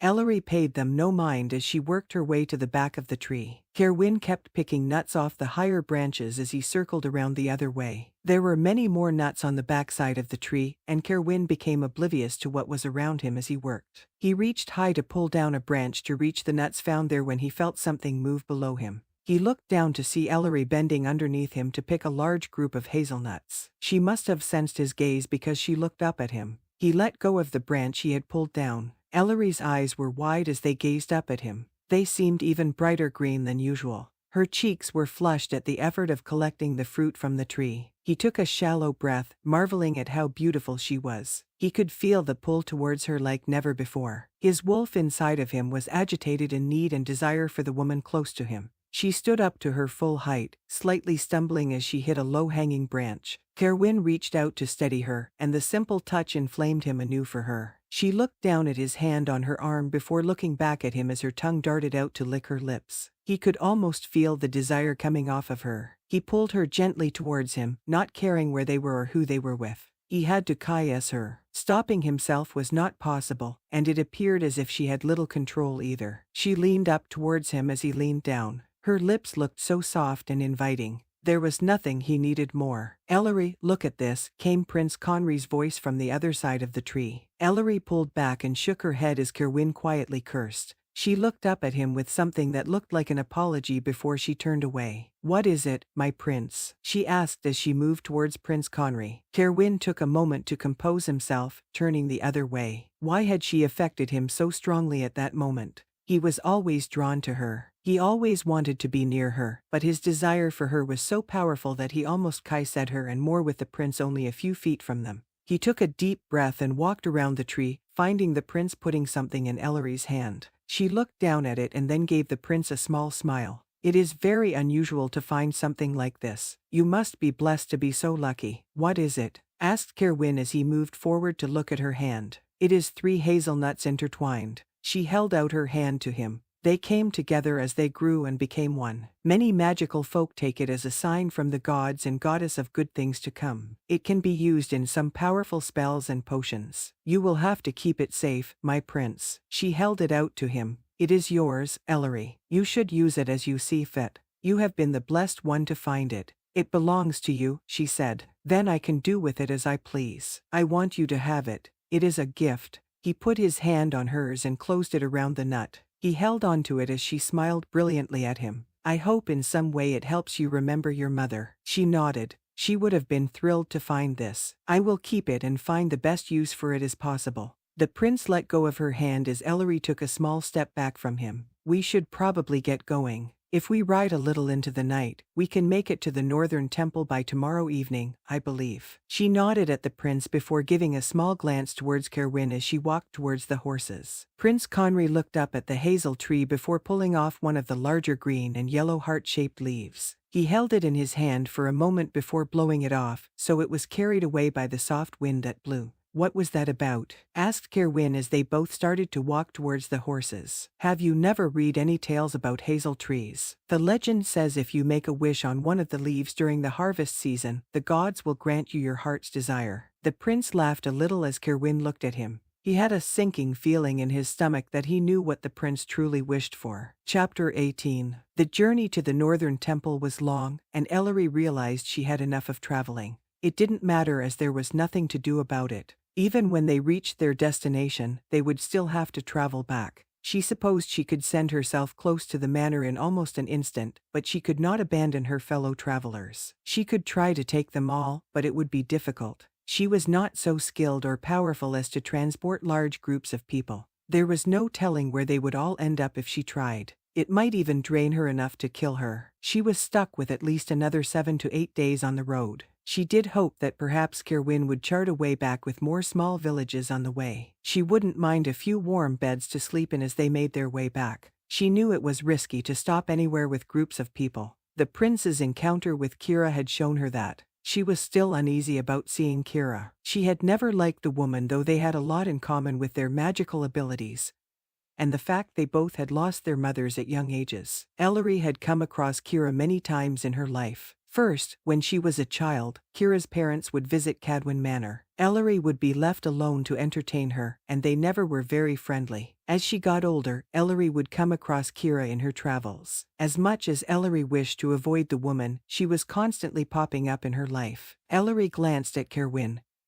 who rode on the other side of the prince. She was sure he had his own encounters with Kira. The woman often hinted she had shared time and favors with Kerowwin, and Ellery didn't doubt it was true. She felt a small bolt of jealousy go through her at the thought. She knew it shouldn't matter. Kerowwin did not belong to her, and he most likely never would, but the thought of Kira loving him was not something Ellery wished to think about. At least she had saved the prince from her clutches. Besides not wanting Kira to charm Prince Conry in any way, she did not trust the woman. No matter what Kerowwin said, Ellery believed Kira was often up to no good. She knew her father did not think well of Kira anymore. Lord Sullivan, Kira's father, or Kira never came to Cadwin Manor these days. There had to be a reason. "How much longer do you think until we reach the temple?" asked Prince Conry. "Not too much farther. If we do not take many more breaks, we will reach it just after sundown, which is perfect. It means we do the ceremony tonight and be well on our way back by tomorrow morning," answered Kerowwin. "You wish to go ahead with the ceremony tonight?" asked Ellery, somewhat surprised. "You don't think the prince could use some rest and time of preparation first? The night looks like it will be clear, and what preparation does he need?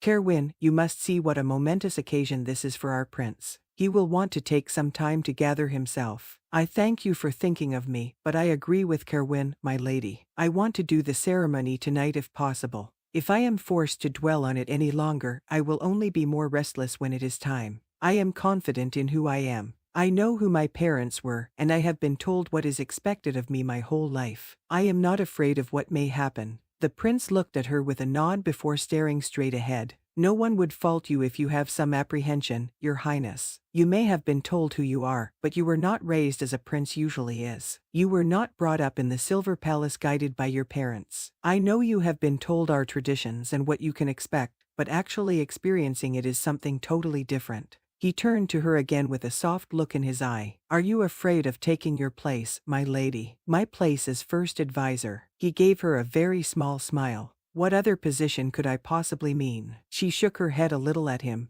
"I always knew I would have to take my place eventually, no matter what others might have said about any other position." She gave the prince a look. "I have always focused on knowing I would be the first advisor. It is an important position, and I would be lying if I said I had no doubts. One of the things I worry about the most in this life is letting you and Allethia down." "You shouldn't doubt yourself," said Kerowwin. "I know how serious you take your family's duty. Your father believes you can do it, and that should be enough to answer your doubts. He might just be hoping I won't mess it up too badly. I am the only hope for his legacy to be carried on. I do not want to prove unworthy and the task be taken from my family because of me." "I don't see how," said Prince Conry reassuringly. "I have already come to depend on your advice and guidance. I cannot do without you now. Besides, if I have to release Kerowwin eventually, who will be around that I trust? I don't know anyone else." "Release Kerowwin from what?" ached Ellery sharply. "You aren't talking about his position as the Bright One, are you?" The prince shrugged.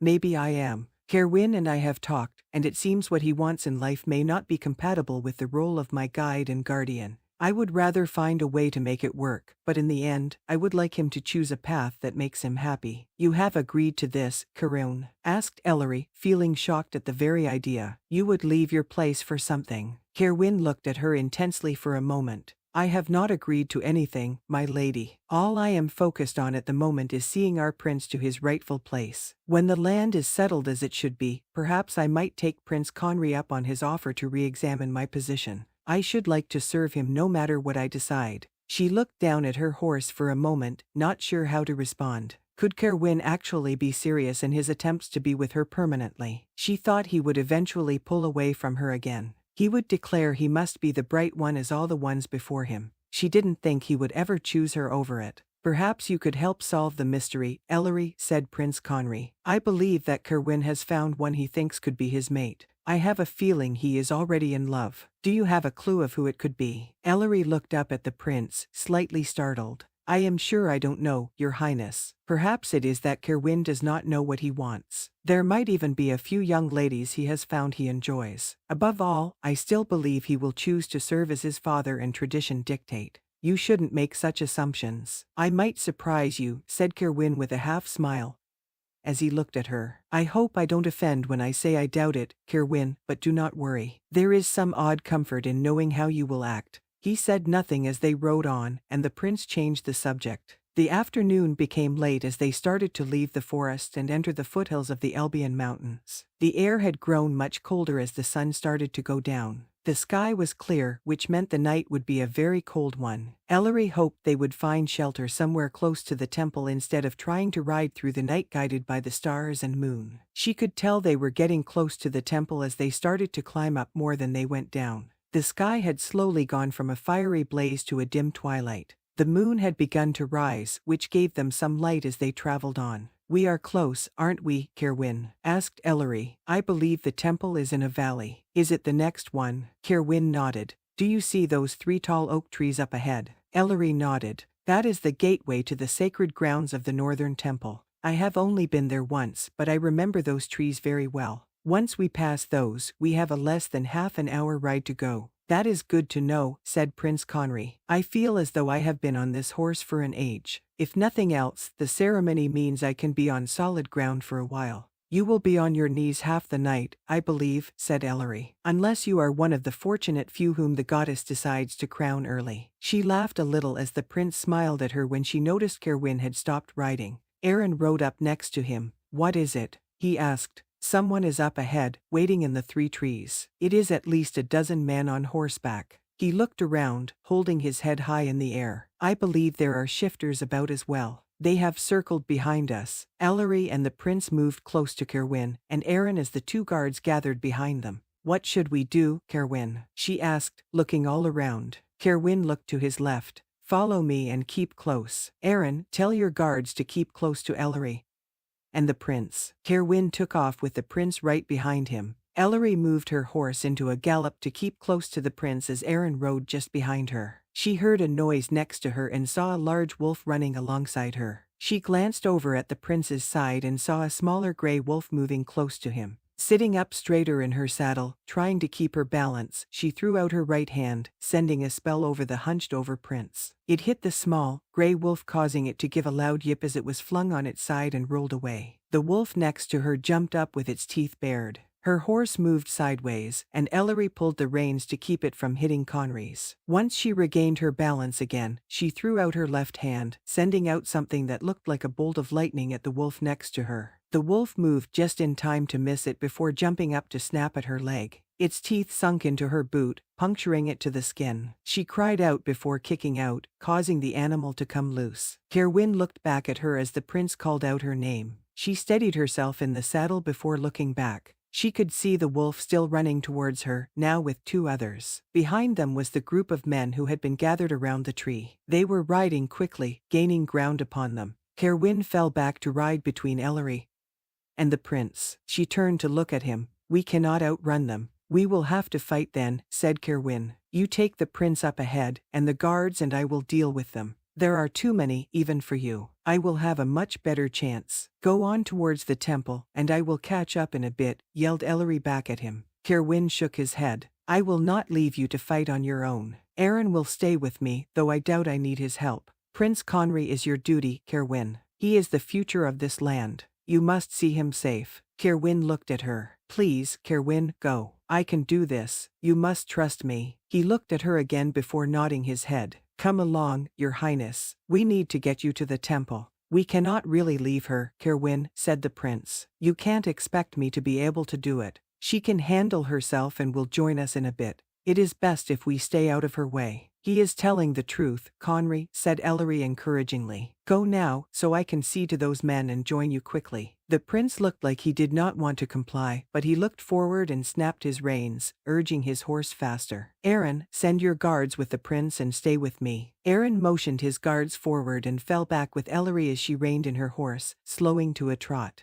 I need you to cover me as I dismount. I don't think they will get close enough to do any harm, but try to give me a minute to build some power. Aaron nodded as Ellery gathered herself to jump off her horse. As her horse slowed down further, she let go of the reins and leapt from her horse. Her feet hit the ground, and she caught herself with her hands. A flash of pain echoed up from where the wolf had bit her. She could feel blood seeping down her leg. Ignoring it, she stood up straight as Aaron circled around her. The wolves and men on horseback were coming towards her, and she didn't have much time. She closed her eyes, thinking of what she wished to happen to the men coming her way. She raised her hand, feeling her powers swirl inside of her. She let them build within her, taking over every part of her. When she felt ready, she opened her eyes and saw the men and wolves were almost upon her. Aaron stopped next to her with his sword ready. He would not need it. She kept her hands up and pushed them forward. 2 columns of flames erupted from her palms, sending a wall of fire towards the men. She pushed forward further, and the fire ran through and around the group, engulfing them in flames. She heard the sound of frightened horses and men screaming. Wolves yelped in pain and confusion. She knew they would try to escape, but she was sure it would only be death for them. Feeling as though she had done enough, she put her hands down and felt herself sway. The use of power had left her feeling empty and exhausted. She fell to her knees, taking deep breaths, trying to regain some of her strength. She was vaguely aware of the sound of hoofbeats upon the ground coming near her as she felt Aaron's hand on her back. "Ellery?" he asked with uncertainty. "I am fine, Aaron. I just need a minute." She stayed there on the ground, trying to find the energy to rise, when suddenly she was taken up into strong, warm arms. She forced her eyes open and looked up to find herself staring into the eyes of Prince Conry. She found she could not look away. His eyes held a strange look, and she was transfixed by it. She put her hand on his chest and focused on his steady breaths as she stared at him. She felt her energy slowly return as her power again swirled inside of her. It was a different feeling than the one she used to send the fire. This power was gentle and calming. Instead of invading her, it felt as though it embraced her with peace. She leaned against the prince as he bent down and kissed the top of her head. "Are you well?" he asked quietly. She nodded and pushed away gently. He stood up and held his hand out to her. She took it, and he helped her to rise. "We need to be going," she said as she dusted off her skirt. "Ellery, that was," began the prince. "I have never seen anything like that. You weren't supposed to see it at all." Ellery looked around for her horse. "I told you to ride towards the temple with Kerowwin. I could not leave you. I found it physically impossible," said the prince. Ellery saw that Kerowwin had found her horse and was leading it towards her. "You will need to think more of your own safety as we go forward, Your Highness. All of this will mean nothing if you die. For the land to survive, you must survive as well." She limped towards Kerowwin, who looked at her with concern. "You are injured, Ellery." "It is nothing, just a small nip through my boot. I shall be well. I doubt it is barely even bleeding." "We should attend to it," said Kerowwin as he handed her the horse. She shook her head. "It is better as it is for now. After the temple, I will find a way to see to it. I can barely feel it at the moment." She positioned herself close to her horse, putting her hand on her saddle. "Will you help me mount?" Kerowwin hesitated for a moment before walking over and putting his hands on her waist. He rubbed his hands against her for a moment and leaned in. "Thank the goddess, you are all right, Ellery. You don't know how hard it was to leave you even for a second," he whispered in her ear. "You didn't really leave, though, did you?" She responded back quietly. "The prince wouldn't do it, and I did not wish to fight him. I wanted to come back." He lifted her onto the saddle, and she looked down at him.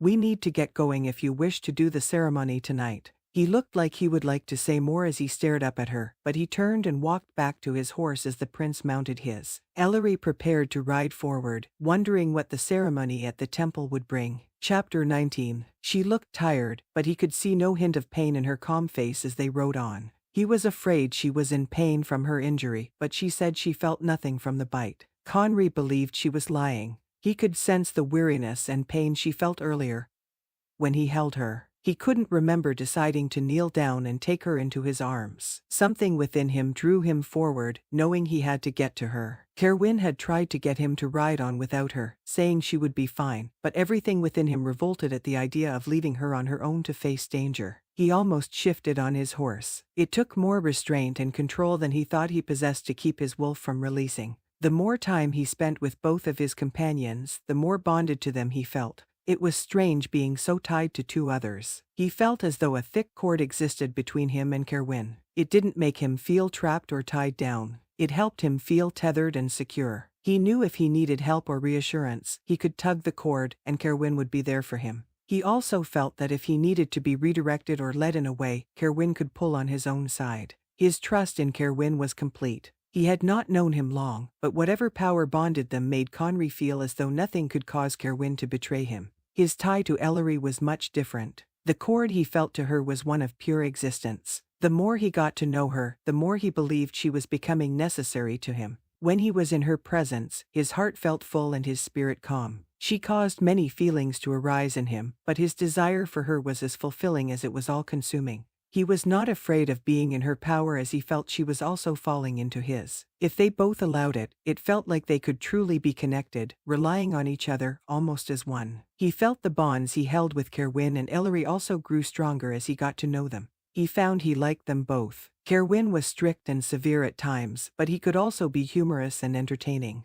His dry humor made Conry chuckle, and Kerowwin seemed to enjoy Conry's antics as well. Kerowwin appeared to him to be a dependable and loyal friend. Ellery was more than Conry felt he could describe. She was obviously beautiful. He doubted any man could not be affected by her beauty. He believed she was kind. She did not hold back her words or actions, but she never said or did anything to hurt anyone without cause. She was clever and charming, and above all, Conry could only describe something about her as mysterious and wild. Perhaps it was the magic she held, but her power attracted him like no other. He had seen her a few times now wield magic, and each time stirred within him different emotions. When he had seen her float amongst her magic lights, he had felt transfixed and amazed. Watching her fight the men and wolves who pursued them made him realize how fierce she was. For some reason, it sparked pride and excitement to think the one who may have been made for him was such a woman. He glanced over at her again as they rode down a steep hill. If she was made for him, how would he ever deserve her? What did he really have to offer besides his title and his self-admitted good looks? He knew nothing of the world as she did.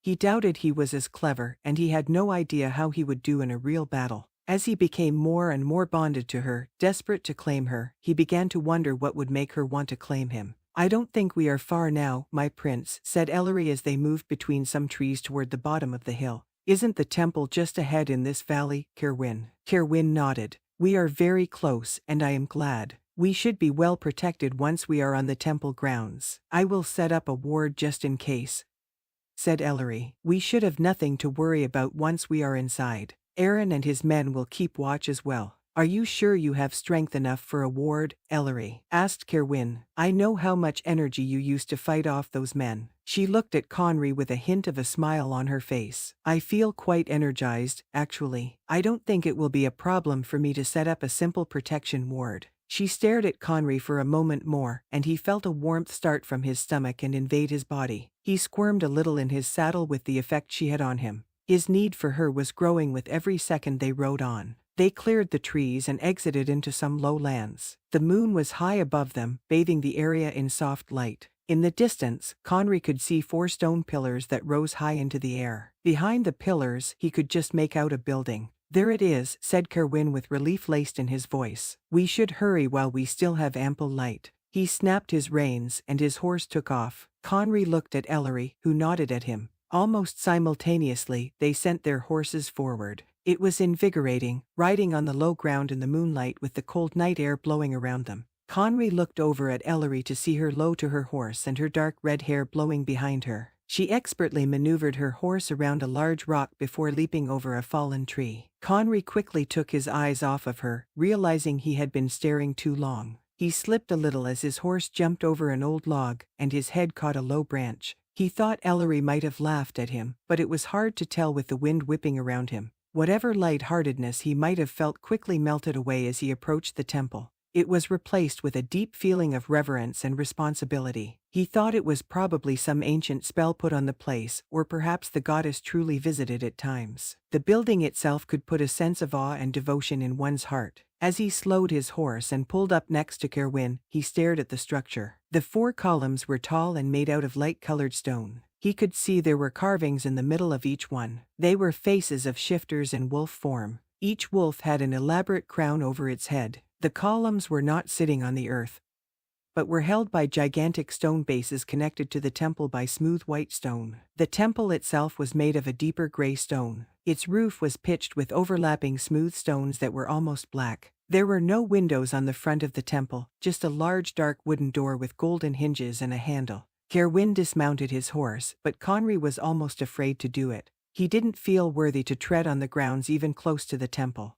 "Come along, Prince Conry," said Ellery as she walked up to him. "I know this is not an easy thing to do, but Kerowwin and I will be with you. You have nothing to fear." He looked down at her and found the courage to dismount his horse. As his feet hit the ground, one of the guards came up to take his horse. Ellery took his hand and walked with him to Kerowwin, who stood close to the temple. As Conry looked up at the large, imposing building, Ellery let go of his hand. She turned and walked away a few steps. Conry turned his head to watch her. She raised both of her hands and spread them apart. The area around them lit up with a bright light for one moment, and then it was gone. "There," said Ellery as she turned back to them. "That should keep us safe for as long as we need. Are you ready, my prince? What will happen in there?" Conry noticed his voice cracked a little, and he swallowed hard. You will walk in and kneel before the altar of light. You will ask the moon goddess to bless you, and you will wait. Ellery and I will be at your side praying with you. Then, when it is time, the goddess will crown you with the moon crown.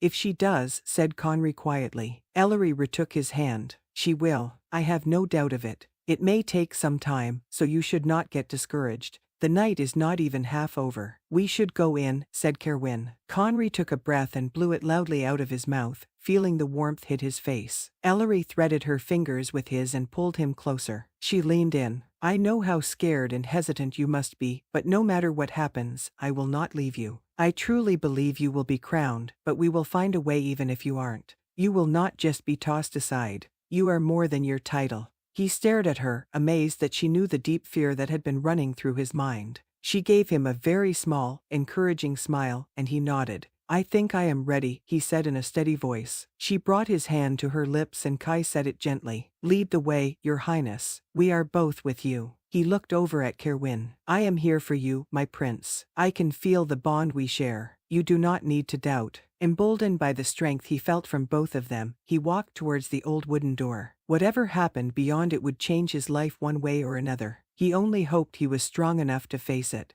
Chapter 20. As he followed the prince into the dark room lit only by the light coming through the circular back window, he glanced at Ellery. Her attention appeared to only be on Prince Conry as it should be. She was his first advisor, and this moment was one of the most critical tasks she would ever undertake. Kerowwin knew he should be as focused as her. Once the goddess gave the prince the moon crown, all of their lives would change. The prince would officially be the next ruler of Allethia, and Ellery and Kerowwin would be wholly bound to their roles. He already felt pulled towards the prince. He imagined once he was officially crowned, his bond with him would only strengthen. As he glanced at Ellery again, he wondered how it would affect her. As a Cadwin, she was bonded in a way with the prince. The Cadwins and Gildens had long been two families intertwined by fate and duty. The lines had never been blended together by marriage, though many thought the day was coming. When Prince Conry was crowned, would Ellery feel an undeniable urge to give herself to him? The thought of it caused so many emotions in Kerowwin, and he had to look away and steady himself as they slowly walked to the front of the room. The room was large and mostly bare. The floor was made out of mismatched stone that almost looked blue in the dim light. Ellery looked at each side of the room and threw out her hands. The 2 torches found on each wall sparked before all 4 burned brightly. She pushed her hands down, and the fire on the torches lessened, leaving the room dim enough for the moonlight to be visible. Kerowwin looked at the altar set up at the front of the space. It was a stone table, simple and gray. The only thing etched on the top was a faceless woman with long hair made to look like it was blowing in a breeze. She wore a simple shift with a circle on the chest. You will kneel before the altar, Prince Conry. Make sure you are in the dead center, so the light of the goddess may find you, said Kerowwin. The prince walked up to the altar and looked up at the circular window found there. He pulled his cloak tighter around him and slowly got down on his knees. Ellery adjusted her skirt and kneeled beside him. You can spend as long as you like in silent prayer, your highness. You can sit there and just clear your mind, and when you are ready you may ask the goddess for her blessing. You do remember the words, don't you? The prince nodded. I was taught them many times, and Kerowwin has reminded me of them plenty on this trip. I know what I must do. Will you join us, Kerowwin? Asked Ellery. I will rest here and observe, said Kerowwin. I would like to stay on guard in case something happens. You have my full support, Prince Conry. They were all 3 silent for a while as Kerowwin leaned slightly against a stone column that held up the temple. Perhaps it wasn't the most reverent position, but he was never a very devout person. He had a duty and he had always been ready to do it. Lately, he found himself beginning to doubt his place in the land. He wouldn't declare he was angry at the goddess or gods, but if he ever did meet them, he had questions for them. He looked down at Ellery with her head bowed as she held the prince's hand. The fire from the torch nearest her illuminated her dark red hair, making it look even more vibrant and fiery. Even kneeled down with her head bowed, she cut an elegant figure. As wild and free as he knew her to be, she seemed so at ease wherever she was. He knew she would rather be running through a forest than sitting in a parlor. She liked spending her days running around the land and not in dining halls talking.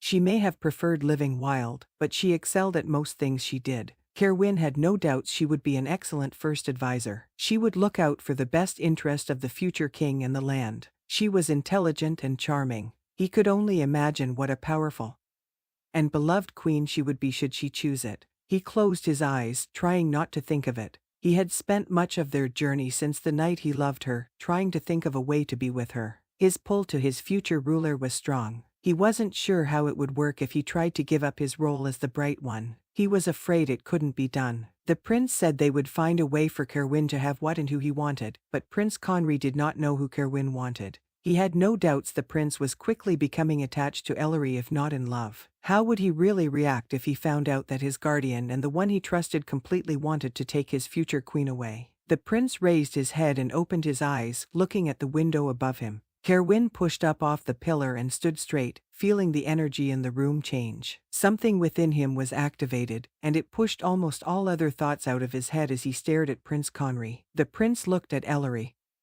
who gave him a slight nod. He raised up on his knees and squared his shoulders. Great goddess of light, I come before you humble and ready. I want to accept the burden, responsibility, and honor of leading your people. He paused, and Kerowwin gave a look to Ellery, who was whispering the words along with Prince Conry. I ask that you search me, continued the prince. Look well into me and see if what you find is acceptable. If I am strong, wise, brave, and benevolent enough, I ask you to crown me with your light. Let me rule for you here in Allethia. I await your will, O goddess of light. He bowed his head to the floor for a moment before looking up at the window, watching and waiting. Kerowwin stared at the prince, awaiting the moment the moon goddess would pass her judgment and crown him. The silence around them was complete. There were no insects that time of year making noise. No wind blew through the temple. No birds made any noises. Kerowwin couldn't even hear any of them breathe. As time went on, the fire of the torches burned down low. Kerowwin's eyes grew heavy, but he did not close them.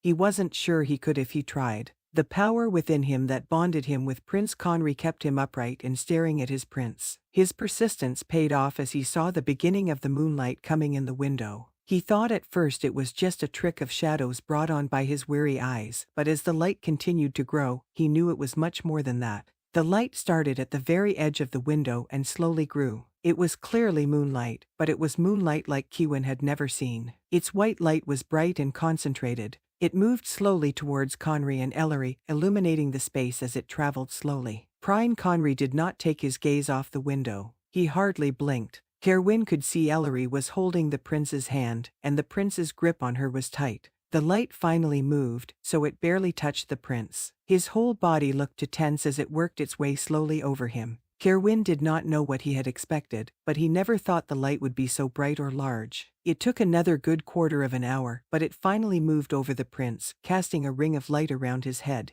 Kerowwin took a deep breath, feeling his bond with Conry grow. He closed his eyes and shuddered, realizing the depth of his responsibility to his ruler and his land. When he opened his eyes, he found the light had grown. It now covered Ellery. Her green eyes were aglow with the reflection of the soft white light. Kerowwin gasped as a crown of light not only rested over Prince Conry's head but Ellery's as well. He closed his eyes and shook his head, wondering if he was imagining things. He looked again to see that both Ellery and Conry did indeed have a crown of light circling their heads. He wondered if perhaps it was just a trick of light reflecting off of Conry that made Ellery appear as if she was too crowned. Conry bowed his head down, and Ellery did the same. The light stayed on them for a few minutes more before it slowly faded. As it did, and they both straightened up and opened their eyes, Kerowwin decided it must have been just a trick of the light that made Ellery look as though she had her own light over her head. It could be the only explanation because he had never heard of such a thing before, and there was no way he could let himself face a reality that her way as Prince Conry's queen was already set.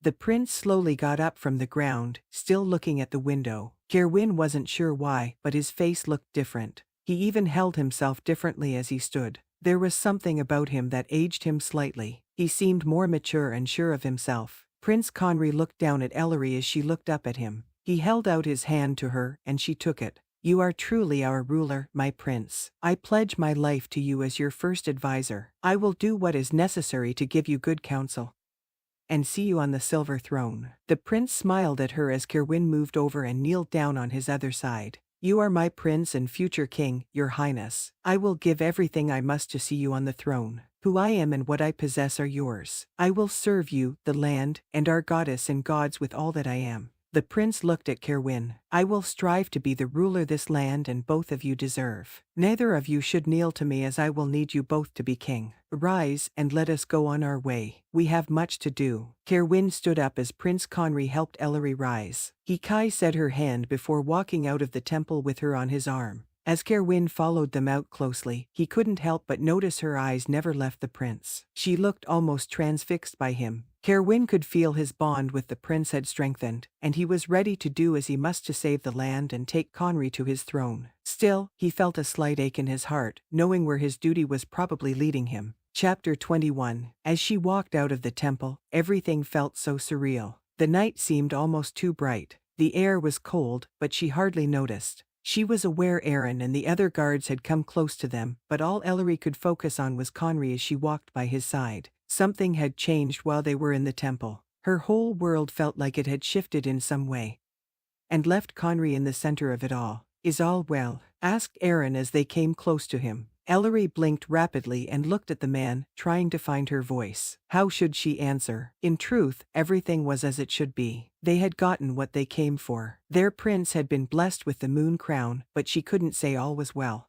Not with the feelings that tumbled around inside of her. Everything went according to plan, Aaron, said Kerowwin. Our prince was crowned just as we all knew he would be. Would head back then. Conry looked down at Ellery. She still held on to his arm and could tell his breathing was heavy and fast. He shook his head. No, we are in a safe area, are we not? Let us rest here for the night and continue on in the morning. I think I need some time to work through my feelings. He pulled Ellery slightly towards him, and her body rested against his. She felt a shock of desire and longing flow through her, making her give a small gasp. Kerowwin, asked Aaron, you heard your prince. I believe he has made a wise choice. Let us set up a short way from the temple. I think we all could use some time. We will leave just after first light. Aaron nodded and turned to walk back to his guards to give them instructions. Ellery reluctantly let go of Conry so she could make her shelter. He stared at her for a moment before she turned from him. She stumbled slightly, walking away, feeling the loss of his presence. She moved to the edge of a line of trees to find all she needed to work. She raised her hand and felt her magic ignite within her. It was as strong as she had ever felt it.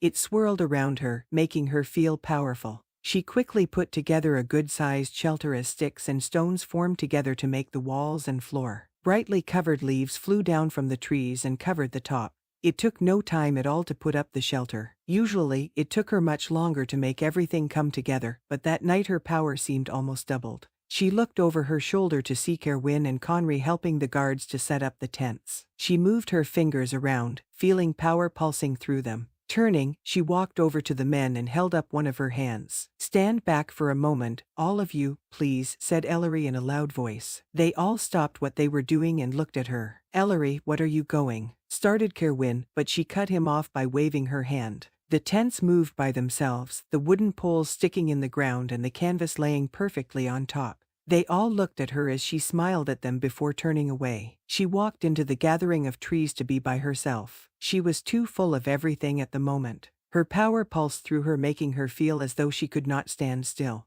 Her desire for Conry was shockingly high, though she supposed if the opportunity presented itself, she wouldn't mind having Kerowwin either. They were dangerous thoughts that ran through her head, and she needed to forget them. She looked around and saw that she was very much alone. Moving behind a grouping of 3 large trees, she reached behind her and waved her hand, causing the ties on her dress to come undone. She stepped out of it and hung it on a low branch of the tree. She leaned down and undid the lacings on her boots and pulled them off, leaving them by the tree. She checked over the bite marks on her leg. She could see where blood had run freely for a while, but it had stopped. There was some bruising, but it would all heal nicely. Later, she decided she would put something on it to help it along. She stood up fully and looked up at the full moon. She turned in its light for a moment, feeling its power before reaching down and pulling the simple shift she still wore over her head. She stood naked for a moment in the moonlight before she closed her eyes and let her wolf have her way. She shook out her russet-color fur and twitched her tail as she looked up at the light of the moon. She let out a howl at the feeling of freedom that enveloped her. She took off on her small paws, running in between the trees, circling around the temple, and trying to keep within the wards she sat up earlier. It felt so good to think of nothing but the cool air that ran over her, the moonlight above her, and the hard ground under her. She ran until she came to a steep hill behind the temple.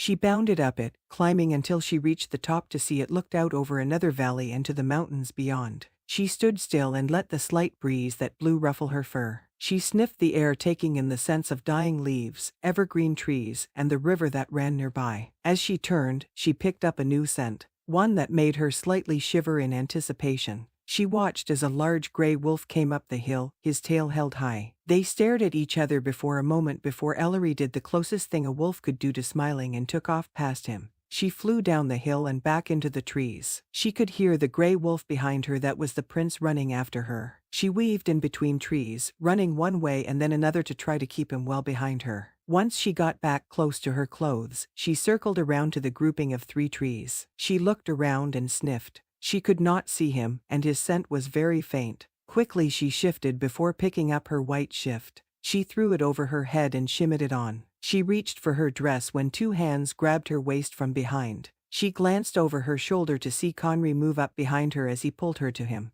He was wearing only his pants and seemed unaffected by the cool air of the night. She leaned back against him, liking the feeling of his warm body against hers. He bent down and Kai set her bare shoulder as one of his hands moved up her body over the thin material of her shift. She sighed in approval and leaned further into him. His kiss went from her shoulder to her neck. She bent her head over to give him access, as she felt his tongue dart out against her skin, making her moan. As he continued to caress her neck, one of his hands crept up until it caressed her breast. She arched up slightly against him and could almost feel the smile on his lips against her skin. She reached back and placed her hand on the back of his upper leg, pulling him flush against her. As he continued to caress her breast, she slid her hand from the back of his leg to the front until she could feel his manhood under the material. He groaned her name quietly in response as she rubbed against the pants, feeling him grow larger. His hand, which had stayed on her hip, moved slightly lower, gathering up the material of her shift.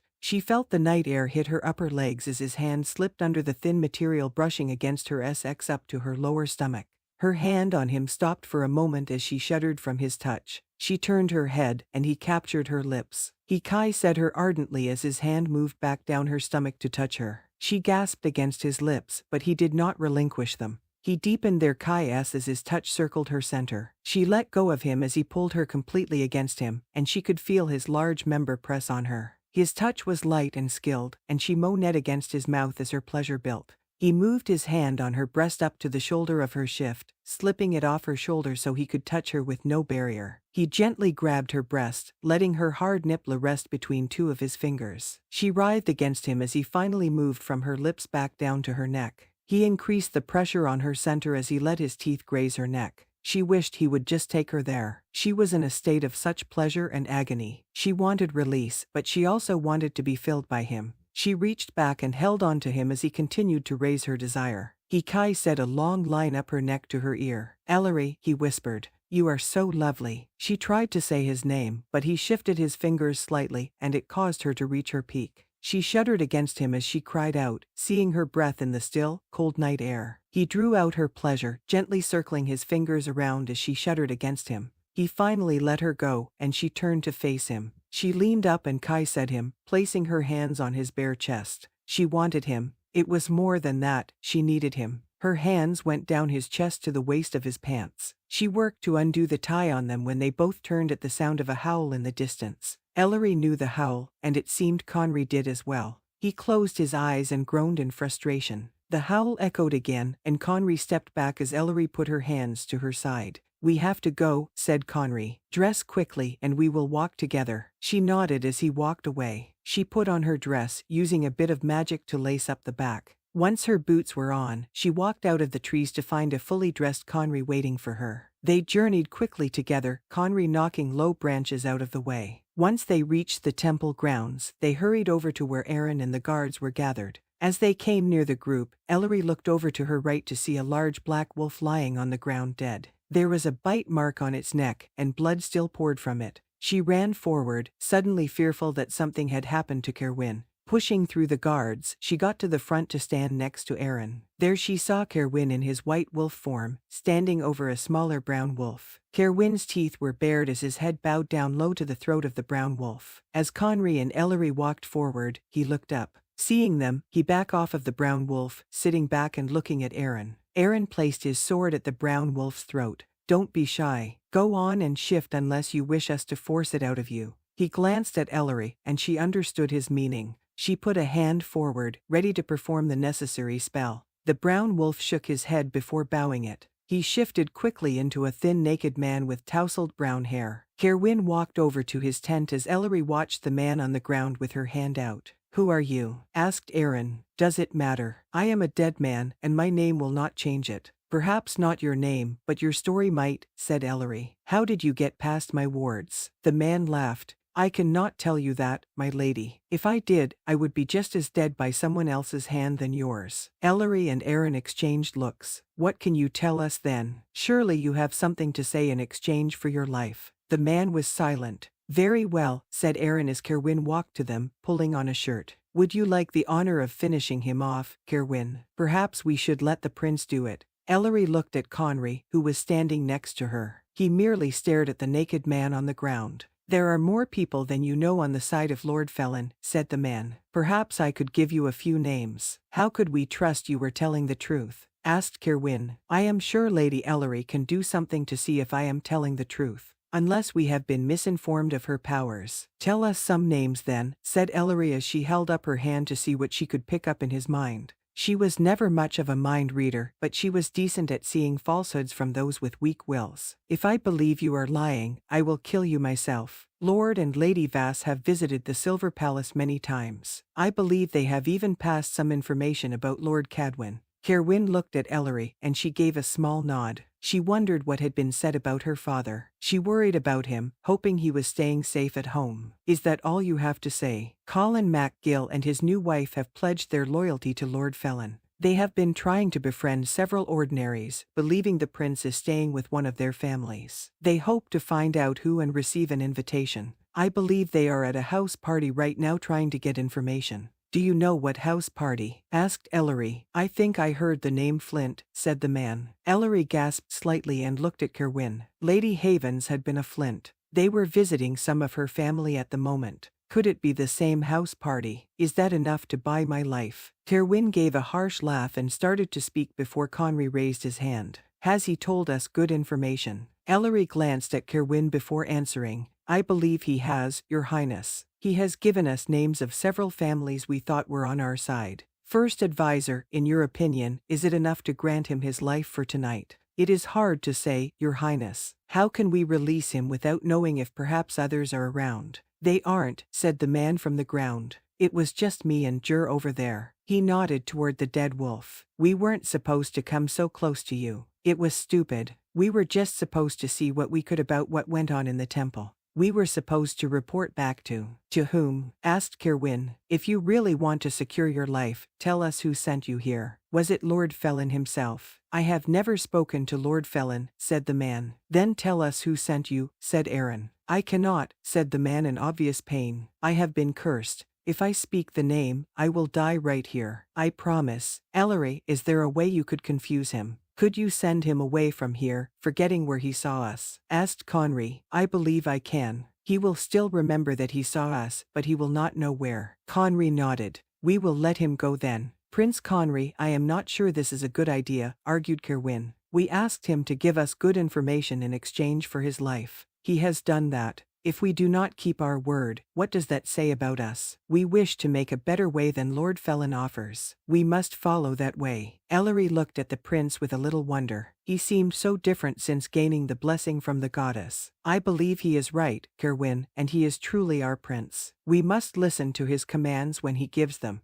"Make sure you do what you can to confuse Ellery," said Kerowwin with irritation. She nodded and held out her hand. "You will shift and run back to your master, whoever it is, and you will not know where you have come from or what happened to your friend. Whoever your master is, make sure they know he or Lord Felon will not lay one finger on our prince," said Kerowwin. The man sat up as Aaron took his sword away. He smiled. "Whoever said Lord Felon wants anything to do with the prince?" The man looked Ellery up and down before shifting and running away through the trees. She watched him go before turning to the three men next to her. Every one of them was looking at her with the same look of worry. Chapter 22. The ride back felt so different than the ride to the temple. The atmosphere felt changed, and the pace was quicker. The latter was necessary after the news they received from the shifter they set free the night at the temple. If there were a chance families on the side of Lord Felon had been in contact with Lady Havens and Ayla, they needed to know. Kerowwin believed both ladies would wish to protect the prince and not let anyone know of his location, but everyone was careless at some point.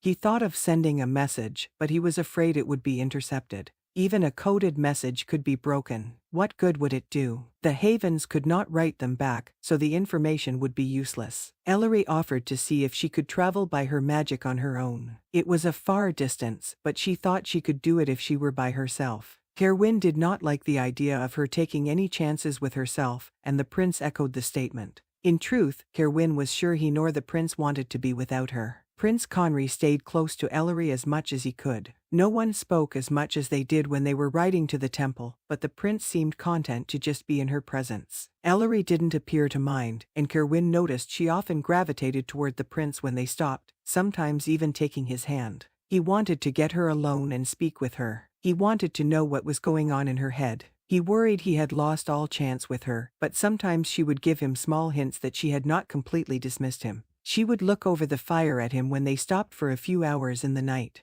It was a look he had seen many times that made it hard for him to sit still. They would accidentally brush each other walking about, and he would feel the familiar bolt of longing through his body. She would glance at him, and he knew she was experiencing the same thing. He knew what he wanted, but he wasn't sure it would be what was best for the land or her. If Kerowwin had to guess, he would say the prince truly wanted her at that point. He did not know if Prince Conry actually believed in the prophecy or not, but based on his actions and words, he seemed to be hoping for a future with Ellery. If it were what Ellery truly wanted, then Kerowwin would have to give her up. What he saw in the temple haunted him. He was glad the prince was crowned so quickly and obviously by the moon goddess, but to Kerowwin, it looked like Ellery had been blessed in some way too. As much as he tried to dismiss her crown of light, he knew deep down he could not do it. As much as he wanted and even loved her, it felt like she was destined for something higher than a life spent with him. He didn't speak much on the journey back, and any of his party didn't acknowledge it.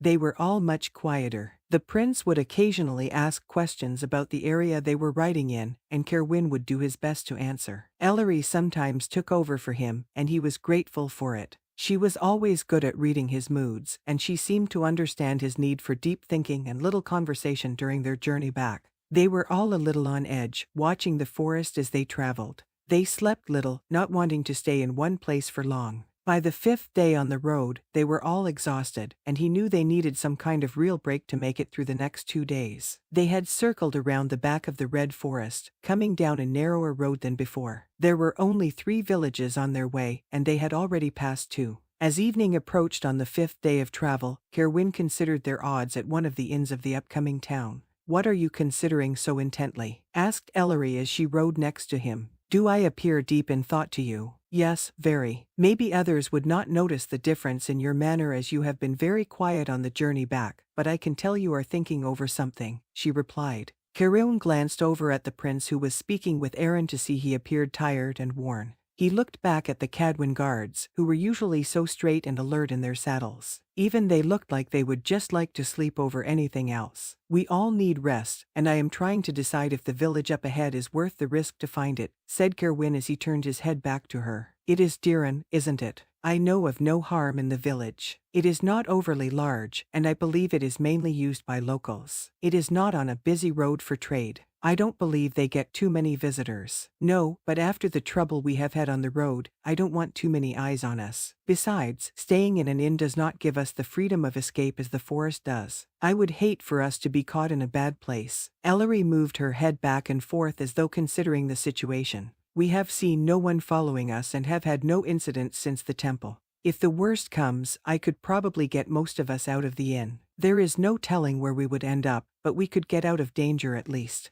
The truth is if we keep going like we are in much more danger. Even my father's guards are almost beyond their limit. I think one night of good rest in some sort of bed will set us up nicely for the rest of the trip." "What are you two speaking of?" asked Prince Conry as he rode closer to Ellery. "We are considering stopping in the village up ahead for the night. Kerowwin is rightfully cautious, but I think one night out of doors will do us more good than put us at risk," responded Ellery. The prince nodded. "Do you think we should stop, Ellery?" "I do, but your protection is up to Kerowwin, so I believe the final decision is up to him." They both turned their eyes to Kerowwin. Kerowwin sighed heavily. Let us go see about the inn that is on the edge of the village. If there is room, we will stay. It will give us the best chance of escape should we need it. The prince seemed to sink in relief as Ellery gave him a brilliant smile. Though he still didn't think it was the best idea, he couldn't help but smile back at her. The inn was not overly crowded, and Aaron secured them enough rooms to sleep.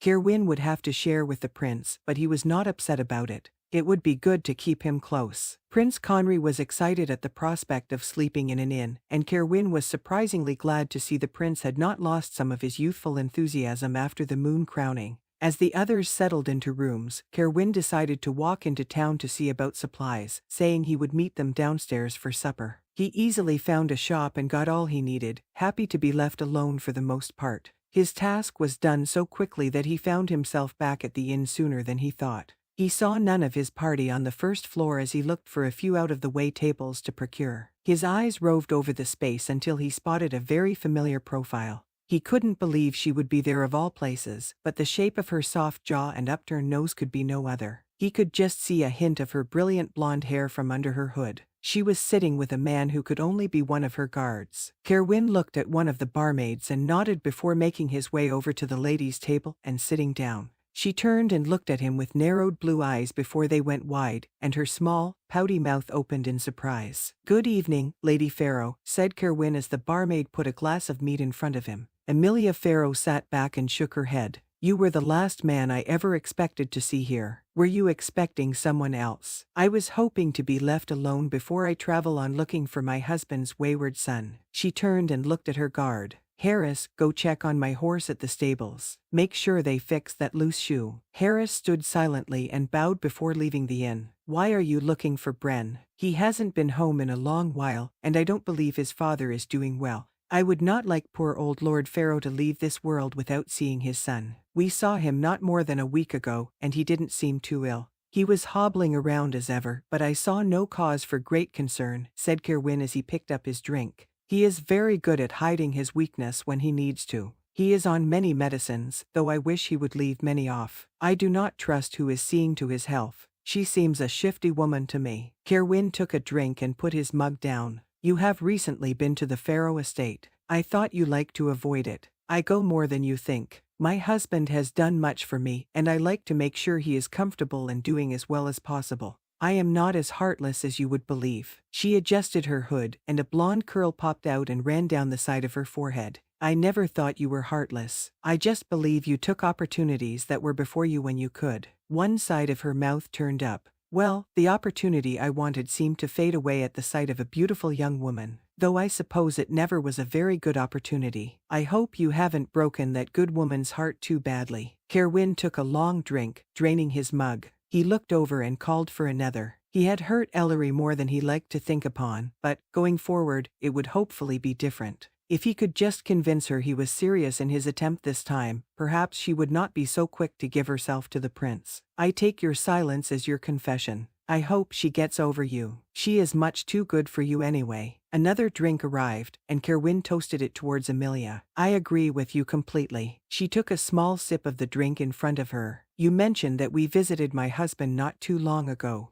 Who were you traveling with?" Kerowwin sat back and looked at her. "I am sure you already know. I know one person you might be with, as I believe it is time he saw to his crowning. I hope all went well for the land's sake and yours." "It is as it should be. I had little doubt. He is the only one who can see to the future of Allethia." She laughed softly. "He is the future ruler, but I don't think he is the only one to see to the future." "Was Lady Ellery with you as well?" The Kerowwin's eyes went to the stairs involuntarily to find them empty. Amelia smiled fully. "Is she with you now? Is the prince?" She turned and looked. "You are staying here on your journey, are you? Where are you headed?" "You know I cannot tell you." "Come now, Kerowwin, as long and as well as we know each other, you could surely tell me. I thought I was one of the few people you trusted." "You were at one time, but it has been a while since we have met. I have heard some things lately that make it hard for me to trust much of anyone," replied Kerowwin. "I have not changed as much as you seem to think. You have traveled and met many people. I cannot know what has been said to you or even what you might believe now. You think my mind so soft it can be changed by some pretty words. As I said, you are a lady of opportunities. If a good one has come your way, I think there may be things you would do to seize it.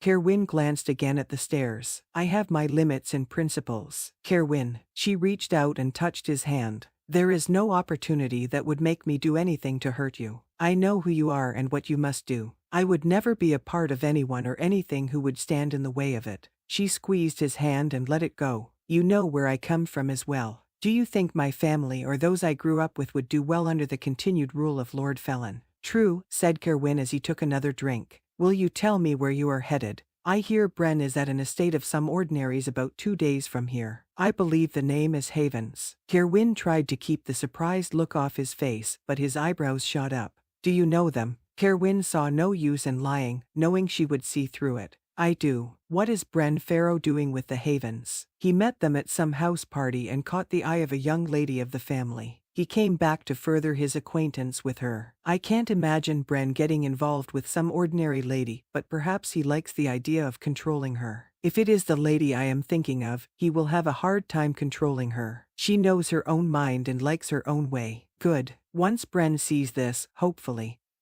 he will abandon his pursuit, and we can carry on to the Farrow estate. Before Kerowwin could say more, he spotted Ellery and the prince making their way downstairs. Emilia turned to look at them. Is that the prince with Lady Ellery? Kerowwin nodded. He is very handsome. They would make a lovely king and queen should the prophecy come true. Kerowwin gave a noncommittal grunt as he took another drink. Ellery spotted him, a curious look coming over her face as she noticed he was with another person. He moved his head, inviting her to come over. Emilia stood as Ellery walked to them with the prince. Lady Farrow, said Ellery with much surprise. This is an odd place for us to meet. I suppose it is, my lady, but I am often in odd places, and some not so nice as this. Her eyes went to the prince. I believe I know who this is, and I do not wish to make a scene as I doubt you want any attention drawn to you. I will only say it is a pleasure and honor to meet you. Thank you, my lady, returned Prince Conry. I was recently shown much hospitality in your home and wish we could have met there. I am sorry to have not been there to receive you. Shall we all sit and eat together? Asked Ellery. We might need to find a bigger table. You will not as I am leaving. I plan to travel on into the night. My guard is seeing to my horse. You will travel on? Asked Kerowwin. Are you sure that is safe, my lady? She smiled softly at him. I am quite good at taking care of myself, and my guard is very skilled. I have taken this road many times. There are some places I can find sanctuary should I need it. Above all, I need to get to my husband's son. He has been away too long. And you really think he is at the Havens estate? Asked Kerowwin as he cut his eyes at Ellery. He saw the shock register in her eyes before she quickly masked it. The prince was not so good at hiding his emotion. Have a safe journey, said Ellery as she stepped in front of the prince, and Kerowwin stood. You as well, all of you, said Emilia. Before she turned to go, Kerowwin took her hand and squeezed it. She nodded at him and went on her way. Ellery watched her go for a moment before she sat down with Prince Conry sitting down beside her. What a strange occurrence to see her here. Strange indeed, and that Bren Farrow should be with the Havens. Is he really there, Kerowwin? How can it be? Asked Prince Conry. It seems he formed some sort of acquaintanceship with a young lady of the Havens family. I think we can all imagine who that would be. Bren is interested in Ayla. Ellery looked for a barmaid. That seems unlikely. Kerowwin nodded. He has no love for ordinaries usually, but perhaps Ayla charmed him. She can be very charming and convincing, said the prince with a small laugh. I am not sure about this Bren fellow, though. I hope Ayla hasn't started something that will cause her regret. A barmaid came over, and Ellery asked for drinks for her and the prince and food for all three. Once she left, Ellery said, I think Ayla can hold her own against anyone. I wonder if Lady Farrow and Bren will still be there when we arrive at the estate. Do you think we should delay our journey? I don't see what harm it will be if they are there. The Farrows have long been supporters of the rightful rulers. They sit on the council. I have known Emilia since we were small children, and I don't believe she would do anything to hurt our prince. We will continue on, and if Bren Farrow is still in residence, you shall have to endure it, Ellery. She groaned as some stew was set in front of them. Kerowwin took another sip of his drink, thinking that he would not be opposed to seeing Emilia again. The lady had been right that she was one of the few in the land that he trusted. Chapter 23. As they neared the Havens estate, Ellery knew it was foolish to hope the Farrows would not be there. Her luck lately had not been great, or perhaps it was all due to her own foolishness. The mess she was in had much to do was her fault, and she knew it. To have spent a night loving Kerowwin was beyond stupid. As much as she did love him, she knew they could never be what she hoped. Of course, she wasn't even sure if her hopes were as they once were. So much of her feelings had changed lately. Even a month ago, she would have easily said her heart belonged to Kerowwin. Even with him pushing away, she could not get it to listen to her. Letting him go seemed impossible, and she longed for him, wishing things were different. Now that she had met Conry and spent time with him, she felt her heart was divided in some way. A space had been made for the prince, and that space was growing every day. Maybe it was pushing Kerowwin out, or maybe a new area was forming. Whatever was happening was so confusing to her that it hurt to think about it. She felt her attraction to Conry grow with each day. The night of the moon crowning, she had been very ready to give every part of her to him.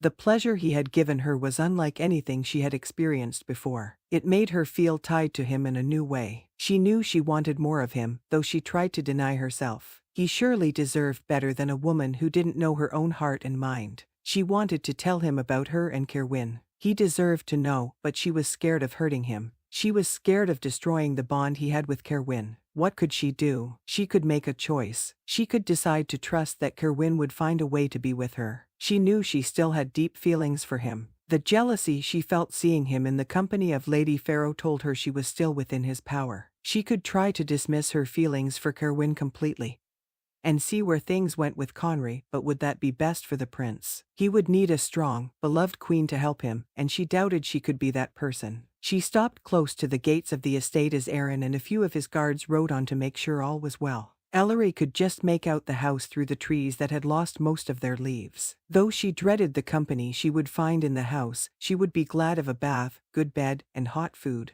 Hopefully, she could avoid Bran as much as she could. She had no objections to Lady Pharaoh besides her closeness to Kerowwin, and Ellery knew she had no claim over the man. "You seem troubled, Ellery," said Conry as he moved his horse closer to her. "I am not troubled, only slightly annoyed. I am glad to be back amongst your caregivers for a rest, but I am afraid there is one here who will try my patience. If he is what you say he is, I can't imagine what he is doing showing attentions to Ayla." Ellery looked at the prince out of the side of her eyes. She is a very beautiful and charming woman. Perhaps she was able to get past his prejudices. They sat on their horses in silence for a few moments. "Does it bother you to think of another man paying Ayla attention?" Conry shrugged. "I do not believe it does. Thinking of it does not bother me. It might be different when you are face to face with it. Seeing Ayla be charmed by a handsome young man may be more discomforting than you think." She glanced at Kerowwin. "I don't think it will, as lately I have noticed little of anyone except you." "Conry," started Ellery, "please do not speak of how unsuitable you are for me. If you do not wish my attentions, you can tell me, but you do not seem adverse to them."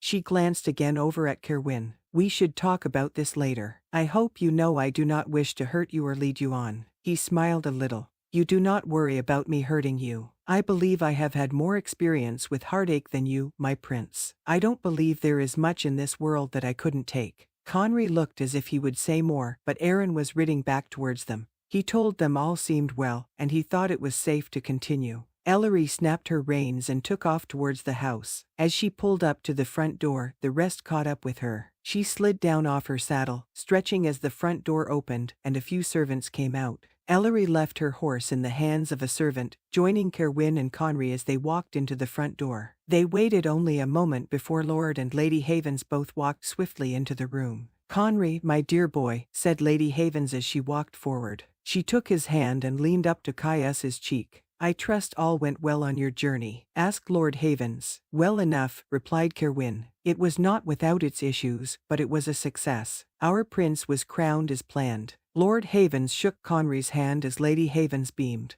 "Oh, I have quite forgotten my manners in my urgency to see the prince. You must all be exhausted. We have other guests, but I am sure you would rather clean up before you are introduced. Why don't you go up to the rooms you stayed in last time, and I will have some water brought up for all of you." "It would be very appreciated, Lady Havens. I hardly feel fit to be seen by you and would hate to give a bad impression to your guests," said Ellery. "You don't have to worry about impressing me, Lady Ellery," said Bran Pharaoh as he walked into the room with Ayla by his side. "I already know you quite well." He gave her a nasty smile as Ayla came up and hugged her. "You look lovely as always, Ellery," said Ayla. "I am just so glad you are all back safe. I was beginning to worry. I thought you might be back by yesterday." We had a few things happen to detain us, but, as you can see, we are no worse from where. Just a little dirty, said Conry as Ayla approached him. She offered him her hand, and Conry took it, giving it a swift caress. If you will excuse me, I would like to bath and change clothes before supper, said Ellery, very ready to get out of the hall as Bren had not stopped staring at her since he had entered. The look on his face was not friendly. I will walk with you, Ellery, said Kerowwin. They walked together up the stairs. Once they were past the second-floor landing, Kerowwin spoke to her softly, Are you all right? You have been very quiet on our journey back. You have barely spoken to me. She sighed heavily. I don't know, Kerowwin. I feel like I make everything worse. I doubt that. We would have been in real trouble on this journey without you. I had no idea your magic had grown so strong. It started at the temple and has continued since the prince's crowning. I'm not sure if it is because I experienced the power of the goddess, or that our true ruler is well back to being where he belongs. They reached the third floor, and Kerowwin stopped for a moment and took her hand. He looked down the stairs before turning his eyes on hers. I don't know how you are feeling. I can sense you slipping away from me, and I don't blame you. After all I have put you through, I can't imagine how you feel anything for me, but I want you to know my feelings for you have only grown. I will try to wait until all is well in the land, but Ellery, you mean more to me than anything in this land. I want you to believe it. I will show you. Kerowwin, I don't know if I can hear this right now. It is not that I don't believe what you are saying, but I am not sure you know your own mind. I am sure I don't know mine. If I could, I would go far away from both you and Conry, but we both know I cannot. I do need time, though. Kerowwin nodded. Just tell me you haven't completely dismissed me from your heart. Please. They both turned as they heard footsteps coming up the stairs. She let go of his hand and started walking towards her room. When she got a little down the hall, she turned and looked at Kerowwin. I could never completely dismiss you. It is impossible. Before he could respond, she moved swiftly to her room and entered into the safety of solitude. After bathing and dressing, she stalled a bit in her room, not wanting to go downstairs. She had almost determined to take a tray there when there was a knock at her door. She answered it to find Prince Conry. I would like it if you would let me escort you to supper. After being together these past 2 weeks, it seems strange not to have you by my side. She nodded. I believe I am ready as I can be. She exited her room and took the arm he offered her. Do not let this young man bother you, Ellery. I can already tell he is not worth any of your concerns. Why Ayla has any fondness for him, I cannot know. He can be charming when he wants, and he is a handsome man. His family is also very influential. They have been on the council of the king as long as mine. If she is looking to unite herself with a powerful shifter family, he would be a good choice. I didn't realize how much she longed for a connection. I suppose she was trying to truly unite herself with me. His voice became quieter. I thought it was just because she enjoyed spending time with me. She turned to him, hearing the hurt in his voice. I am sure she did enjoy her time with you. She could have more than one motive. She must have known that any idea of the two of you was far-fetched. She laughed a little and leaned in closer to him. You know how charming you are, my prince. I wanted nothing more than to find fault with you so I could dismiss the prophecy. I tried to play a game and push you away from me. Instead, I have found myself more and more drawn to you, and I don't think it just has to do with some ancient magic. He smiled at her. Perhaps you should stop resisting completely. I don't think you and I would make each other unhappy if we were to marry someday. I imagine you would be a wonderful queen. You need to see more of the land and the people in it before you decide anything. We also need to focus on the task at hand. Saving this land from Lord Felon and getting you on the throne is what really matters. I know you are right, but Ellery, tell me that you feel what I feel. Can you not sense the connection between us? She looked down as they walked. His question was so similar to Kerowwin's that she felt ashamed even to be thinking what she was thinking. She did feel a connection with the prince. She was coming to care for him very much. She was close to loving him. She knew she loved Kerowwin, and she felt like a wretched creature. Ellery, asked the prince quietly. She could only answer honestly. You know how connected I feel to you, and you know I have feelings for you. I would think our experience outside of the temple would tell it to you. Then I have much hope for my future, my lady. I will focus on Allethia and my crown for the time being, but the thought of you will never be far from my mind. They came to the bottom of the stairs and turned towards the dining room. The first person she saw was Kerowwin, and she felt her shame grow. He gave her a small smile, and she returned it, wishing she could run far away from them, both him and the prince. Her punishment from the universe came as having Bren sit next to her at the meal. On her other side was Lord Pharaoh, who was deep in conversation with Kerowwin. Therefore she had all of Bren's attention. "It seems so strange that I would meet the very family who housed the prince all these years," said Bren as he picked up his cup of wine. "Strange indeed," said Ellery. "I wouldn't think you would have any interest in meeting a family of ordinaries. But Lady Havens is a flint as well. She may not have any abilities, but she is still connected to a shifter family. But Lady Ayla is not. She is of Lord Haven's family, which has no shifter abilities or magical power. It seems strange you would show any attentions to her." "Do you not like her, Ellery?" asked Bren. "I like her very much, but I do not have the wicked prejudices that you carry. So outspoken for a woman with barely any abilities. Can you even shift at all, being only a half-breed?" She closed her eyes to steady herself as her hand shook while she moved it towards her wine. "I can do more than you can imagine, Bren. You do not want to find out. Are you talking of the magical power you got from your mother? I suppose she taught you a few tricks, but I doubt you have full control as a real sorceress. What was your father thinking, marrying your mother? It would be better if he had kept to his kind and she hers. I doubt you could understand what would make two excellent people so drawn to each other. Someone without a heart could never understand love." He gave a quiet sardonic laugh. "Love is the stupidest notion ever invented.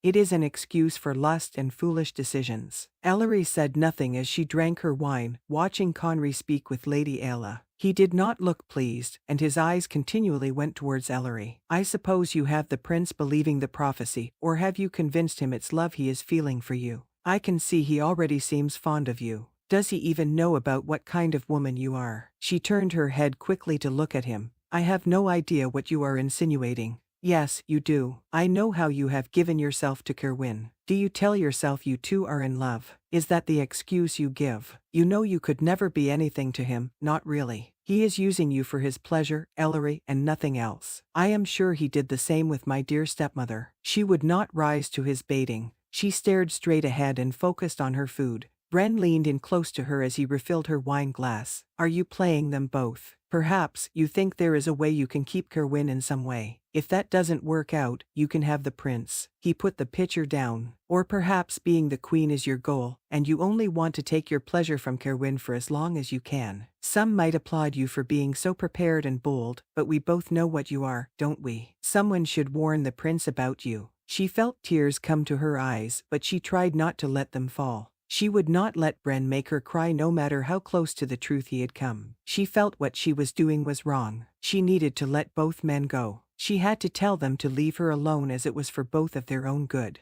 Kerowwin had a duty to do, and she was nothing but a distraction. Conry was to be king, and he deserved a wife and queen who could support him and love him completely. She looked up to see Conry looking at her with concern, and she let one tear fall down her cheek. She quickly wiped it away and focused on her meal. "Are you actually crying, Ellery?" asked Bren quietly. "I never knew you were so weak. You are many things, but I never thought to see you like this. You are even more undeserving of your family and role than I thought." Somehow she made it through supper. Bren was focused on Ayla and the prince in the parlor as Ellery sat quietly by Lady Havens on the sofa. She watched the woman sew the same simple dress she had been working on the last time they were in attendance. It was almost complete. "That is very lovely, my lady. It will be a beautiful present for the intended young girl." Lady Havens smiled. "I am rather pleased with it. It has taken me longer than most women, and I have had to redo many parts of it. But it has all been worth it, as I think it has truly become something lovely and worthwhile. I almost quit a few times, but now I am glad I did not."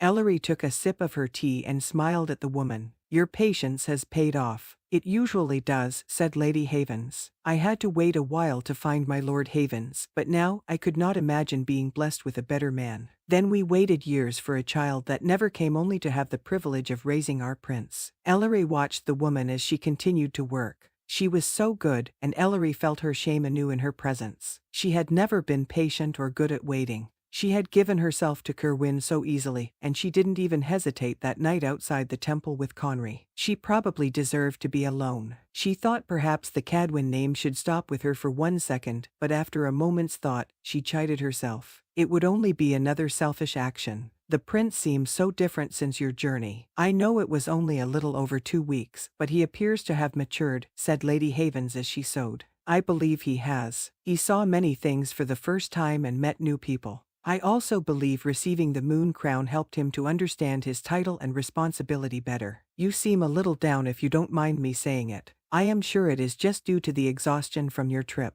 Ellery sat back a bit on the sofa. I am tired from the journey. It was long and not easy. My mind is troubled as well. I am afraid I have not been as I should. Lady Havens stopped sewing and put her work aside. She looked around the room before she turned to Ellery. We all have moments of doubt, dear lady. You are very young and still trying to find your way in this world. I doubt it means much to you, but I believe you are an exceptional young woman. I like to think myself a good judge of character, and I do not find anything wanting in you. Ellery stared at Lady Havens as the woman took her hand. She had thought the woman rather bland and quiet. There was no harm in her, but nothing exceptional. Now, as she stared into the woman's steady brown eyes, she felt there was much more to this woman than she first thought. It was strange, but Ellery almost felt an echo of motherly love. Trust in what you know is true, and ignore those who tell you otherwise. She turned for a second and looked towards Bren Farrow. There are those who only wish to hurt and demean. Their opinion has little value.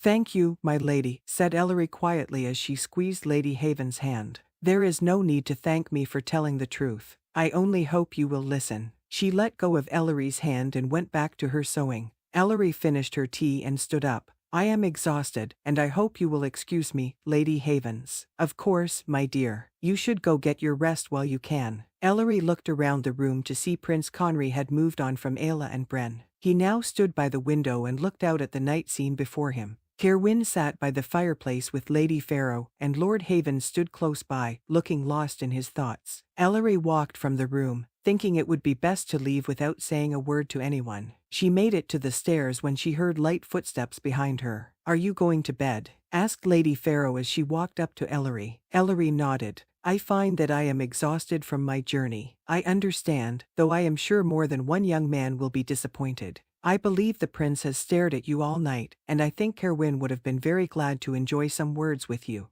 He seemed happily occupied with you for most of the evening. I imagine you had much to catch up on, said Ellery as she started up the stairs, Lady Farrow walking with her. We are old friends and have always conversed easily. They walked up to the 3rd floor, and Ellery turned to go to her room when Lady Farrow grabbed her arm. I am not your enemy, Lady Ellery. I hope you know it. I don't pretend to know your relationship with Kerowwin, but I know he feels for you more than anyone in this land. His only duty is to Allethia and our prince, said Ellery. It is the way it must be. Are you so sure? Kerowwin always has been. Even if he speaks differently for a time, I believe he will eventually go back to his original beliefs. Lady Farrow let her go. Or perhaps your happiness means more to him than anything, and he believes you want to choose another. Ellery took a deep breath. They are both better off without me. You should let them both decide what is best for them. The only thing you need to worry about is your wants and needs. Ellery looked at the woman for a moment. If only it were that simple. She turned and walked to her room. Chapter 24. Conry stood by the fireplace, looking around the room. He wished more than anything he could go outside, but the rain had been steady all day. There was nothing to do except try to find amusement inside.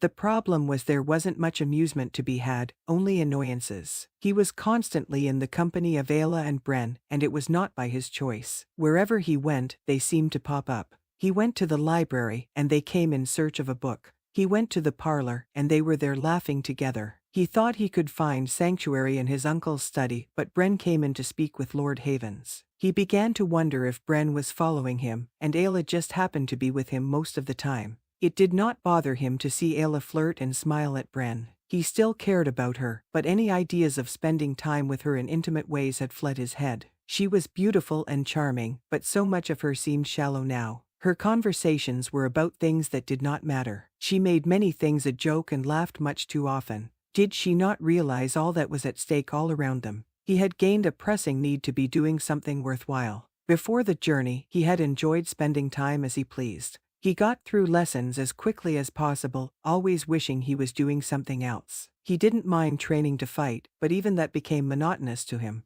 He liked to sneak away when he could and find more leisurely activities, usually in the company of a pretty woman. Now, he wished he had not been so flippant with his time. He should have learned more about the land and its history. He should have spent more time learning how to fight with a sword. He could have spent more time in his wolf form, listening to his instincts. He had much to make up for, and he knew it. He needed to reclaim his throne and be a good king for Allethia. Other feelings had been stirred up in him since his journey, and it left him just as restless. Ever since he had met Ellery, he felt drawn to her, but since the night at the northern temple, he thought every part of him cried out to be near her. He definitely wanted her. He cursed the stupid men who interrupted his night with her after the crowning. All he had gotten was a taste of her, and it made him desperate for more. Even just being in her presence soothed him. She was not in the parlor before him, and strangely enough, neither was Bren for once. For some reason, Conry felt uneasy for Ellery, so he decided to see where she might be. As he left the room, he caught the attention of Ayla, who walked out with him. "You have been very quiet.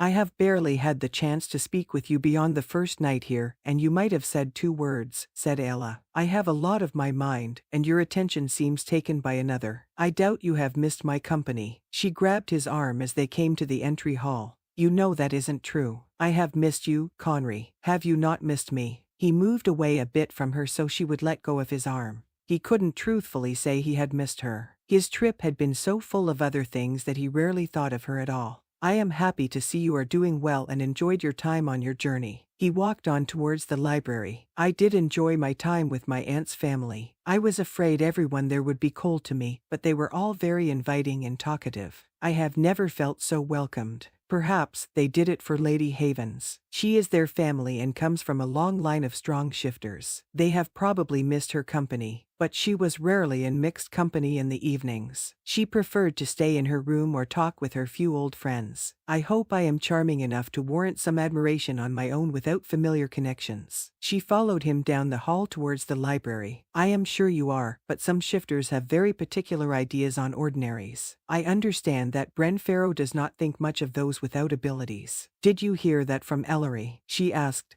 Conry stopped close to the library door and looked at her. "You do not think her a reliable source." "I like and care for Ellery very much, but perhaps she has her own prejudices. I understand that she was very fond of Bren growing up, and he never showed her any favor. Maybe she resents him for passing her over." "I doubt it. She is a Cadwin and very powerful and talented. She could have almost any young man in the land. Why should she regret someone like Bren? Why should he think so much of himself?" "You should be careful, Conry. You are starting to sound envious." She again took his arm and moved close to him. "I hope you know that no one could come before you. I still think about our times together often. Bren is fun and not bad looking, but he is nothing to you." He rolled his eyes slightly and was about to tell her he couldn't care less who she spent her time with when the door to the library opened. Ellery rushed out holding a book, looking pale and agitated. She stopped when she saw Conry and Ayla. As she took in their close position with Ayla holding on to him, her eyes widened.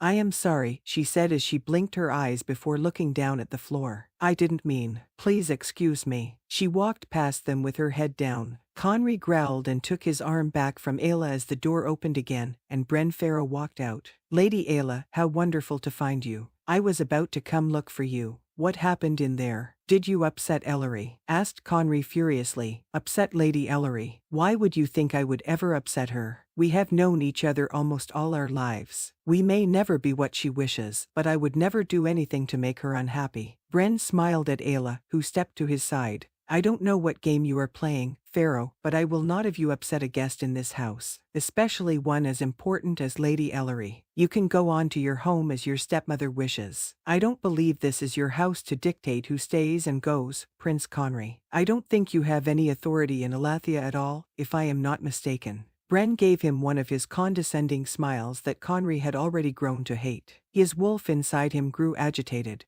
Not only had Bren upset the woman he cherished above all others, but he had leveled a threat at his position. "Are you challenging my right as king, Farrow?" rumbled Conry, trying to keep himself in control. "I am sure he is not, Conry," said Ayla. "He was just trying to say you do not own this estate, which is very true. He did not mean you do not have a right to the silver throne." Conry looked at Bren, who smiled at Ayla. "Of course not, my dear. I only overreacted to the thought of being taken from this house before what I came for is complete." He gave her a very suggestive look that caused her to blush. Conry decided he didn't want to hear any more. He turned to seek out Ellery and make sure she was well. He also wanted to make sure she did not misconstrue what was happening with him and Ayla. He checked in a few small sitting rooms along the way back to the entrance hall but did not find anyone. He almost walked to the parlor when he spotted Aaron standing by the window, looking out. "What is it?" asked Conry as he walked up to the man. "I am keeping an eye on Lady Ellery. She wished to go for a walk even with the weather like it is. It is barely raining now, but I am afraid it will pour any minute again. If she gets out of my eyesight, I will go get her." "I'll go now," said Conry as he spotted a servant. He asked for the closest cloak, not caring who it belonged to. One was brought to him promptly, and he stepped outside. It was misting, and the wind was gusting. It was a miserable day to be outside, but he spotted Ellery by a large tree, standing with her cloak open, looking up at the sky. Walking over to her, he watched her for a moment. "What are you doing?" "My mother used to be able to control the rain a bit. She could stop it for a few minutes or make it pour around her. I was never very good at it, but with the power I have been feeling, I thought to try it." "And how do you get on? You aren't standing in a soaking wet rain, are you?" she said sadly. "I'm beginning to think the problem is I do not wish it to either pour or stop raining, so my magic will not listen to me," replied Ellery as she held her hand out to feel the soft mist. "I understand not wanting it to pour, but why would you not want to stop the rain even for a few moments? It has been dreadfully boring here the past few days. I think it suits my mood." She put her hand down and turned to look at the tree. "Ellery, if you are unhappy here, perhaps you should leave for a time. You could go see your father, maybe." She looked at him, her eyes looking red and tired. "You wish me to leave?" "Of course not, but above all, I want you to be happy. If being away for a while would help you feel better somehow, I would like you to go. I am sure you miss your father." "I do miss him, but he is away from home, investigating what we learned at the temple. I wrote to him that night in the inn. I wanted to put him on his guard. You have an aunt, don't you? You could travel to see her for a bit." She gave him a very small smile. "I haven't seen my aunt in almost a year. I have no idea if she is home as she likes to wander the land, but it might be worth the effort to see if I could catch her. It might be smart to leave all of this for a short while." Conry swallowed, not wanting her to leave, but if she needed to go to regain her spirits, then she should. He tried to sound casual. "You should go then. You could leave as soon as tomorrow. I am sure Aaron and your guards would see you there safely. I could go, but it's just..." "What is it?" He took her hand and pulled her gently until she faced him. "I'm having a hard time imagining leaving your side. Perhaps it is just me, but I have sensed the bond between us grow ever since the crowning and that night. I don't know what it is, but it makes it hard for me to imagine being so far away from you. It's not just you. I have felt it too. I think I may be more certain of what it is to me than you are. I will not press you, though." He rubbed her hand with his. "Perhaps I could journey with you. I guess that means Kerowwin would have to come, but I don't think it would matter much to him. Once Lady Pharaoh leaves, I don't think he has much attachment to this place." Ellery tore her hand from his and let out a groan of frustration. "That is the last thing I need, traveling with you and Kerowwin somewhere else. Perhaps I should just go and leave you both here. I can't take this anymore." Conry took a step back from her. "What do you mean? Has Kerowwin does something to you? Has he hurt you somehow?" She gave a harsh laugh and shook her head. "Conry, there are so many things I wish I could tell you. I know I should, but I just can't." He reached for her again, but they were both startled by a loud clap of thunder. The wind blew harshly as the rain started back up. She grabbed his hand and pulled him towards the house. "Wait," he said as he stood his ground. "Please tell me what you mean. I promise you can tell me anything." A bright flash of lightning surrounded them, and thunder rolled again. She shook her head and pulled him forward. "Not now, and not here. We must get in the house." The wind blew again, and the tree groaned around them. A large limb came loose and landed close by. He took off towards the house, keeping hold of Ellery. When they made it to the front door, it was opened by Aaron. They both ran in to be met by Kerowwin and Lady Pharaoh. "Were you two outside?" asked Kerowwin. "You aren't hurt, are you?" Ellery shook her head as she took off her cloak. Conry did the same and handed it to a servant. "We are fine, Kerowwin. We just got caught out in the rain." Ellery smoothed back her hair with her hand. "I should go clean up. I don't need to give anyone another excuse to find fault with me today. Please excuse me." She ran up the stairs before anyone could say a word. Kerowwin stared at Conry, and Conry was surprised to find some anger in his eyes. "What happened out there? Did you quarrel?" "I don't believe so. She was already upset when I found her. I think Bren Farrow did or said something to her in the library. She hasn't seemed well since we returned, so I suggested she might like to leave the Havens estate for a time. You asked her to leave? Asked Kerowwin with surprise. That is not wise, Your Highness. She is your first advisor, and you will need her as we work to retake the Silver Throne. I only thought she could take a few weeks and get some distance while certain people are in residence here. He looked at Lady Farrow. I mean no disrespect. I know you do not. Bran and Lady Ellery have never been friendly, and I believe I know who is to blame. I will try again to get my husband's son to leave, but he seems adamant about staying here. Conry looked up the stairs. I wonder if it is not something else as well bothering Ellery. She appeared to want to tell me something else that had something to do with you, Kerowwin. You haven't had any harsh words with her, have you? Kerowwin stepped forward, but Lady Farrow moved ahead. I am sure it is nothing serious, Your Highness. You have all been on a long, difficult journey, and I am sure Lady Ellery is just tired. She has been away from her home for some time, and I believe she is concerned for her father. Let me check on her. By supper, I have no doubt she will be recovered. She walked up the stairs as Conry and Kerowwin watched her. You trust Lady Farrow, don't you, Kerowwin? Asked Conry as he turned from the stairs. Yes, very much. Why do you ask? I've just had a bad feeling since we've returned. I am not sure I like the Farrows in residence. I can do very well without Bren being here, but I don't believe the Farrows are traitors. They have long served our land and your family. Bren is not one I enjoy being around, but I don't believe he will betray you. Conry heard laughter come from the parlor, and he knew it was Bren and Ayla. I hope you are correct, Kerowwin, and I hope Lady Farrow can convince Bren to leave soon. I think he has long outstayed his welcome. Chapter 25. Ellery paced by her fireplace in her room as she heard a knock at the door. She thought to ignore it when she heard a female voice from outside. Lady Ellery, I hope you will let me in. I would like to speak with you, said Lady Farrow. Ellery stopped pacing and stared at the door. The woman sounded very kind and concerned. There was no reason not to let her in, even if she had spent almost every waking moment taking up Kerowwin's time.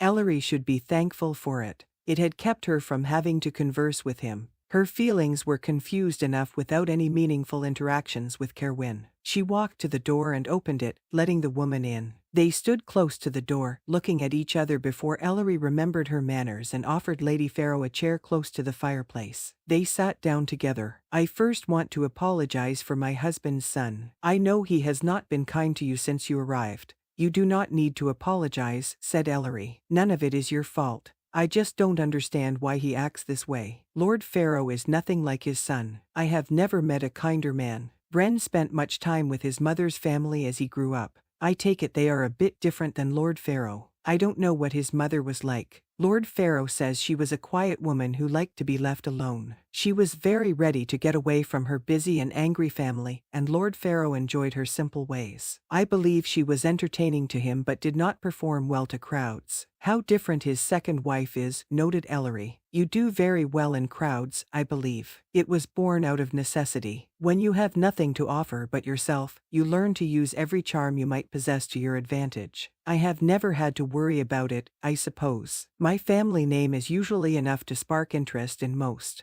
Yet, you are still charming and intelligent. You could have relied on just your name to get you by, but you worked to make yourself into the impressive woman you are today, said Lady Farrow as she placed her hands in her lap. I am not sure how impressive I really am. Lady Farrow looked at her sharply. Yes, you are, and you should be. Every woman should know their worth, and you are beyond worthy of respect from any man or woman. Which is why I am surprised to see yourself be affected by the opinions of 3 young men. 3. Lady Farrow nodded. There is first, Bren. You should discount everything he says because you know none of it is true. I would think you could cut him down easily with your words if you wish. I have not the strength this time, and to be honest, some of what he has said touches on a bit of the truth. Ellery looked down. I have much to be ashamed of. I am guessing that has to do with the other 2 men. I could skin Kerowwin alive for making you feel so. I thought he was a better man than to toy with a woman like you. All men really are such idiots. Ellery looked at her, not sure what to say. I know a little of your and Kerowwin's past and, dare I say, present.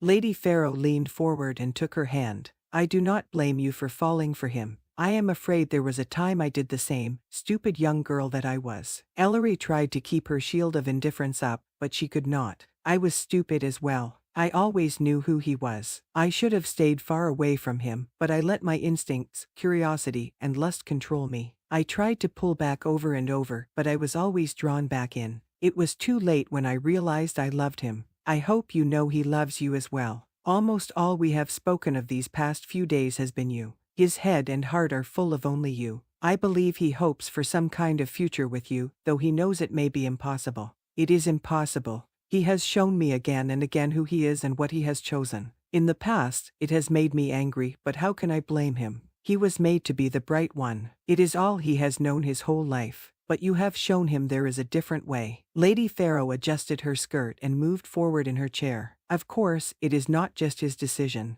He is afraid your heart is now divided. I'm not sure divided is the right word, though it might come close to explaining it as anything. I didn't mean to feel anything for Conry. I came here determined to think nothing of him except as a part of my duty as the first advisor. I have heard enough of that silly prophecy. I wanted to do anything but follow it. But the prince was more than you thought. Ellery sagged in her chair. He has proven quite wonderful, and I was not indifferent to him from the start. I felt the pull towards him, but I am afraid it is only due to some old magic or design of the goddess. I don't wish to be a puppet in the scheme of the universe. We are all just puppets, my dear. I am sure we have some choices, but in the big picture, what are we all except very minor players of the play of life who are only on stage for a very short minute? You should accept that and do what you can to make your minute to your liking. I wish I knew where to start. You can start by remembering who you are. You are Lady Ellery Cadwin and one of the most important people in this land. Much of what you will do will affect Allethia, and it is not dependent on the two men in your company. Your decisions and actions can do much for all of us. Lady Farrow smiled.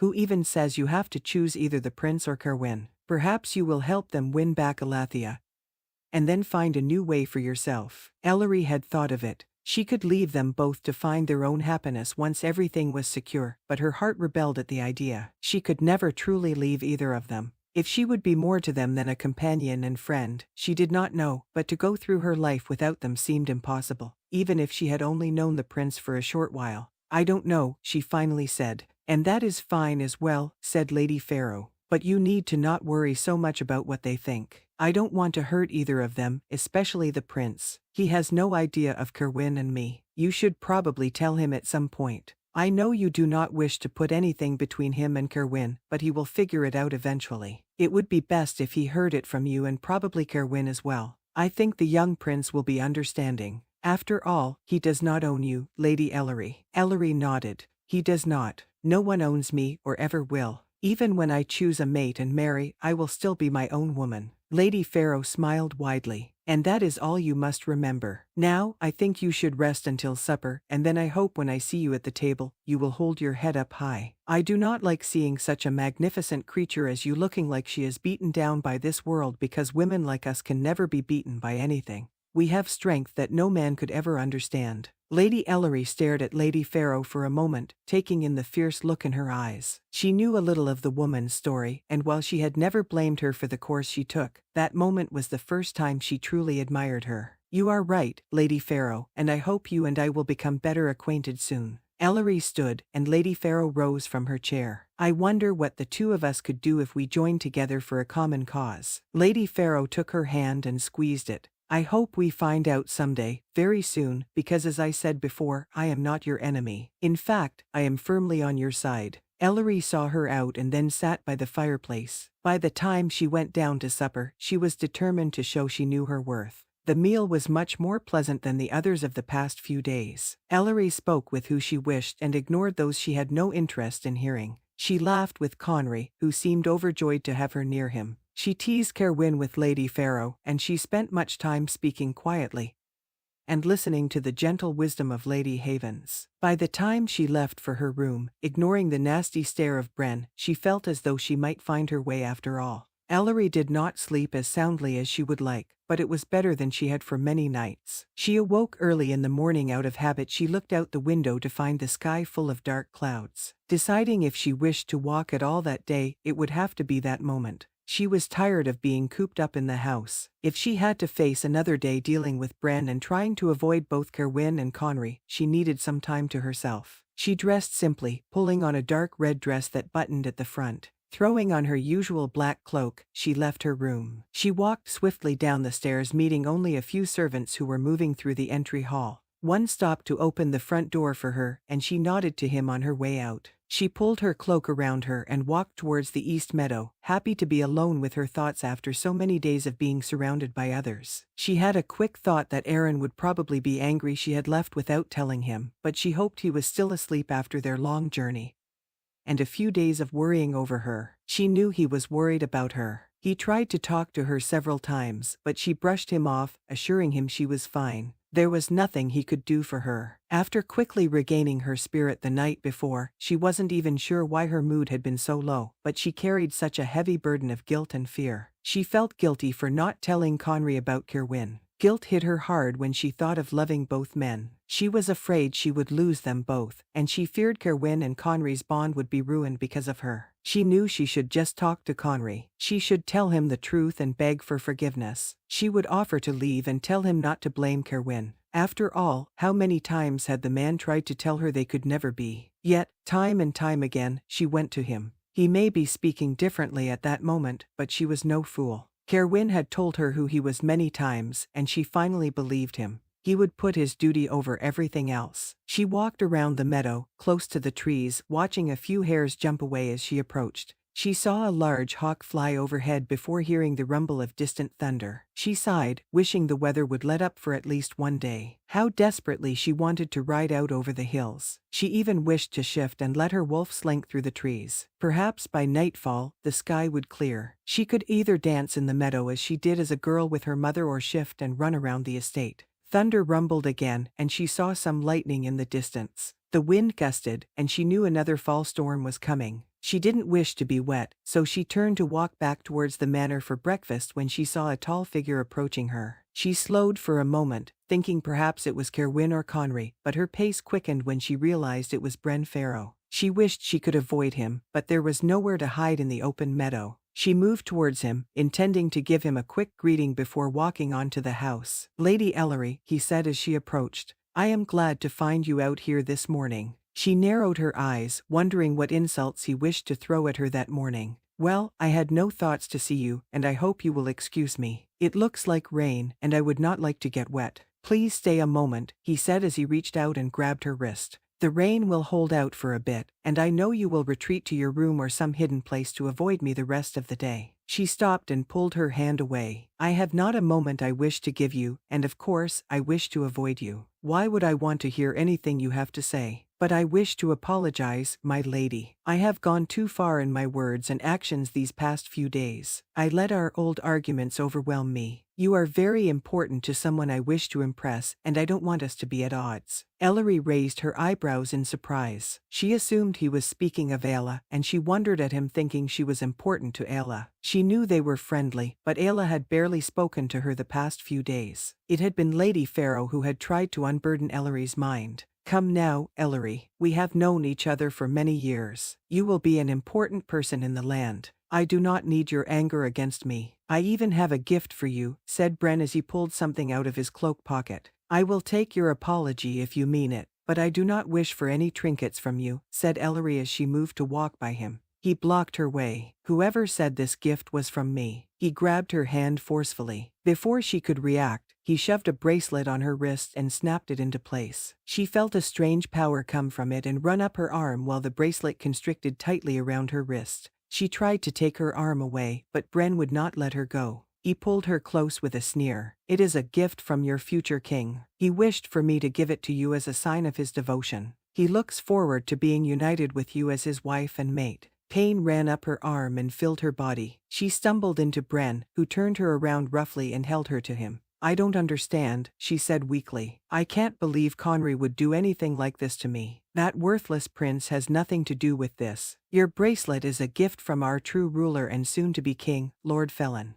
He is anxious to have you by his side, though I can't think why. I suppose it has something to do with the prophecy." She tried to summon her magical power, but it would not respond to her commands. All she received was another wave of pain that caused her to cry out, "What have you done to me?" "The bracelet is very special, my lady. It was made by the head healer and sorceress of Lord Felon. He gave it to me, his first advisor, to present to you. It blocks all of your powers, so you would do best not to resist it. I have been asked to bring you in with minimal injuries. You are a traitor, are you? You are going against everything your family has been for over 1,000 years. What will your father say about this? I couldn't care less about that foolish old man or the whore he married. My father is dead and gone by now if all went to plan, which means I am Lord Pharaoh. I have seized more power for my family's future. Lord Felon is the future. He will lead Allethia into greater heights than has ever been seen. He will see to destroying families such as the weak ones on this estate. He will take their land and give it to powerful shifter families who deserve it. You and your pathetic lord will be the ruin of this kingdom, and I will not be a part of it. You think you have a choice, Ellery. You can fight all you want, but in the end, you will bend to the will of your king. I will only serve my rightful king, and I will not go with you, said Ellery. She stepped down hard on Bren's foot and slammed her elbow into his stomach. Het let her go for a moment, and she grabbed at the bracelet on her wrist. It was made of dark brown leather and had an etching of a large wolf's head that she knew was Lord Felon's standard. She pulled at it, trying to get it off. She saw Bren move towards her, and she ran forward. Her head was snapped back as Bren grabbed her hair. She pushed back, trying to throw him off of her. I will die here before I let that man touch me. Bren pulled her hair harder and grabbed her arm, digging his fingernails into her skin and yanking her roughly. You will do as I say because you have no choice. He shoved her towards the tree line at the back of the field. As she struggled, she felt her magic try to spark within her, but all it did was cause her more pain. It became so severe she wasn't sure she could stand it anymore. She kept trying to make him release her as she heard more thunder around them. The wind blew hard as she felt the first drops of rain hit her skin. She whimpered pathetically as he shoved her hard toward the trees. The pain running through her was becoming too much. As they neared the back tree line, she felt herself becoming faint. She was vaguely aware that Bren had pulled out a silver dagger. As everything around her went dim, she heard someone call her name. Chapter 26. Kerowwin woke up with a start, sitting straight up in his bed. He wiped his forehead to feel the sweat gathered there. His stomach rolled, and his head pounded. He wondered if he was becoming ill. He took some deep breaths, and he realized something was very wrong. He jumped up out of bed, not sure of what he was doing. As he looked for a shirt to throw on, he thought perhaps the prince was in trouble. It shouldn't be possible. There were an awarded estated with only those who were on the prince's side, but the feeling inside of Kerowwin made him think something was dreadfully wrong. He slipped on a shirt and put on his boots. Just as he stood back up, there was a pounding at his door. He hurried over to open it, finding a distressed-looking Prince Conry wearing a cloak and his sword as he stared at him. "What is it?" asked Kerowwin. "You aren't hurt, are you?" The prince shook his head. "I think something is wrong with Ellery. I know this will sound strange and as though I am out of my head, but I just know she is in danger. I woke up feeling sick from it, and I knew it had to do with her. I've already been to her room and found only a servant seeing to the fire. She is gone, Kerowwin." Kerowwin tried to settle his breath. It helped to see the prince was not injured, but the thought that Ellery could be in trouble increased the sickness in his stomach. He tried to remain calm. She might have just went for a quick walk. She hates being inside for too long, and the weather has been terrible. Will you go with me to look for her? I know it is silly, but I need to see her to settle. Kerowwin nodded and grabbed his cloak and sword before stepping out into the hall. We will walk the grounds and see if we can find her. She favors the east meadow, doesn't she? Yes, she likes to walk close to the woods, replied Conry as Kerowwin shut his door. They walked down the hall towards the stairs and met a simply dressed Amelia Farrow there. Is something wrong? She asked. I heard pounding on the door across from mine, and when I inquired from a servant, she said the prince seemed upset. Prince Conry is concerned for Lady Ellery. He might have had some bad dream, perhaps, but he woke up feeling as though she might be in danger. I am sure she has just gone for a quick morning walk. We are going to see if we can find her. Amelia looked at Prince Conry closely before nodding. I will go with you if you don't mind. Let me grab a cloak. Kerowwin saw no reason to deny her. They only had to wait a few extra seconds before she ran back to them, and they proceeded down the stairs. As they walked to the side of the manor towards the east meadow, the prince set a fast pace. Kerowwin lengthened his strides to keep up while Amelia practically jogged. Thunder boomed around them as the wind picked up, and Prince Conry looked up at the sky. I am sure it is nothing, Your Highness, said Kerowwin, though his gut told him otherwise. We will probably meet her hurrying towards the house to beat the rain. I hope you are right, Kerowwin, but I would like to find out for myself. They entered the east meadow, and Kerowwin saw some color against the leafless trees towards the back of the area. Conry broke out into a short run and stopped staring into the distance. Ellery, he called. Kerowwin caught up with him and strained to see Bren dragging Ellery towards the woods. What is he doing? He took off into a run, knowing something was not right. Conry ran beside him. As he got closer, he could see Ellery struggling as Bren pulled at her hair and arm. Kerowwin growled before calling out her name. He could feel his wolf agitated, wanting him to shift. Instead, he opened his cloak and pulled out his sword. The prince did the same as they stopped a few feet from Bren, who had turned around. He pulled Ellery close to him, holding up a silver dagger. Ellery looked as though she was in immense pain. Her eyes were barely open, and she was breathing heavily. As she clawed at Bren's arm, he could see she had some sort of large leather cuff on her wrist. "Bren, what are you doing?" asked a gasping Amelia as she stopped by Kerowwin's side. "Nothing of your concern, you worthless harlot," said Bren. "Let he go now," said Conry, his voice low and threatening. "I cannot, as she is needed by me now, and soon by my future king," said Bren as he worked to gain control of Ellery's arm. "Your future king?" asked Kerowwin. He glanced at Bren before his eyes went back to Ellery. He had no idea what the man wished to do to her, but he had to stall Bren while he thought of a way to make him release her. "Lord Felon is almost here to claim his mate and future queen. I only need to prepare the way for him." "Lord Felon," spat Amelia, "you have been working for him." "Of course. Why else would I befriend that silly, thoughtless ordinary? She is very pretty, and it was not unpleasant to do what I must to her to get her to talk. She told me all about her time with Prince Conry and how he was staying at Lord Haven's manor. She mentioned his little trip and when he was expected back. It was too easy to get her to invite me here. I would never have been able to find it on my own. Now I have what Lord Felon wants, and can give him the chance to do away with you as well, Prince Conry. After he raised me up and made me his first advisor, all I could do is as he wishes. Now, stay there while I do what is necessary. I only need a bit of her blood, as Lord Felon would not like her overly harmed, but if you come close, my blade may slip." He reached with one hand and pulled a small vial out of his pocket. He poured it on the ground near the woods as he grabbed Ellery's hand with the other. "What are you doing?" she asked weakly. Kerowwin could tell she was barely able to stay up, even supported against Bren. "Your mother made the protection wards around this estate. I need the blood of her daughter to finish the spell to undo them. Let me have your arm." "No." Ellery tried to push his hand away as she kicked at Bren. Something seemed to cause her pain as she cried out. Kerowwin could hear a low growl come from Prince Conry. He was hunched over, ready to shift. Kerowwin could feel his own wolf become harder to control. "If you shift, I will kill her instantly. Lord Felon may be upset, but he can go on without her. I can tell him her death was your fault, and he will make sure you both pay." Bren managed to open Ellery's arm fully as she whimpered against him. "Besides, Your Highness, I can't understand why you care for this woman at all. Do you not know what she is? She is even more of a harlot than my dear stepmother. She has been giving Kerowwin favors for years, and I am sure she still is." Conry looked at Kerowwin, who closed his eyes for a moment. "I promise you it is true, Prince Conry. I believe the silly woman even thinks she is in love with him.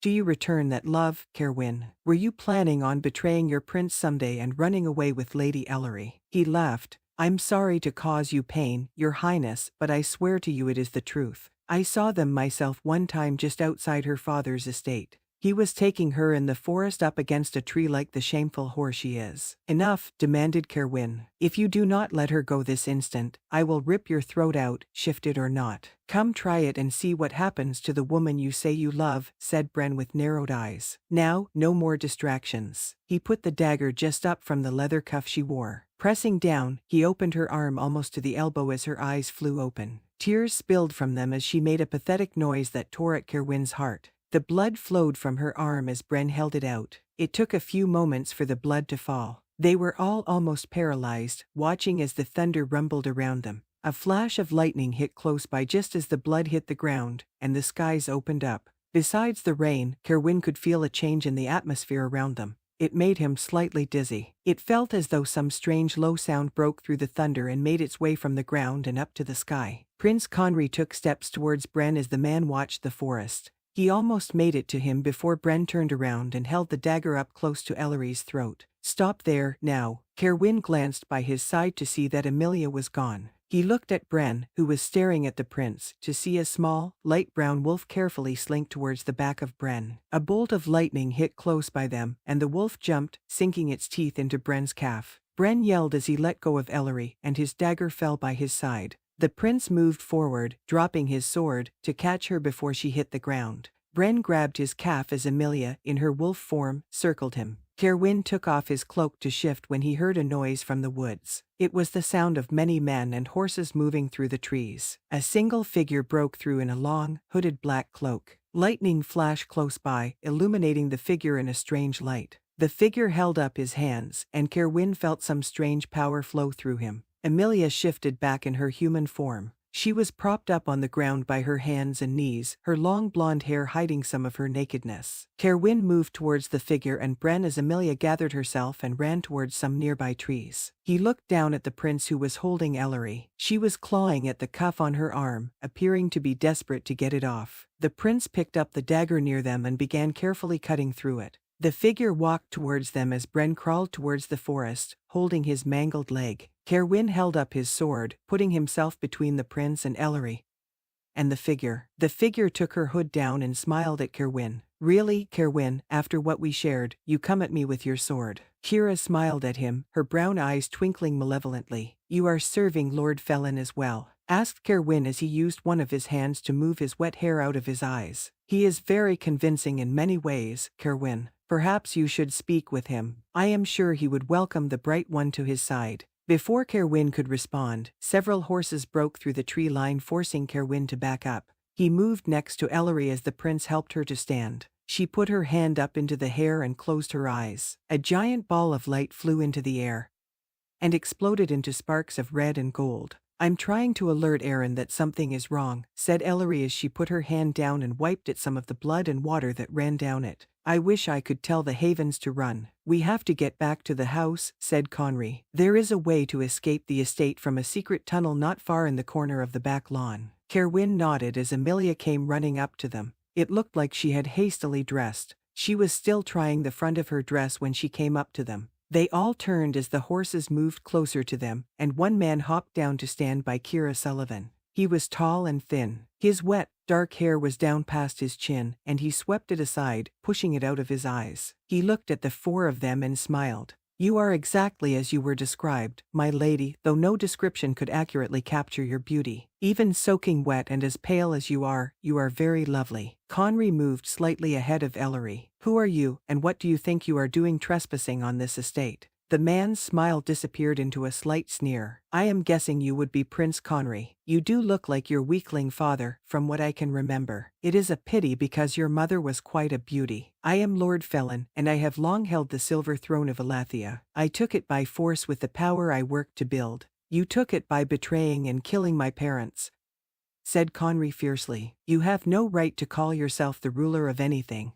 He has every right, said Kira as she stepped forward. Many of us follow him and will continue to do so. He stands for what Allethia must become. We could never follow someone from such a weak line as yours. Now, I don't wish for anyone to be hurt today. I will even let your ordinary caregivers keep their estate for a time. All I wish is to escort Lady Ellery where she belongs, in the great city with me. It is time she learned her true place. Ellery held on to her hurt arm, but she stood straight. My true place is here with my future king. I serve the Gildans as my family has done since the beginning. I am not a traitor. You would rather watch your friends die. I don't want to do it, but I will kill every one of them if that is what it takes. I am willing to let the prince live out his days in peace and quiet. I invite the bright one to join me. He can even come with you to the city. I hear he enjoys your company. Lord Felon laughed. I don't mind sharing at times, you know. Kerowwin glanced at Ellery.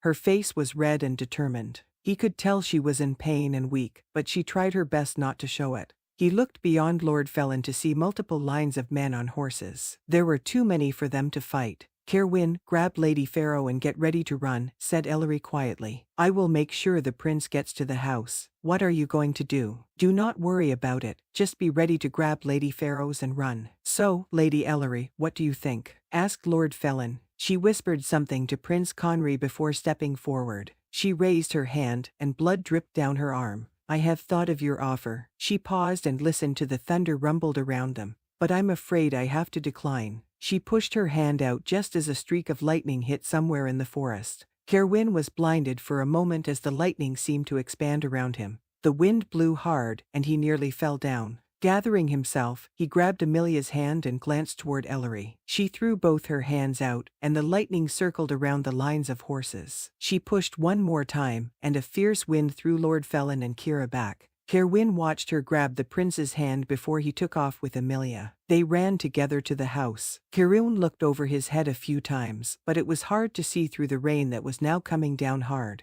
He looked over at Ellery, who was running with the prince. She was trying to keep up, but he could tell she was stumbling. He wondered how she had any strength left at all. As they got close to the house, she stumbled, hitting the stone path. Letting go of the prince's hand, she fell hard on her side. Kerowwin left Amelia and ran over to her, but as he got to her side, the prince bent over and picked her up. He followed them up to the covered portico of the house. Prince Conry carefully set her on her feet and kept his arm around her. I'm fine. I just slipped on the wet rocks. Ellery threw her head back so her wet hair would move out of her face. We have to get everyone out of the house and to the tunnel in the back. We don't have long. I'll go alert all I can, said Amelia as she opened the door. Kerowwin should help you, said Ellery as she followed Amelia into the house. He watched as the prince looked closely at Ellery's arm. He didn't want to leave her for a second. It felt wrong not to attend to her when she was in pain and weak. She took her arm away from the prince. Go now, all of you. Alert the house. Which door is closest to the tunnel, Conry? The servants' door and the kitchens. It's in the back of the house to the left and downstairs from the dining room. Ellery nodded.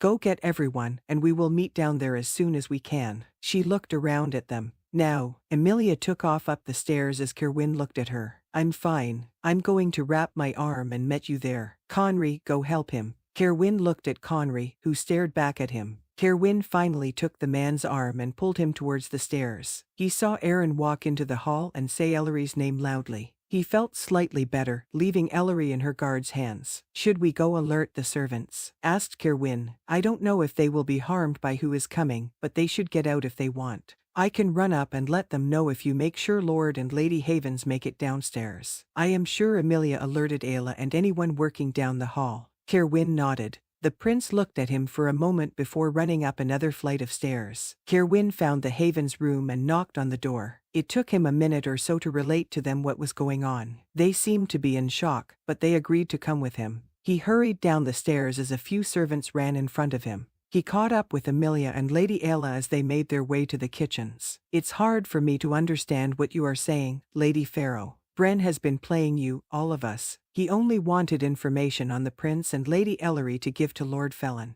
I suppose you told him all he wanted to know, you simple, misguided girl. Amelia shook her head and led the way through the dining hall. I didn't mean to cause any problems. I thought I could trust him. He practically said he wanted to marry me. Amelia sighed. What does it matter now? The damage is done. I only hope we can get everyone out safely. When they got to the kitchens, Ellery was standing with Prince Conry and Aaron. Aaron wrapped a strip of fabric around her arm as she said something to the prince with tears in her eyes. You have nothing to be sorry for, the prince said quickly. We just need to get out of here. He looked over at Kerowwin and Amelia with Lord and Lady Havens and Ayla. Is the door to the tunnel locked, my lord? Asked Kerowwin. Lord Havens shook his head. It shouldn't be. I never had a key for it, and I believe our staff uses it to keep food cool. I am not sure what we will face out there, said Kerowwin. We need to stay together as much as we can. It is at the back of the lawn, correct? Yes, I can lead the way, said Lord Havens. Kerowwin, you stay with Lord and Lady Havens. Amelia, I hope you don't mind keeping up with Ayla. My prince, you should follow Kerowwin. I will stay in the back with Aaron and the rest of the guards. They should be gathering outside, said Ellery. I'd rather you were with us up front, Ellery, said Conry. You've been injured. I am better and I can watch our backs. You must escape, Conry, the Havens as well. You know what will happen to them if they are caught by these people. Ellery, started Conry. We have no time. We have to go now if we want any chance. Kerowwin walked up to her and took her hand. He pulled her close. Out of the corner of his eyes, he saw the prince watching them. Kerowwin paid him no mind. Conry knew the truth now, and Kerowwin would not hide his love for Ellery any longer. You will be careful. I will not leave this estate without you. She looked up at him, and he could see the pain and exhaustion in her eyes. He could also see strength. As much as he wanted to protect her in some way, he knew anything he said would fall on deaf ears. She would do things her way. He loved her for her strength and determination, and there was no way he would ever work to dampen either one. "I can do this. Go do your duty and I shall do mine." He kissed at her forehead before letting her go and grabbing Conry's arm. "You will stay with me. Lord and Lady Havens should stay close behind. Emilia, keep a firm hold of Ayla." He looked behind him to see that all were ready before he opened the door. The back lawn looked clear, but he could hear the sounds of shouting and fighting to the side of the house. He guessed the Cadwin soldiers had been joined with some of Lord Haven's men. They were all strong and good fighters, but they could not hold off Lord Felin and his forces for long. Kerowwin started across the lawn, running towards the back of the area where Lord Havens directed him. They had made it halfway across when he saw a line of forces break through the Cadwin guards and move towards them. Most of the men were on horses, but a few shifters in wolf form ran ahead. Kerowwin became agitated, ready to shift. He started to take off his cloak when he felt the same strange power come over him as happened in the East Meadow. He looked over and saw Kira holding up her dark wooden staff. Cursing, he looked back to see Lady Havens falling behind. Emilia was encouraging her forward as she dragged a distraught Ayla along. Ellery stopped with Aaron and was sending some spells to give some of her guards time to fall back. She turned and threw what looked like a ball of light to the left of him. It knocked over some shifters who were coming close and caused the horses to rear up. He watched her for a moment more before turning back to his target before them. He was nearing the small knoll at the edge of the lawn he knew must hold the door to the tunnel when he heard Ellery call out behind them. Before he could react, a harsh wind pushed him and the others to the side before two large trees fell on them. He stood up and took in the scene before him. Lord Havens had been thrown ahead of him and was slowly rising. Emilia was just behind him and was trying to get a crying Ayla off the ground as Lady Havens stood slowly. He looked around for the prince to find him a good 10 feet from him on his side. Conry groaned as he flipped on his back before sitting up. Kerowwin turned to run towards him when a wolf jumped at him, knocking him on his side. Kerowwin rolled away and quickly went to pick up his sword. The wolf tried to come at him again, but Kerowwin thrust up his sword, hitting the wolf in its large chest. The animal whimpered as Kerowwin took his sword out, and blood flowed from the wound. The wolf fell over dead at his feet. He turned as another wolf circled him. Before he could slice at it, it was hit by another sword in its back. As it fell, he saw Aaron standing over it. He heard the sound of horses and men coming towards him. He looked and saw Lord Felin on a large black horse. Lord Felin pointed towards the Havens, and two men walked forward. "We have to get everyone out of here," said Aaron desperately. "Where is Ellery?" asked Kerowwin. Aaron pointed, and he saw her helping the prince to his feet. A few wolves were circling them as Ellery held out her hands, and Conry held up his sword. "We have to get them both before we go." "How?" asked Aaron. "Take the others to the tunnel. I will grab them and meet you there." Aaron nodded and ran to the Havens and Emilia. They moved as a group towards the knoll. Kerowwin started towards Ellery and the prince when something held him back. He heard feminine laughter to his left. "Where are you going, Kerowwin? You know you can't win." Kira moved closer to him from his back. Before he could say anything in response, a bright light came flying over his shoulder. It hit Kira in her upper chest, causing her to fall flat on her back. He looked over to see Ellery with her hand out. "Go to the tunnel, Kerowwin," yelled Ellery as Conry took out a wolf with his sword.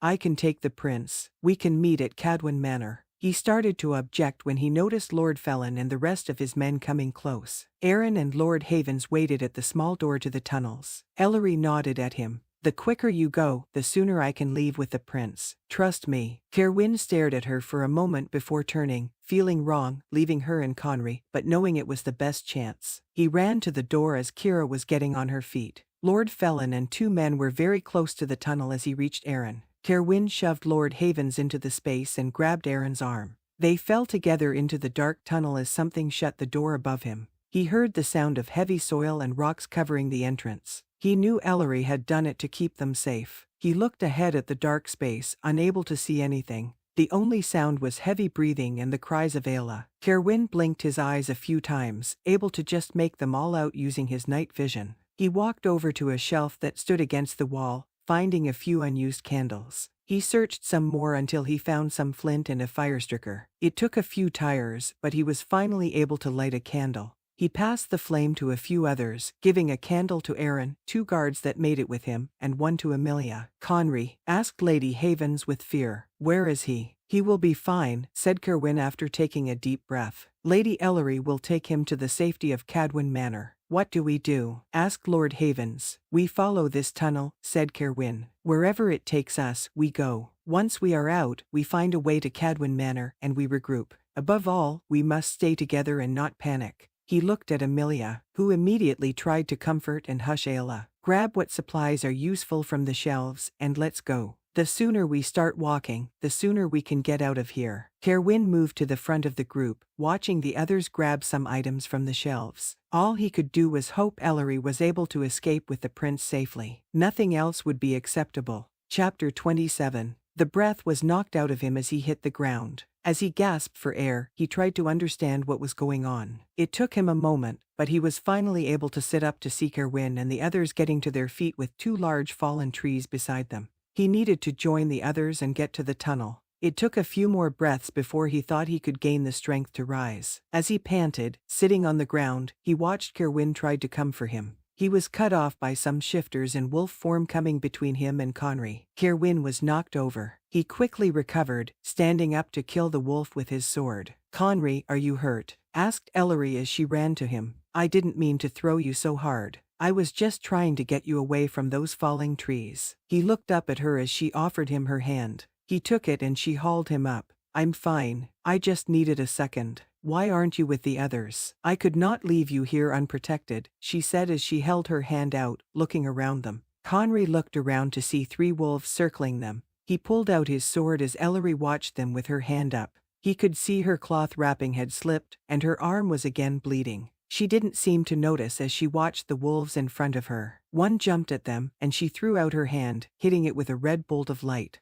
It slammed backward into the ground, lying still. Another lunged at them, and Conry caught it with his sword as Ellery looked over him. She sent out a blast of bright light that was almost blinding. Conry looked over to see Kira flying through the air as Kerowwin stared at him and Ellery. Go to the tunnel, Kerowwin, yelled Ellery as Conry took out a wolf with his sword. I can take the prince. We can meet at Cadwin Manor. Conry took his sword out of the dead wolf by him and stared at Ellery as she encouraged Kerowwin to go. He saw that Kerowwin looked at him and then Ellery with his mouth opened. He could tell the man was about to argue when his eyes went to Lord Felin coming towards him. The quicker you go, the sooner I can leave with the prince. Trust me. Ellery's voice was pleading as she grabbed Conry's hand. Kerowwin stalled for just a moment more before he turned and ran for the tunnels. As soon as everyone was inside, Ellery moved her hand. The dirt around the door collapsed upon it, sealing in. Come close to Mo quickly, Conry, said Ellery as she pulled at him. Put your arm around me, and I think this will be easier. He moved directly to her side and let go of her hand, encircling his arm around her waist. I will try to get us directly to Cadwin Manor, but I am not sure how much energy I have left. Above all, I will get us out of here. She closed her eyes to concentrate, and Conry felt a peculiar, warm power cover him. He watched her for a moment before something told him to look up. He did and saw Kira not far from him, throwing her hand out. A dark object that looked like a heavy mist came from her hand. Conry saw where it was headed. He called out Ellery's name as he tried to turn her, but it was too late to spare her completely. As everything faded around him, he heard her cry out and collapse into him. There was nothing for a few moments but darkness and wind for Conry. He kept his arm around Ellery, not knowing what was happening. When the world appeared before him again, everything was different. They slammed into the ground of some dense forest. At the impact, he was forced to let go of Ellery. He fell and rolled a few times, coming to a stop next to a large bush. He took a quick check over himself to see if he was injured. He was sure he would have a few bruises from that fall and the one before, but nothing was broken. He suddenly thought of Ellery being hit by something before they left the Havens estate, and he sat up desperate to find her. He looked around the area before seeing her lying on her side with her back to him close to a large tree. He stood up and hurried over, kneeling at her side. He took a deep breath before putting his hand on her upper arm. As he rolled her over, he prayed that she was not seriously injured or even dead. She groaned as he rolled her, and he let out a breath of relief. Ellery, he said quietly. She moaned again, and her eyes fluttered open. Conry, she said as she looked up at him. Are you well? You weren't hurt, were you? I'm fine, but what about you? I saw Kira send something. I tried to move you, but I know you were hit. My side does ache awfully, but I will be fine. She sat up slowly with Conry's help before moving her cloak and pulling at a long chain she wore around her neck. A large, dark red pendant popped out from under her dress along with a leather sack. My mother made this pendant for me when I was born. It contains her blood and a powerful spell for protection. I always have it on me, sometimes around my neck or in my pocket. She touched the leather pouch. I added the triple hazelnut you gave me to it. I considered it a precious gift, and I believed it strengthened my mother's spell. I don't know what Kira was trying to do to me, but I believe all I have are some very bruised ribs. Conry smiled a little at her. Can you stand?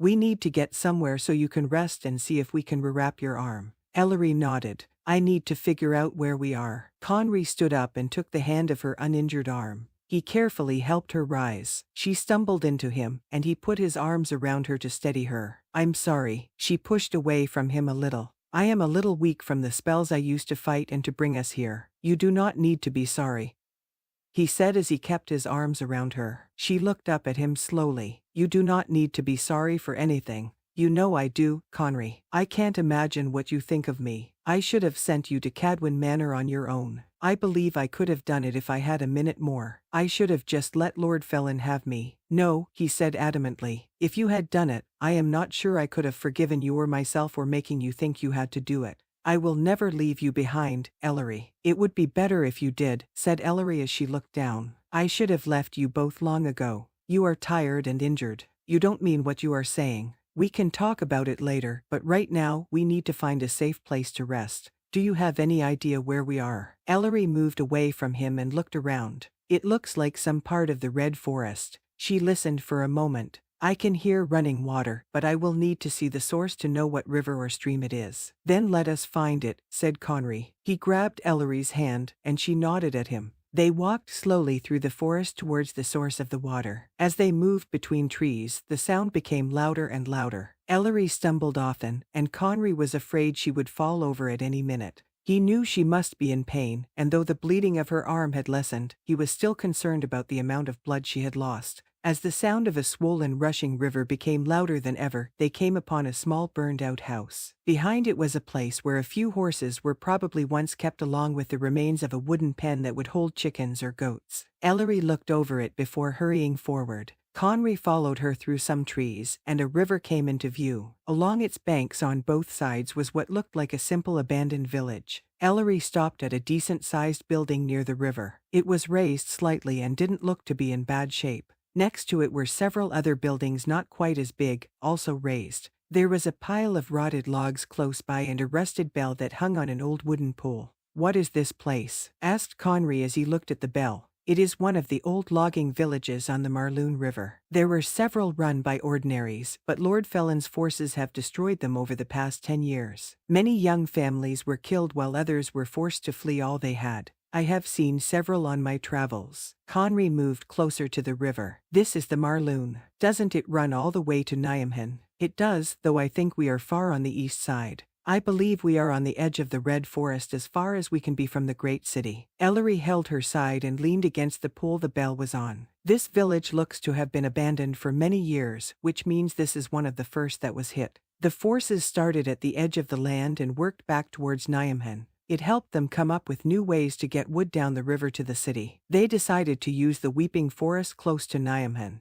They have practically cut it down. I am sure they will turn to the Red Forest before long. So, how far are we from Cadwin Manor? Far, said Ellery with a grimace. I am sorry, Conry. I am not sure how I sent us this far out. Kira's spell must have affected me worse than I thought. Conry watched as she bent over. We need to find a place you can rest, and then we can figure everything else out. Some distant thunder told him it would rain soon. One of these standing homes can give us some cover. Ellery nodded and tried to straighten up. She gave a slight grunt before hobbling over to the prince. He watched her for a moment and then turned his eyes towards two decent-looking buildings, and he thought one of them might do. He decided on the one that was a little further away from the river. If it was to rain, it might cause the swollen river to come over its banks, and he would not like to deal with a flooded home. Conry bent down and picked up Ellery as she gave a small startled cry. Conry, I can walk. I am sure you cannot. You almost fell over walking this far. He carried her over to the home he had decided on. He pushed at the door, which made a grinding noise as it swung open on its rusted hinges. The home was simple, but it was cleaner than he expected.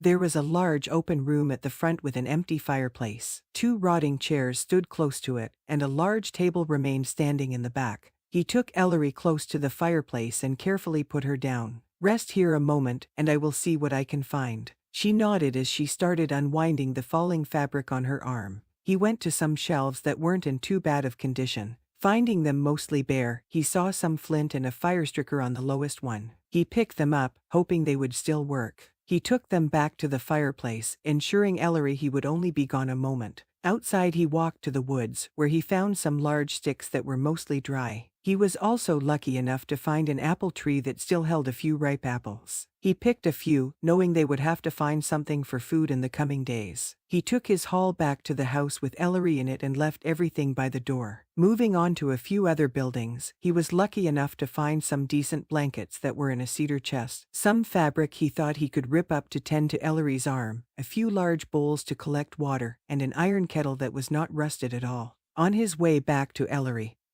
he saw something sticking out of the ground close to a home with a fallen roof. He looked down to find a coin purse sticking out of some dirt. He bent down to pick it up and found several coins inside. It seemed as if someone had tried to bury it, but rain and time had eroded the dirt enough to uncover most of it. He got everything inside and sat down in front of the fireplace. It took him too many tries, but he managed to start a fire, thankful that Kerowwin had made him learn how on their trip. He wrapped a blanket around Ellery, who was shivering, before going out with a large bowl to get some water. Once he was back, he placed the kettle over the fire on an old hook that hung there and poured the water inside. He handed Ellery an apple before looking at her arm. "You are more resourceful than I thought," said Ellery as she took a small bite of the fruit. "I learned much on our journey and have always been a good thinker on my feet. After I am better rested tomorrow, I will see about catching us some hares or squirrels," said Ellery. "I can show you how to set traps." "Did Kerowwin teach you that?"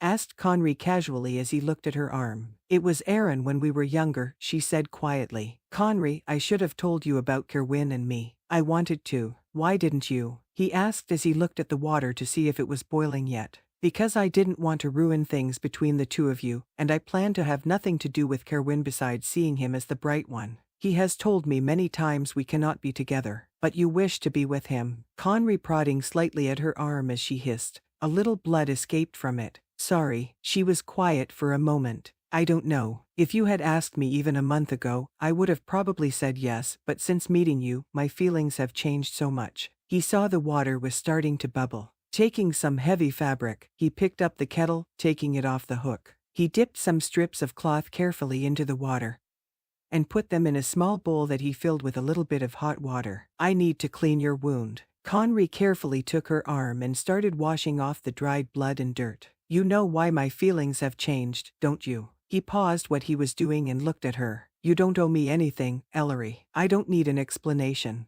But I want to give you one, Conry. I have known for a while that Kerowwin and I were likely never to be, but I didn't care. I wanted to find a way. I am ashamed to say I pleaded with him at times. Lately, though, I have begun to think I can let him go because once where my heart only held him, it has begun to share space with you." "But he was there first," said Conry as he picked up some long strips of fabric. "I don't think it matters who was there first," said Ellery as Conry wrapped her arm. "It all comes down to who is there in the end." Conry finished wrapping her arm and looked at Ellery. Her eyes looked glassy and tried, and she was flushed. "Are you too hot?" She shook her head and pulled her blanket around her closer. "I am freezing, actually." He placed his hand on her forehead and then her cheek. "I am afraid you have a bit of a fever. I hope it is due to the cold rain and exhaustion and not your wound. Even if it is, I will heal soon enough. I may not be a full shifter like you, but I still heal well. You need to rest, Ellery." She continued to look at him. "Will you tell me you believe me when I say I care for you? Is there a way I can earn your forgiveness? I know you must wish to be anywhere but here with me, but I cannot stand the thought you might hate me forever." He reached over and tucked some hair behind her ear that had fallen in her face. "I do not hate you at all, quite the contrary. You do not need my forgiveness, Ellery. You didn't even know me when you fell for Kerowwin. What you two have shared is none of my concern." She shook her head slightly as tears came out of her eyes. "This will not do. I would rather you rail at me or say you wish to be apart from me. You cannot actually be so wonderful. I have plenty of faults, and I will admit the thought of Kerowwin loving you aroused some jealousy in me, but I have been too distracted to really feel it.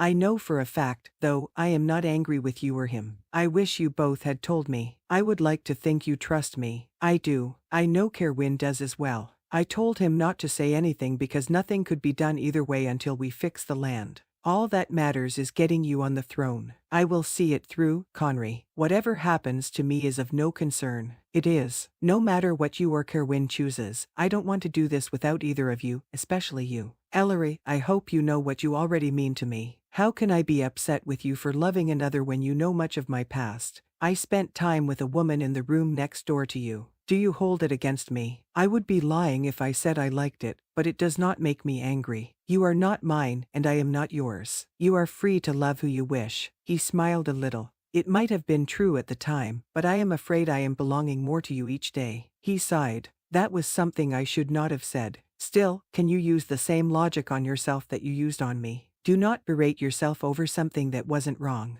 It feels wrong, though. I suppose it is because maybe I am feeling a little more like yours every day as well. He stroked her cheek. Nothing will be decided anytime soon. I saw how Kerowwin reacted when you were in danger. I saw how he looked at you before we ran for the tunnel. I can't believe I never noticed his feelings before, but I was not looking for them. He loves you, Ellery, and I am sure you still feel for him as well. I do, she admitted. I am not one who can put aside her feelings easily. Then do not worry about them now. All we need to do is survive and find a way to join the others. Then we can see about saving this land, but first, you need to rest. Lay down here next to the fire. He moved over and arranged some thick blankets on the hard wooden floor, hoping to provide her with some comfort and warmth. She lay down on them as Conry tucked her blanket around her. He noticed how bad she was shivering, and he lay down next to her, taking her into his arms. He could hear the first few drops of rain on the roof above them. He hoped it would not leak too badly. Once they were both settled, he kissed the top of her head. Get some rest for a while, Ellery. You will not leave me, will you? She asked as one who was on the brink of sleep.